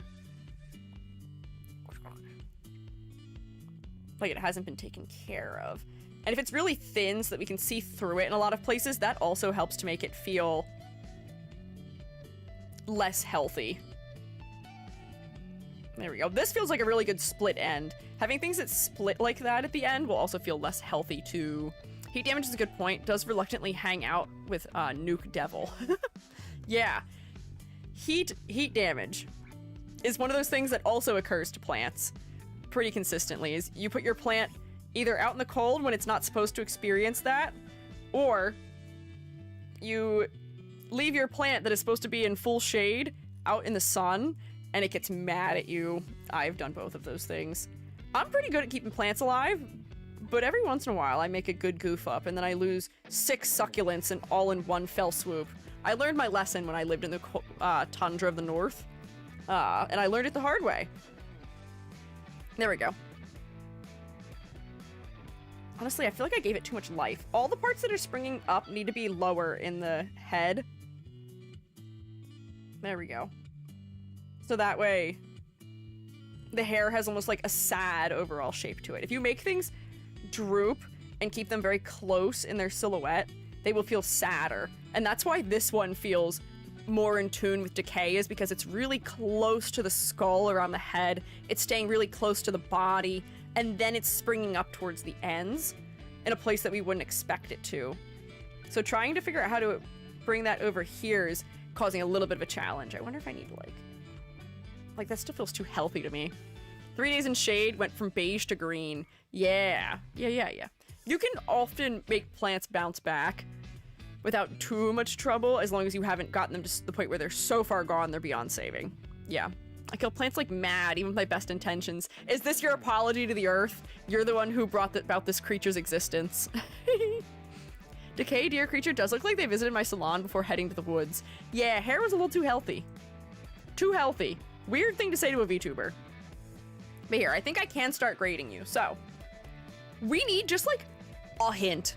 You need to give us one bigger hint about the plant angle, and then I think you're golden as far as concept goes. I think we'll pick it up. There's other things that you can do. I think it's more so in the details about the way you're handling certain elements of like, make some things longer so that they get a little more exaggeration for silhouette. Lean back into some of the elements over here with the hair staying close to the head. More detail in the horns that makes you feel closer to the earth a little bit. There's some things that could use to come back as far as details go, because those things will also make you feel more unique for the inclusion of them. These horns aren't all that specific feeling. Horns like this and like that are a good bit more specific feeling. I think the shaping of the head here should also come back if we're talking about details too, where the chin is longer, the nose is long, the nose is really flat in like the front profile, where the like dip under the brow bone kind of looks like it doesn't exist, and then the eye sockets are really deep here. These help to give sort of like that otherworldly feeling that I think you would benefit from having, from being birthed of primordial cross-dimensional life. Yeah. For color palette, I think your palette makes perfect sense for what you're aiming for with the concept. I almost wonder if your hair should go to brown at the ends a little bit too. For decay, because Your hair, again, even in the color, feels just like a little too healthy to me.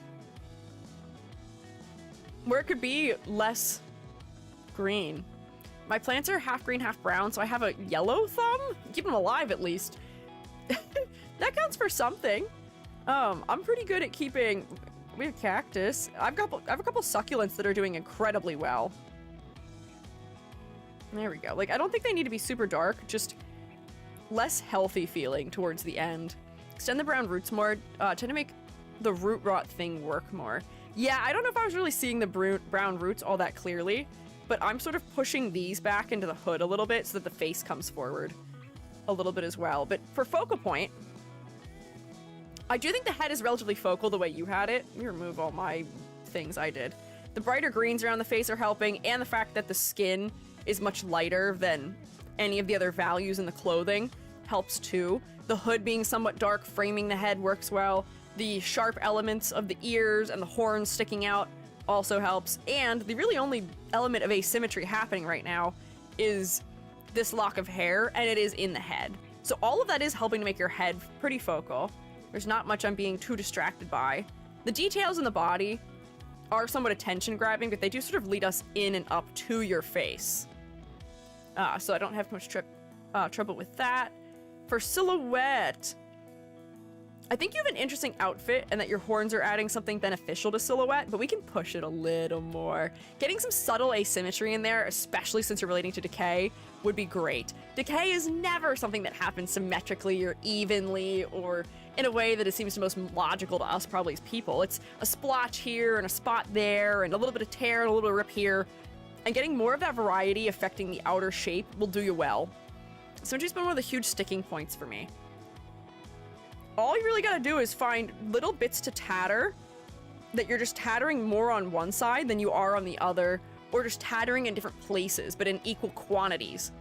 So like when I chunk out this bit here, I'm looking for something on this side that I can take a similar amount of a chunk out of.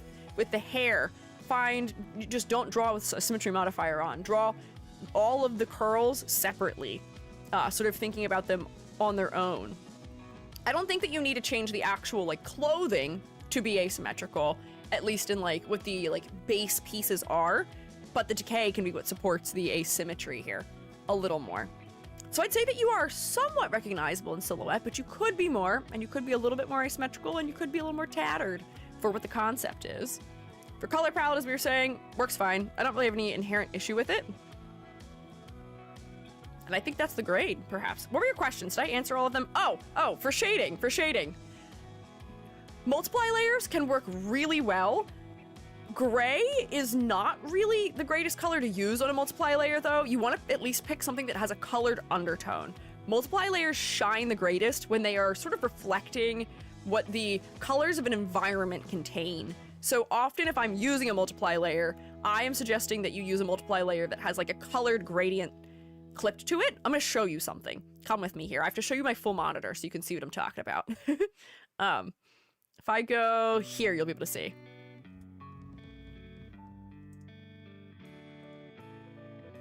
This is digital art program with EG time. Oh, wait, no, wait, hang on. There might actually be weird stuff to be seen in there. Hang on. I might have to move that because... Oh, wait, hang on. Hang on, wait. If I put it like this, that'll be fine. It's just showing stuff at the top that I don't need it to be showing. Let's see. I'll just make this big again.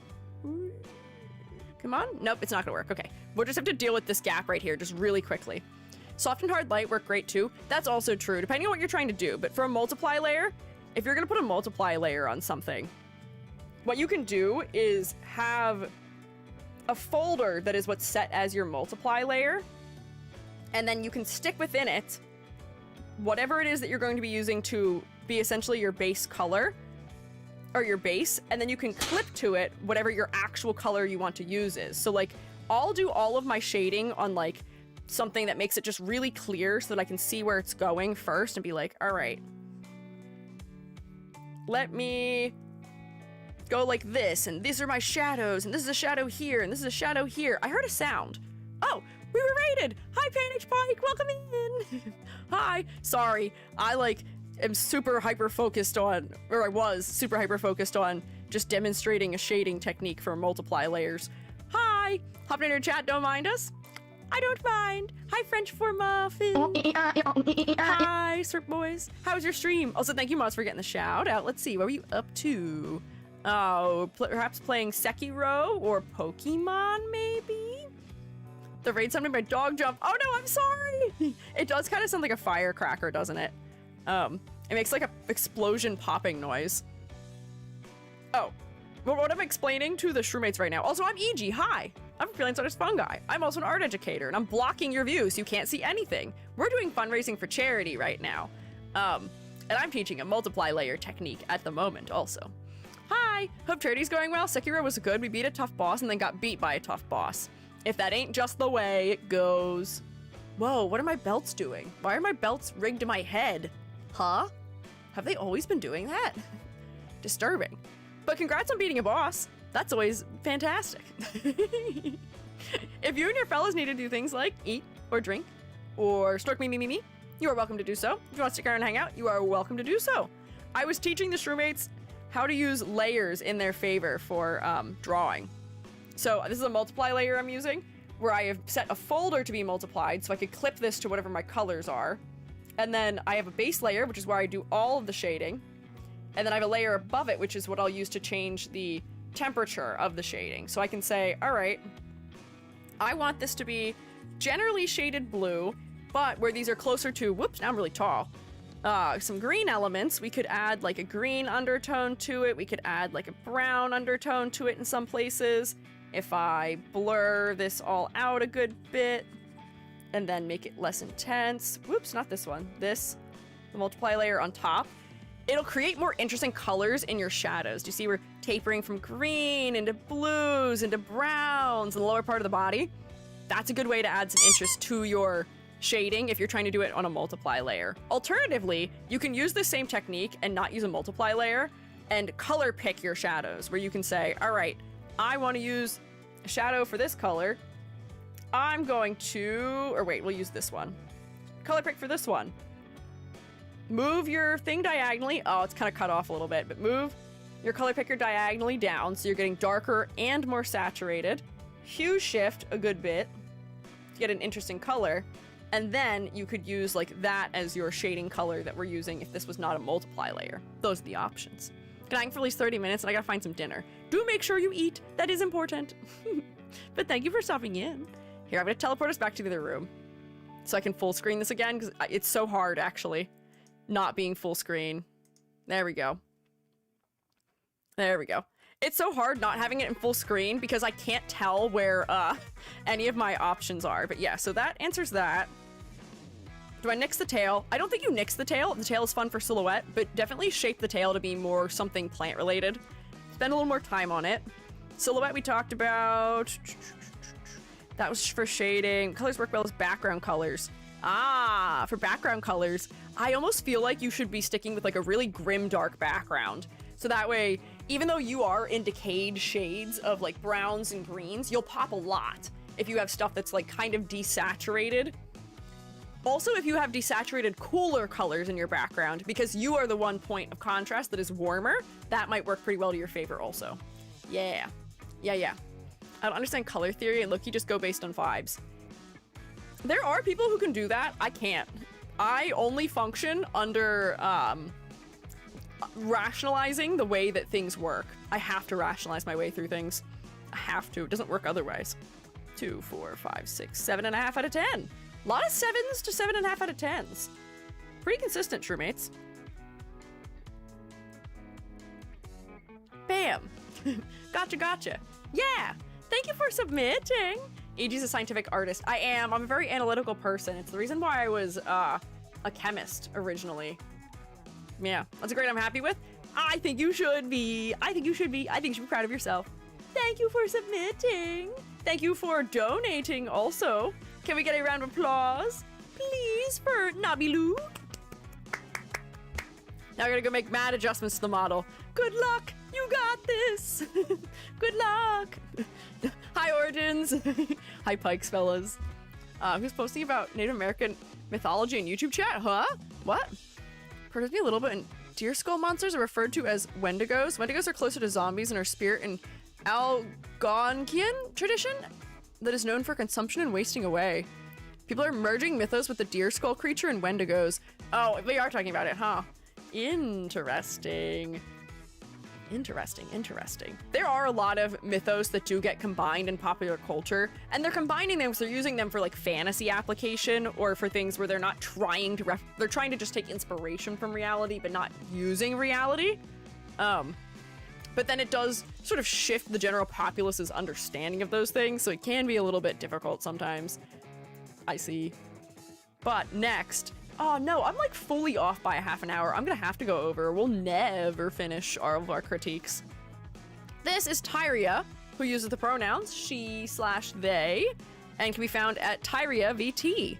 She is a shape-shifting ocean goddess, also a shark. That's basically it.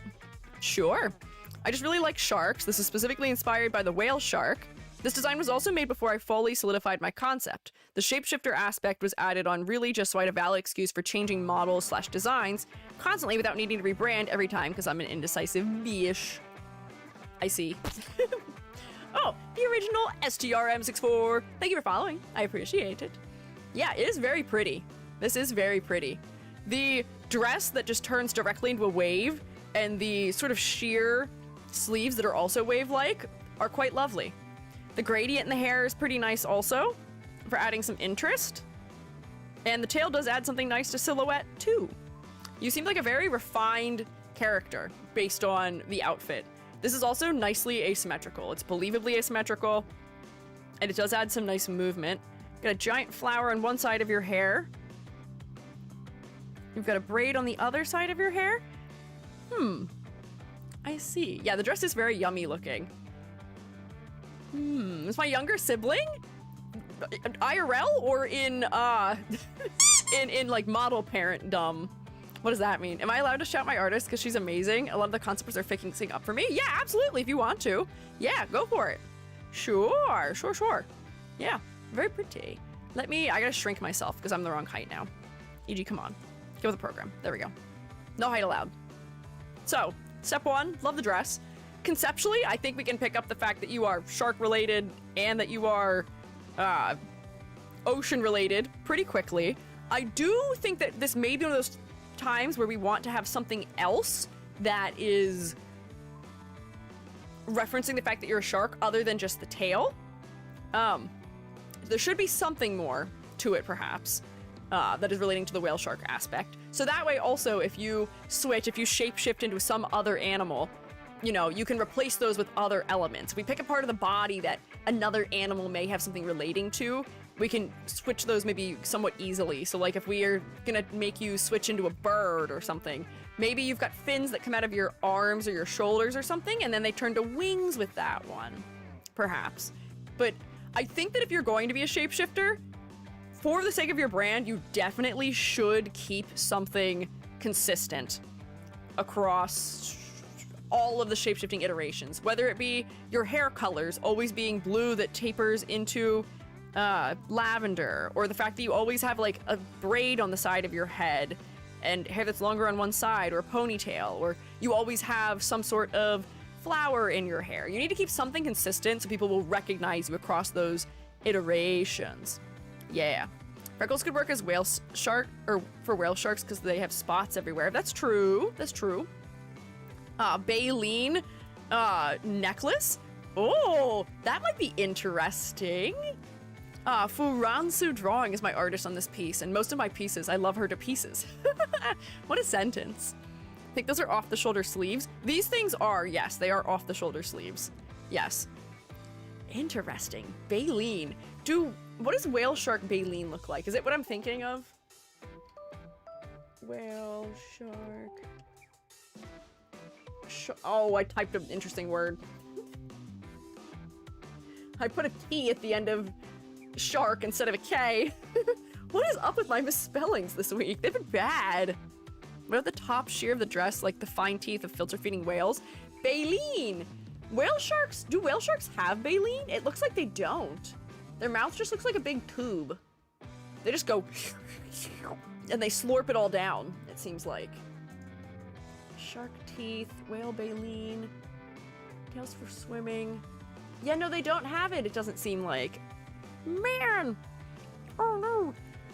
But yeah, having some white freckles might be a good thing to do here. You've got a couple light spots, but maybe if they were more freckly, that might be beneficial to you. Or even if your dress itself tapered into having some, like, semi-opaque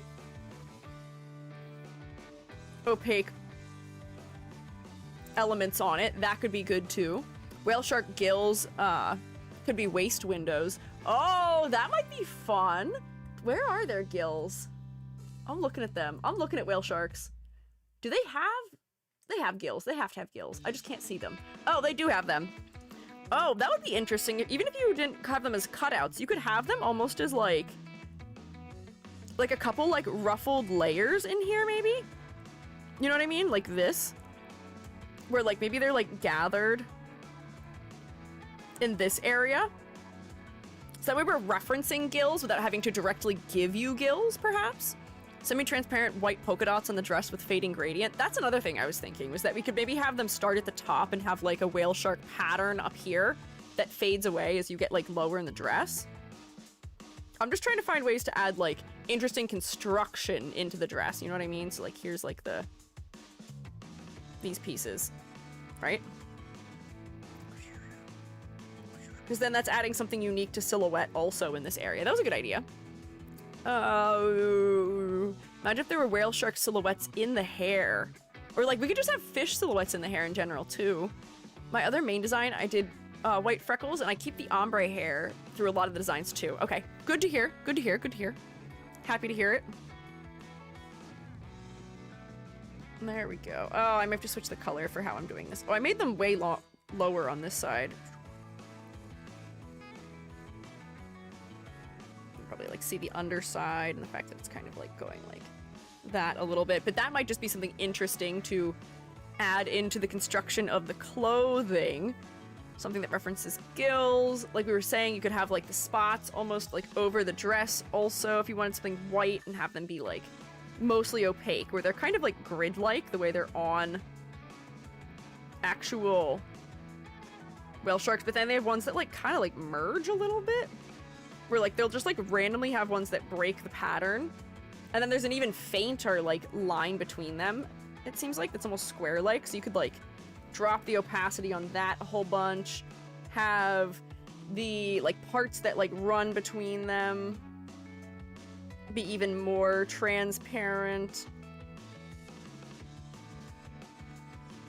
Hang on, get even more transparent, more transparent, more transparent. There we go. So that they're like really nice and subtle. Yeah.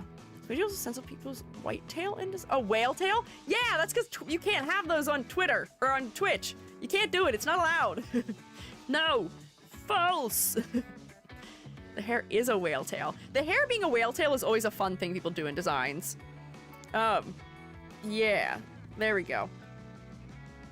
Oh, so maybe I could separate this so that it's like a top piece in construction and a bottom piece in construction, where the top piece is what has like the spots on it and where the gills are, and then the bottom piece doesn't have those details on it either. I'm just fleshing the dress out a little bit. I have like 7 designs already. Follow if you want to see them all. Ooh, keeping secrets. Secrets. Trying to think of how to incorporate the food without slipping other VTubers with the shrimp. Thought of boba, where the boba were tiny little krill and jellyfish. Oh my god, if you had a drink that was full of little jellyfish, that would be maybe a little disturbing, but that might be kind of funny. That's funny. Sure, sure. Beverage full of jellies. Yeah, okay, so I think we've customized the dress a little bit. And I think it did need just a little bit more in the upper body, because all the interest in the dress is really in the lower body. Honestly, you could still even like repeat some of the like wave-like, whoops, elements here. If you wanted the crashing waves to be like also higher in the design and for these to stick out a little bit more as gills. But I don't know if that's inherently necessary. We could probably jazz up what's happening here a little bit more too. I feel like if this felt also more like the way, do you know how water does the thing where it's like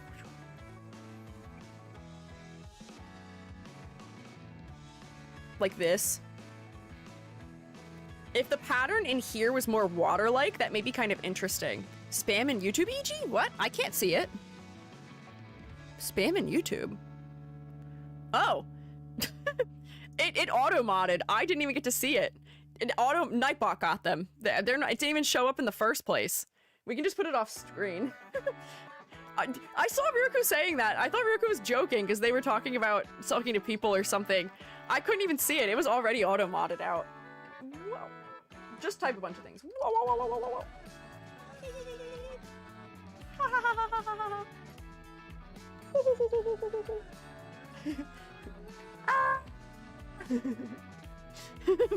Yeah, it's not there. It is gone. I think Nightbot got him immediately. I didn't even see it in the first place. But it sure was on screen there. Whoops. Thanks, Nightbot. Nightbot gets head pats. Thanks. Nightbot's not always working on my side, but happy that it is this once at least. Yeah, adding a little more detail in here, I think, is probably a good move. I'm gonna taper that out a little bit. It was a little too much. Changing this to be more water-like might be nice. And also, if the way it's connecting into these sleeves feels a little bit more like that, that may also help with the transition, because the transition feels a little bit awkward right now. Feels a little awkward right now. Sorry. Or if, like, they were transitioning in a way that felt almost like bubbles, so that it's not as, like, harsh of a line. That may also work kind of nicely. Like, almost like this is, like, sea foam. You know? You can still have, like, a hard line around the outside edge of it, but that might integrate it a little bit more. Just a little more.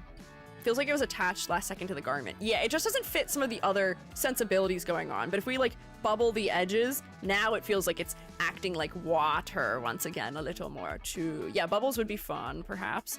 Honestly, bubbles might be a fun thing to put in your hair also, maybe. Are there even any YouTube mods? I know that we have some YouTube mods, but they may be lurking. YouTube's usually pretty chill, so we don't need much. So I have yet to see if, like, I don't want to be like mods on YouTube, but they may be busy and just listening in. Perhaps. Oh, but the other things I was going to suggest is that you only have one of these flowers, so it feels ever so slightly out of place. I feel like you may need more of them. You need repetition. Repetition is one of the greatest things we can do to make elements feel intentional in a design. So if we add a second flower, which I should be doing by using my lasso tool instead of being a goofball, one day I'll learn. That would be good. But then you may also be able to find somewhere else to place them. Like if you have another one like on your collar asymmetrically or something. That's not the shape I wanted.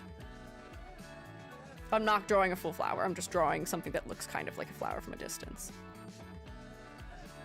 Or if you have them on your waist or something, or somewhere else. Maybe there's one that is like on the like part of your sandal that's like on here. I've seen that before. People will have like a flower that's like on the top of the shoe.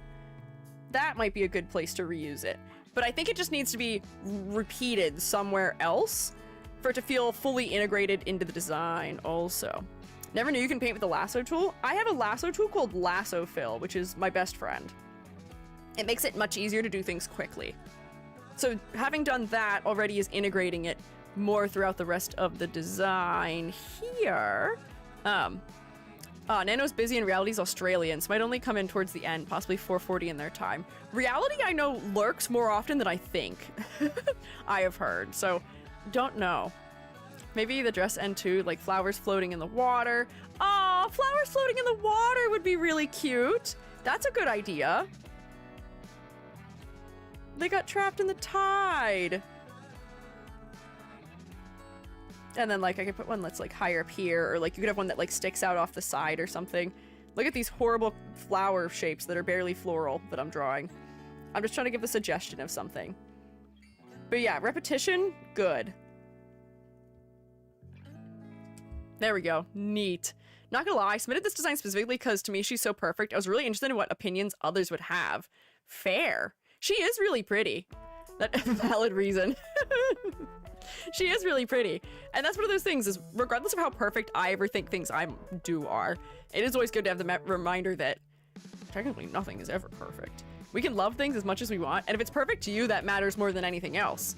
But other people will always see things that you don't see things that could be changed, whether for personal taste reasons or for other reasons. It's fun seeing what preferences people have sometimes for designs. And then sometimes later down the line, this is something that I learn. If I think I really like something sometimes, I'm like, I don't want feedback on this, it's perfect. I'll look back on it later and be like, darn it, I really should have listened when someone told me something about it. Sold the sign at one point, so I thought she was too cool for my personality. So glad I got her back. Oh my gosh. No, well, I'm glad you got her back. She is very cool. Okay, so repetition, adding more whale shark elements to the design so they read a little more clearly. Integrate this maybe into the structure of the top part here. Flower wristlet on one wrist. Maybe, I don't know if we need to add all of the flowers though. If we add too many, that might be overwhelming. You could do that if you want to, but maybe not every single one of these flower additions we've made would need to occur. Perhaps. Hang on. So that was what I wanted to say about level of detail, which is that I think we need to integrate the whale shark more thoroughly throughout and distribute the flowers a bit more. So that's where I was gonna put those elements. For focal point, I fear that the focal point might actually be the back part of your hair here, because you're so monochromatic throughout most of your body. Your tail is blue, your dress is mostly blue, but it gets a little bit green, but it's not super saturated. Your hair is blue at the top. The florals have like a lavender undertone, but then suddenly we have a warm color at the bottom of your hair that we don't have elsewhere. So that becomes a little bit distracting almost. And there's a part of me that maybe wants to suggest you flip the gradient so that your hair is warmer around your face and cooler at the bottom. Or maybe we just need to bring the purple in more around your face. I can see it's a little bit in your bangs, but we might want more of it in your bangs, perhaps. And the other thing I was going to suggest is maybe making your eye color that sort of like seafoam green that you have lower in the design also. So that way we get another unique color in that area too. So that way, with the combo of those things, maybe the face becomes more focal. I may also just darken the hair a little bit, where it's behind the body more, to see if that helps bring the focus higher too. So like, let's see. Green eyes, maybe. Normal, give me a color layer. Yeah. I feel like that pops a little bit more. A little bit more.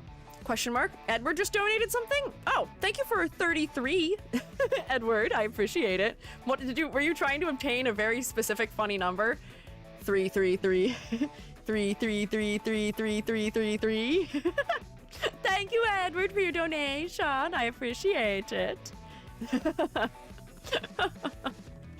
See, the fun part of adding shapeshifter to the lore is I can make changes without it being too aggressive. Whole lore is she's learning what people like and adapting accordingly to get more worshippers. You know what? Fair. Fair. Let me darken the hair a little bit in the back. Yeah.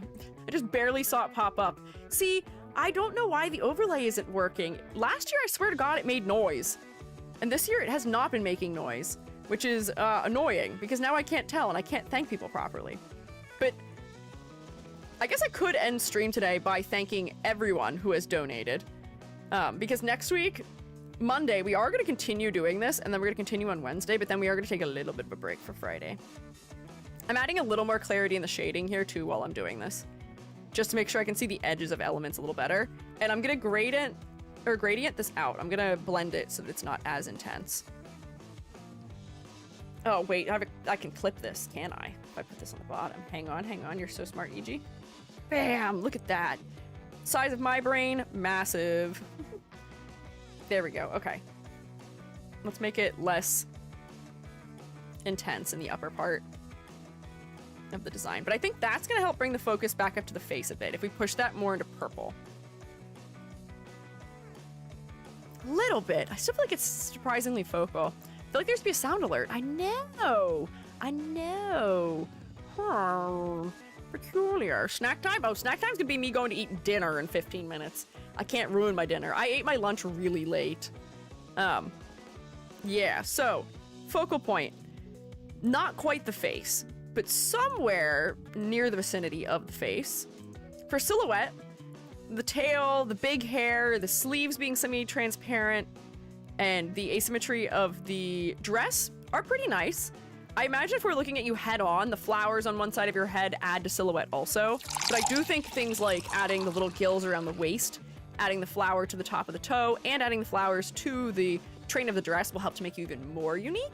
But you are pretty asymmetrical. I would say you're probably pretty recognizable anyways. I will hydrate though. Thank you, Hoshi. Now, Clay, I don't remember why I did the ombre that way and not the purple to blue.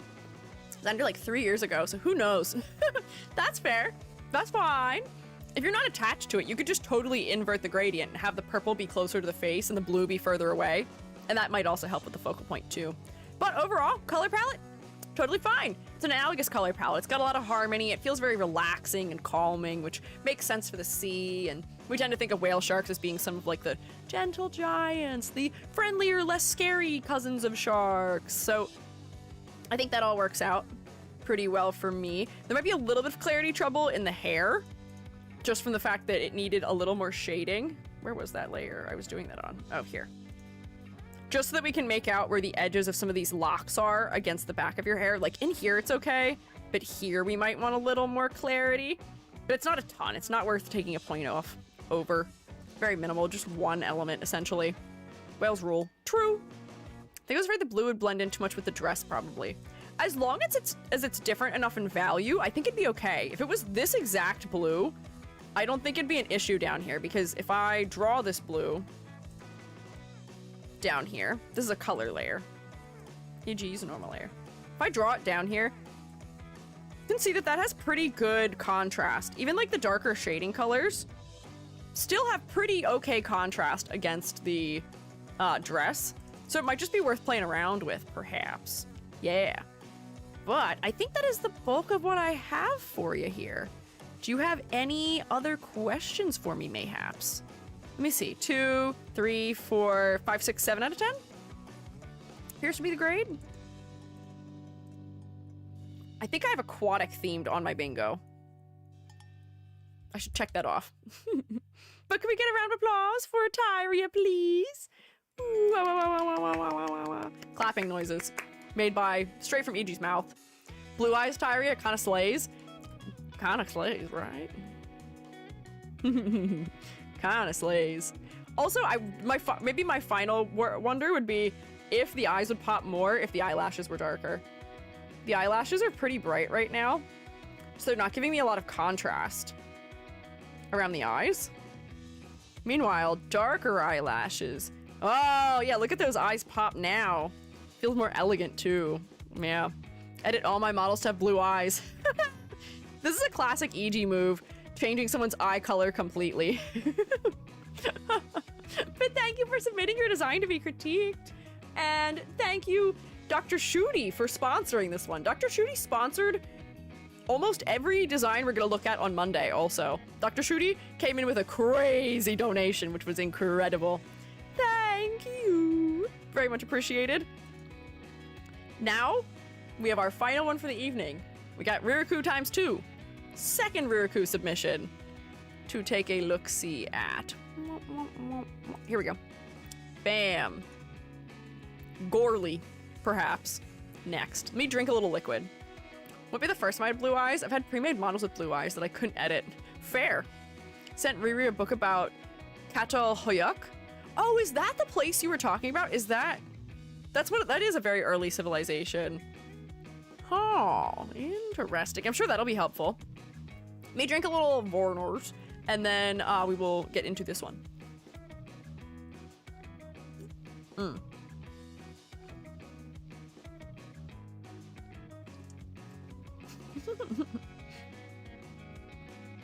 Oh, this is Tose. I had Azazel up for the next one.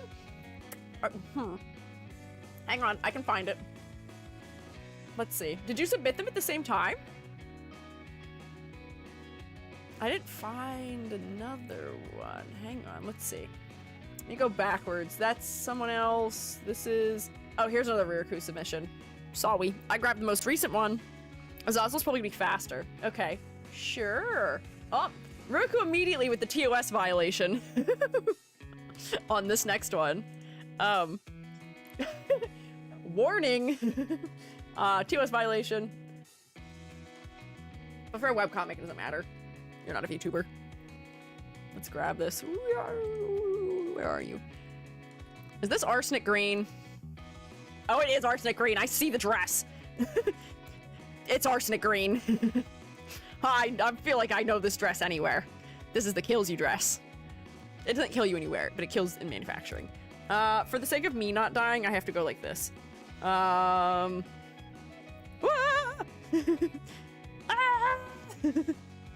Okay, we're probably, well, actually, this may need to go a little lower. Yeah, there we go. Sorry. Sorry, Ryuku. Girly can be slay in the dress, just not on stream. So this is Azazel, designed by Ryuku. Everywhere except Twitch because Ryuku clowned herself. Spoilers for the eventual webcomic / novel, but I'm going to try not to give away the whole thing. Azazel is the big bad behind the main antagonist of the story. She's the entity the Coven has tied their fates to. She's not exactly the demon Azazel of Judeo-Christian myth, but also that is who she is. Teaching humanity just how to cause more harm with weapons and vanity through cosmetics. Ah, arsenic. Is why I warned. Thanks, I appreciate warning. She has many names, and Azazel is the most current one, as it's the only name remembered. She's what we see her to be, what we have made her to be, ever evolving alongside humanity. She officially met Caduceus, the bad guy, in Africa, having followed him as the powerful leopard god from his early pre-pottery Neolithic village. She presents as the type of woman he hates, but also covets. Powerful, wild but refined, connected to the culture he came from, and motherly in a Venus of Holfelsway, all while offering the knowledge he craves to complete his goals. The current time is early Victorian, but being what Azazel is, she's dangerously fashion-forwards. She influences those around her with a glance, seeing a hint of inspiration with a flash from the corner of the eye. She fits into the background, but there's always that sense of uncanny valley if you try to focus on her for too long. Only the Coven instantly sees her for what she is, though Holly is... Spoilers! My issue with her designs have been clarity and focal point. I wanted her to have as dark skin as I could, but my rendering ability is falling short. Caddy hates anything that reminds him of his origins, so she has become the dark-skinned goddess of his dreams/nightmares. I have no idea how to render the darkest of human skin tones properly, so I made her more mid-brown than I wanted to. I'm loving the poison dress, but green. Also, she's looking a bit too tame, a bit too modern. Ideas on adding more Neolithic qualities, more leopard, etc. Also, please ignore the pose. I oopsied on the model pose I grabbed to draw her. It works for modern dresses, but doesn't work for corseted Victorian garb. Too late to redraw. That's fine. Okay. I see. Okay. So, there are some things that I would warn you to be careful of, conceptually with this. Just generally, here's my question. Are both of your antagonists hopefully not the only people of color in your story? Because if they are, that may not be a great move. That may not be the greatest move. Put early patterns I found in life suggestions. Okay. Or at least in your main cast. But what we can get into talking about how to depict skin tones. No? Okay, Beep. good. Beep. Hang on. I don't know what Gary didn't like in there. Oh, super early patterns from Neolithic clothing. Okay, cool. Gary, try again. Patterns. Interesting. Okay. I would still similarly be careful going about that. This is one of those things where I would definitely make sure that you have somebody who is a, what is the word I'm looking for? A sensitivity reader for just going over the way that you're depicting these characters who is from potentially those cultures and / areas, just to make sure, because you can have cool villains who look any way, shape, or form. It's just that there's a lot of stereotypes that can be accidentally fallen into, and a lot of them are accidentally fallen into because we don't know that they're stereotypes sometimes. Majority of the cast is people of color based on societies that emerged. Okay, cool. Okay, that'll probably help then. Just, the only reason I was asking is because the only characters I've seen from it before, from what I've seen from your webcomic, all were, I think, variably white in some capacity. So I was a little nervous, but okay. Cool. Azazel isn't really a villain. She's a force of nature, like a hurricane. Oh, so she's like neutral evil in the sense that she is nature. Nature can't be evil. but people see it as evil because it has the capacity for great damage and other things. So that might be sort of an important way of explaining her maybe then, is just that she's kind of there. She is only evil because that's the way people are deciding to read her. Okay, I see. So the next thing to talk about for rendering dark skin tones, it often comes down to, you know, if we're rendering a light skin tone, you're usually rendering it for the shadows. The lightest tones of the skin tone are usually like whatever we consider like the base or flat color to be. You may have some highlights, but you're using like the skin tone in quotes to be your mid-tone. With darker skin tones, a lot of the time you're not doing that. A lot of the time with darker skin tones, you're rendering it with lighting. So you can use a really dark color for the most of it, but you're gonna have to sort of show what the edges are through light and also through undertone. So like if you have softer backlit shadows that are coming around the edges of things or something. This is really red right now, which it might not want to be. Hang on, I might need to desaturate it just a little bit. What layer am I on? There we go. And like having that light touching the highest parts, so like cheeks and collarbones and things like that, that will help a lot with making it so that this person reads as having a very dark skin tone while also, you know, having them respond to lighting a little bit. Also, nature seems evil, that's a skill issue on our part. Fair, also. Also fair. So yeah, hitting some like high points with highlights will help, because skin is also very surprisingly reflective. Skin is much more reflective than we often think it is. If you, just even while I'm sitting here looking at my hand, the backlighting of my tablet paints the entire backside of my hand almost like a white blue.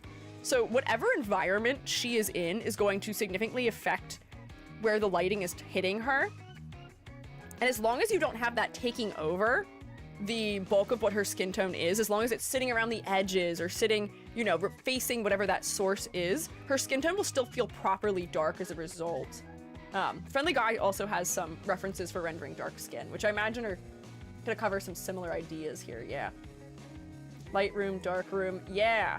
Also, sort of what is being shown here too is that if you're going to put her out somewhere that's like in full sun where it's really bright, usually there's more of a change in color undertone of skin than there is in value of skin when you go outside. Like this, yeah. Tends to absorb and reflect light, so it's going to bounce a lot more off of it, and it may become a little bit brighter, but a lot of the time we're just seeing a change in saturation or a change in undertone that reflects the environment a lot of the time. There's a couple models that I had studied particularly when I was in high school and college for learning to draw darker skin tones that were really helpful, because there are some really lovely high fashion models who have like black hair and skin that is pretty much comparably dark, and yet you can still tell where the edge of hair is against skin, and even with dark eyes they still pop a lot. And it does come down to lighting a lot of the time also, but I would say that it's just one thing to become familiar with. The Neolithic Venus figure goddess is related to Cybele, or precursor of, which has a lion or cave lion motif. Ah, it does seem like there are some animal motifs going on here. We've got clawed toes, we have almost like wolf-like ears, I think, happening here, which is interesting. So those might be related, perhaps. Because the other thing I was going to say to you is that contrast-wise, I do think that we're going to need to do something with the hair, and it maybe is just the shading or rendering, where you may need to brighten some element under here, or just darken the bottom edge of the hair a little bit more. Again, with color, everything is relative. So even if if the background was darker here, the skin tone may feel like it's not as dark, or may feel even darker as a result of it. So you may not have to get as close to full, flat, neutral black as you might think, depending on how you're handling it. Because you can see here, this is flat black that I'm shading with right now, and it is really high contrast still. But now I can see the edge of the hair against the skin better. So that's something to just be careful about. What about cat eyes? That could work. Wanted her to have hints of being a regular leopard coloring for her hair, but couldn't make it work. Could you perhaps give her like hair accessories almost that look like the spots on a leopard, maybe? I wonder. Where if she had like something that's like gold, that's like not woven into, but maybe kind of woven into her hair, or like, I'm trying to think if there's any particular hairstyles I can think of where that might be the case. Cat-like eyes. Could give her cat-like eyes, but I will say big cats don't have slit pupils, I don't think, a lot of the time. Gold rings. Yeah, that's what I was thinking. Where there could be like gold rings sort of like nestled in her hair. Let me look at a leopard, because I think leopards are mostly gold with black rings, unfortunately. So that would be the opposite.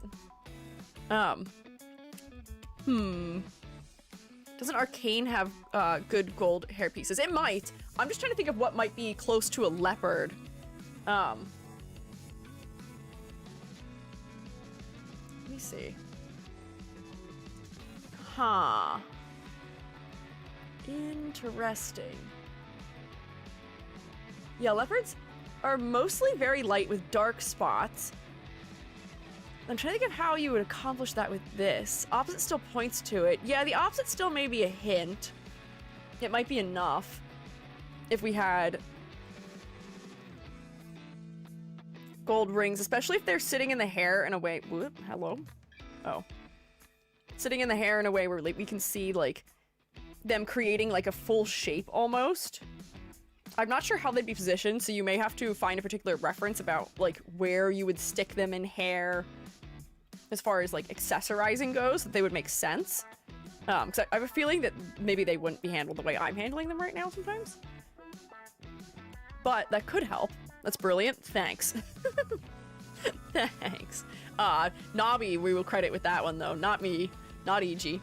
Oh, also, similarly, I think the eyebrows need to be darker so that we can see them on the face as well. Eyebrows are very important for expression. Something else I want to ask just very quickly is the red. I'm gonna guess that the red is makeup as opposed to being like an actual blush, but it is sort of reading as a blush, and we may need to just see like some of it like up here maybe? Whoops, hang on, wrong color. Like above the eye a little bit, almost like it's being used as an eyeshadow too, just so that we can recognize that it's not blush. Or that it's not like someone's attempt at drawing blush. So that we will recognize that it is makeup being worn on top. Light being cast from the eyes onto the cheeks. Oh yeah, because it also does kind of read that way too. That's true.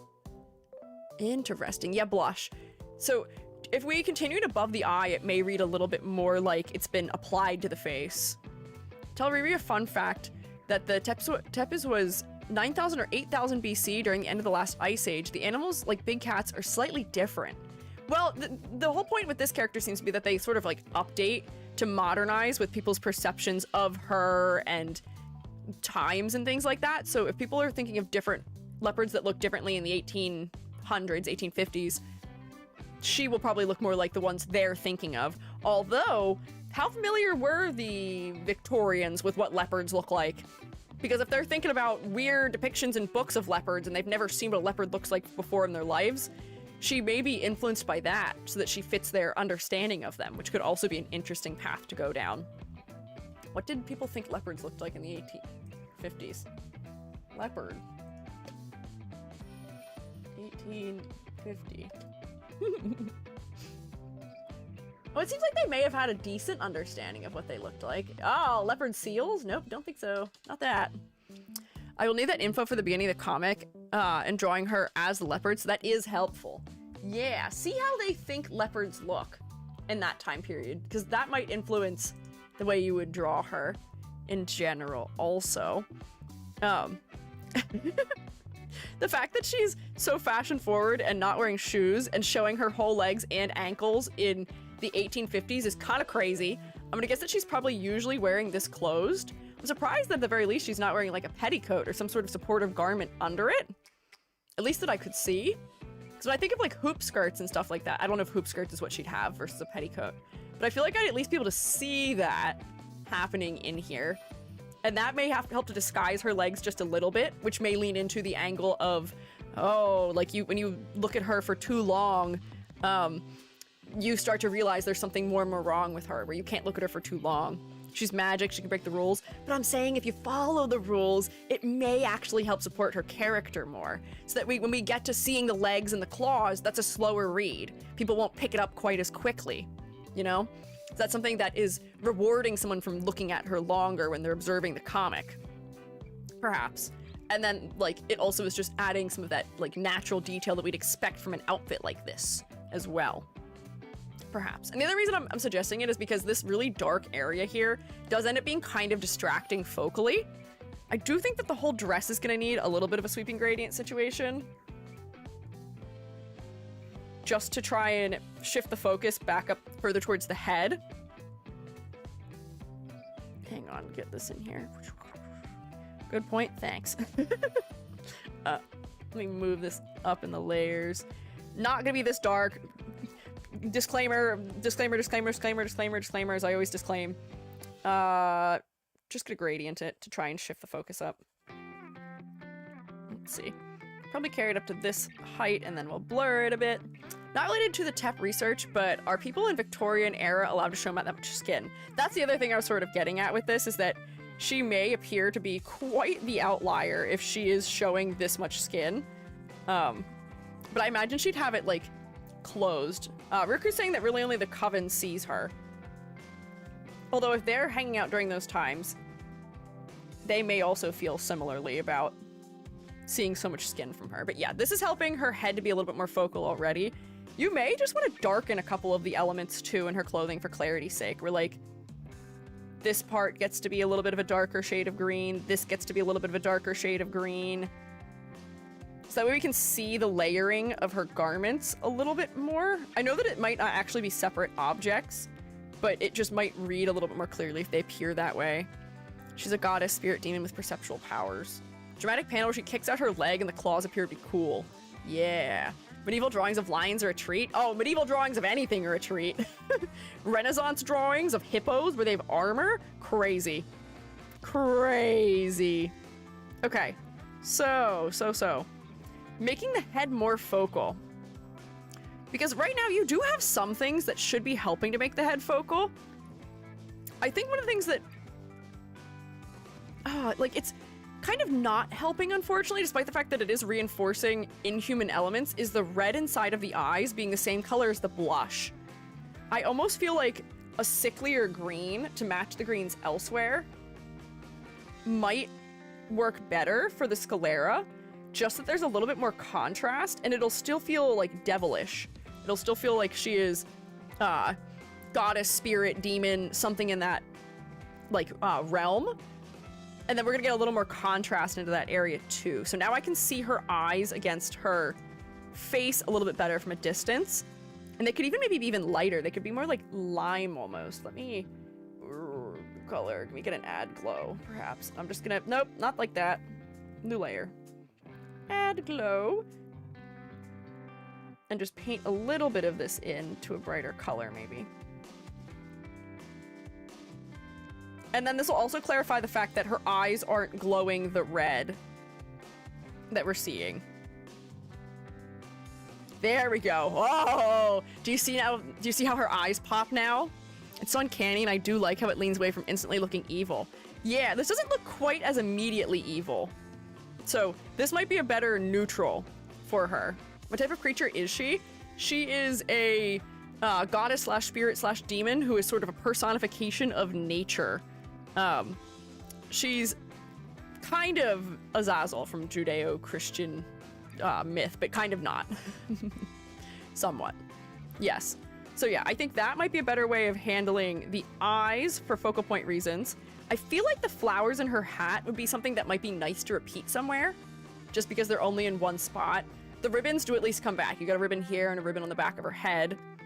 But maybe the flowers come back around this bow, or in something that she holds, or somewhere else.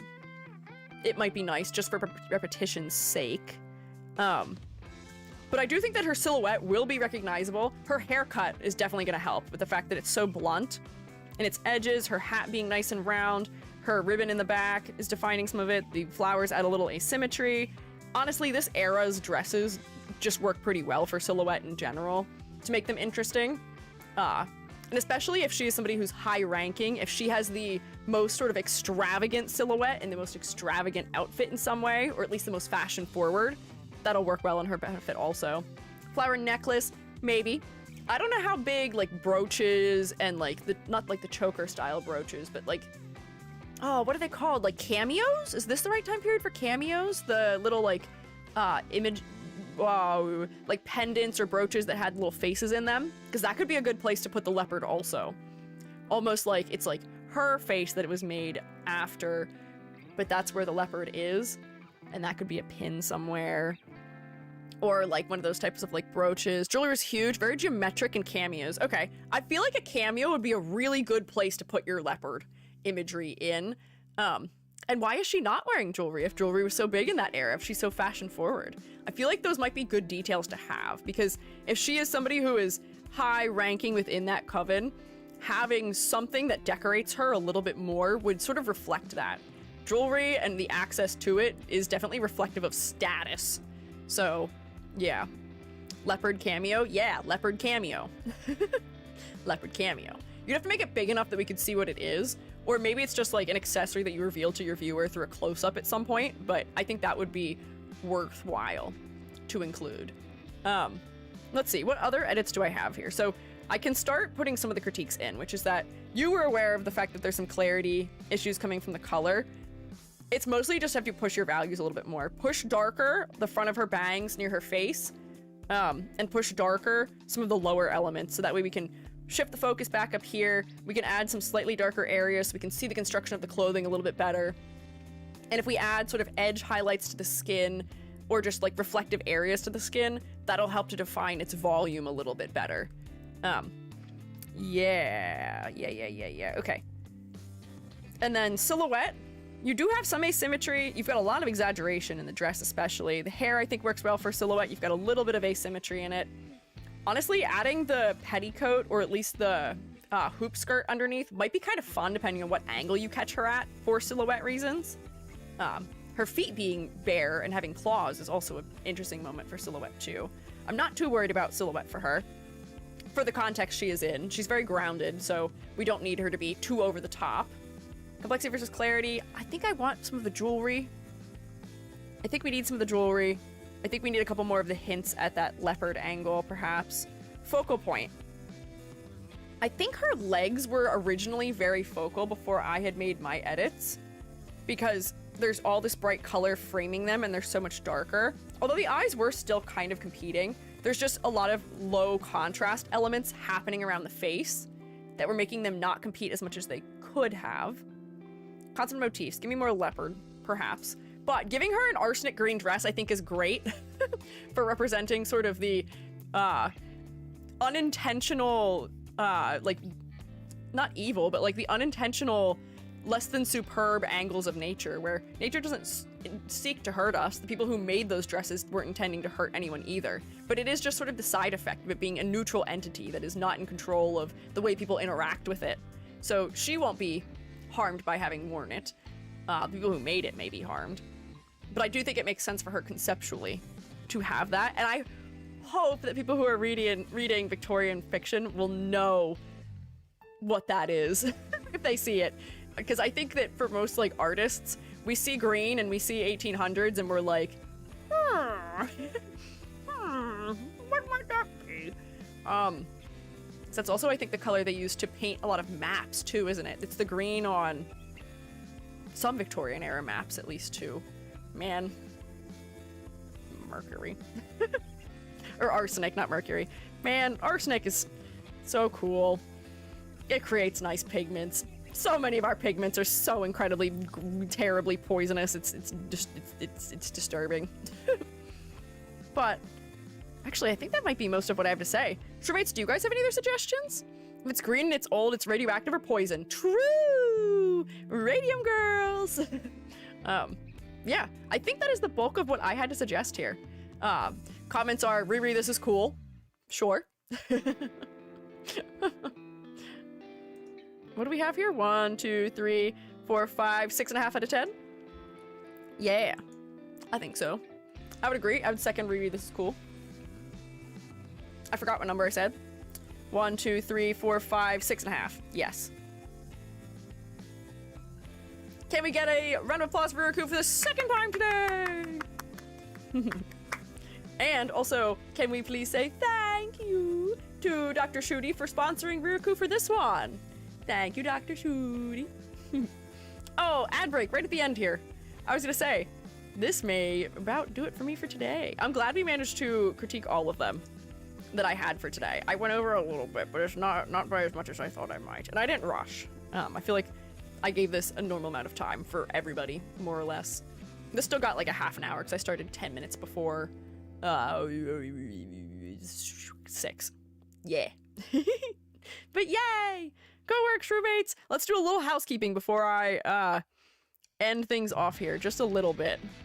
So, I may not be able to upload some of the edits I made today until Monday, just because I might be busy until then for aforementioned reasons from earlier in stream.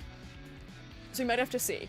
If you are by the name of I'm a Little Bug, Falling Knight, Capri, Joan of Snark, and Glowstick Rat, please make sure that you submit your designs as soon as possible. The sooner you submit them, the better, and the easier on my psyche it is to see them sooner.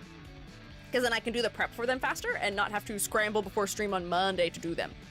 Monday, we're going to be doing the same thing we did all this week. We're going to start at the same time, which is 1 p.m. EST. We'll go until 6 p.m. EST. Hopefully, we'll get through 8 designs. And that should be Monday. Wednesday, we'll do the same thing. Friday, I'm still deciding what I'll do. We will probably do something else that is a break. It'll be a normal length stream, 1 hour shorter than it's been the last week or so. We'll figure something out for it. But yeah, thank you guys for joining me. Thank you guys for hanging out. Thank you guys for providing your lovely critiques for each other. Manifold gratitude unto all ye donators. Yes. For such generosity. May you never be without sufficient money and supplied with plenty of funny. 07. I agree. I couldn't have said it better myself, Gary. Thank you to everyone who donated. Thank you to everybody who provided feedback. Thank you to everybody who sponsored someone. Thank you to everybody who submitted their designs. Thank you. Thank you to the mods for helping me make sure things are normal and under control and my organization is not erupting from the seams. Thank you. Easy snacks, no bagels. I'll have bagels next week, hopefully, yes. An easier snack. But yes, Shroomates, we did smoosh the goal several times and I'm very proud of us. I am going to close donations now at an incredible number of 3. Many threes. So, I'll see you guys Monday. I hope you all eat and drink and smirk me and have a safe and enjoyable and productive weekend. Bye, YouTube Shroommates. Shroom me later. Farewell. Bye. Bye-bye. And YouTube...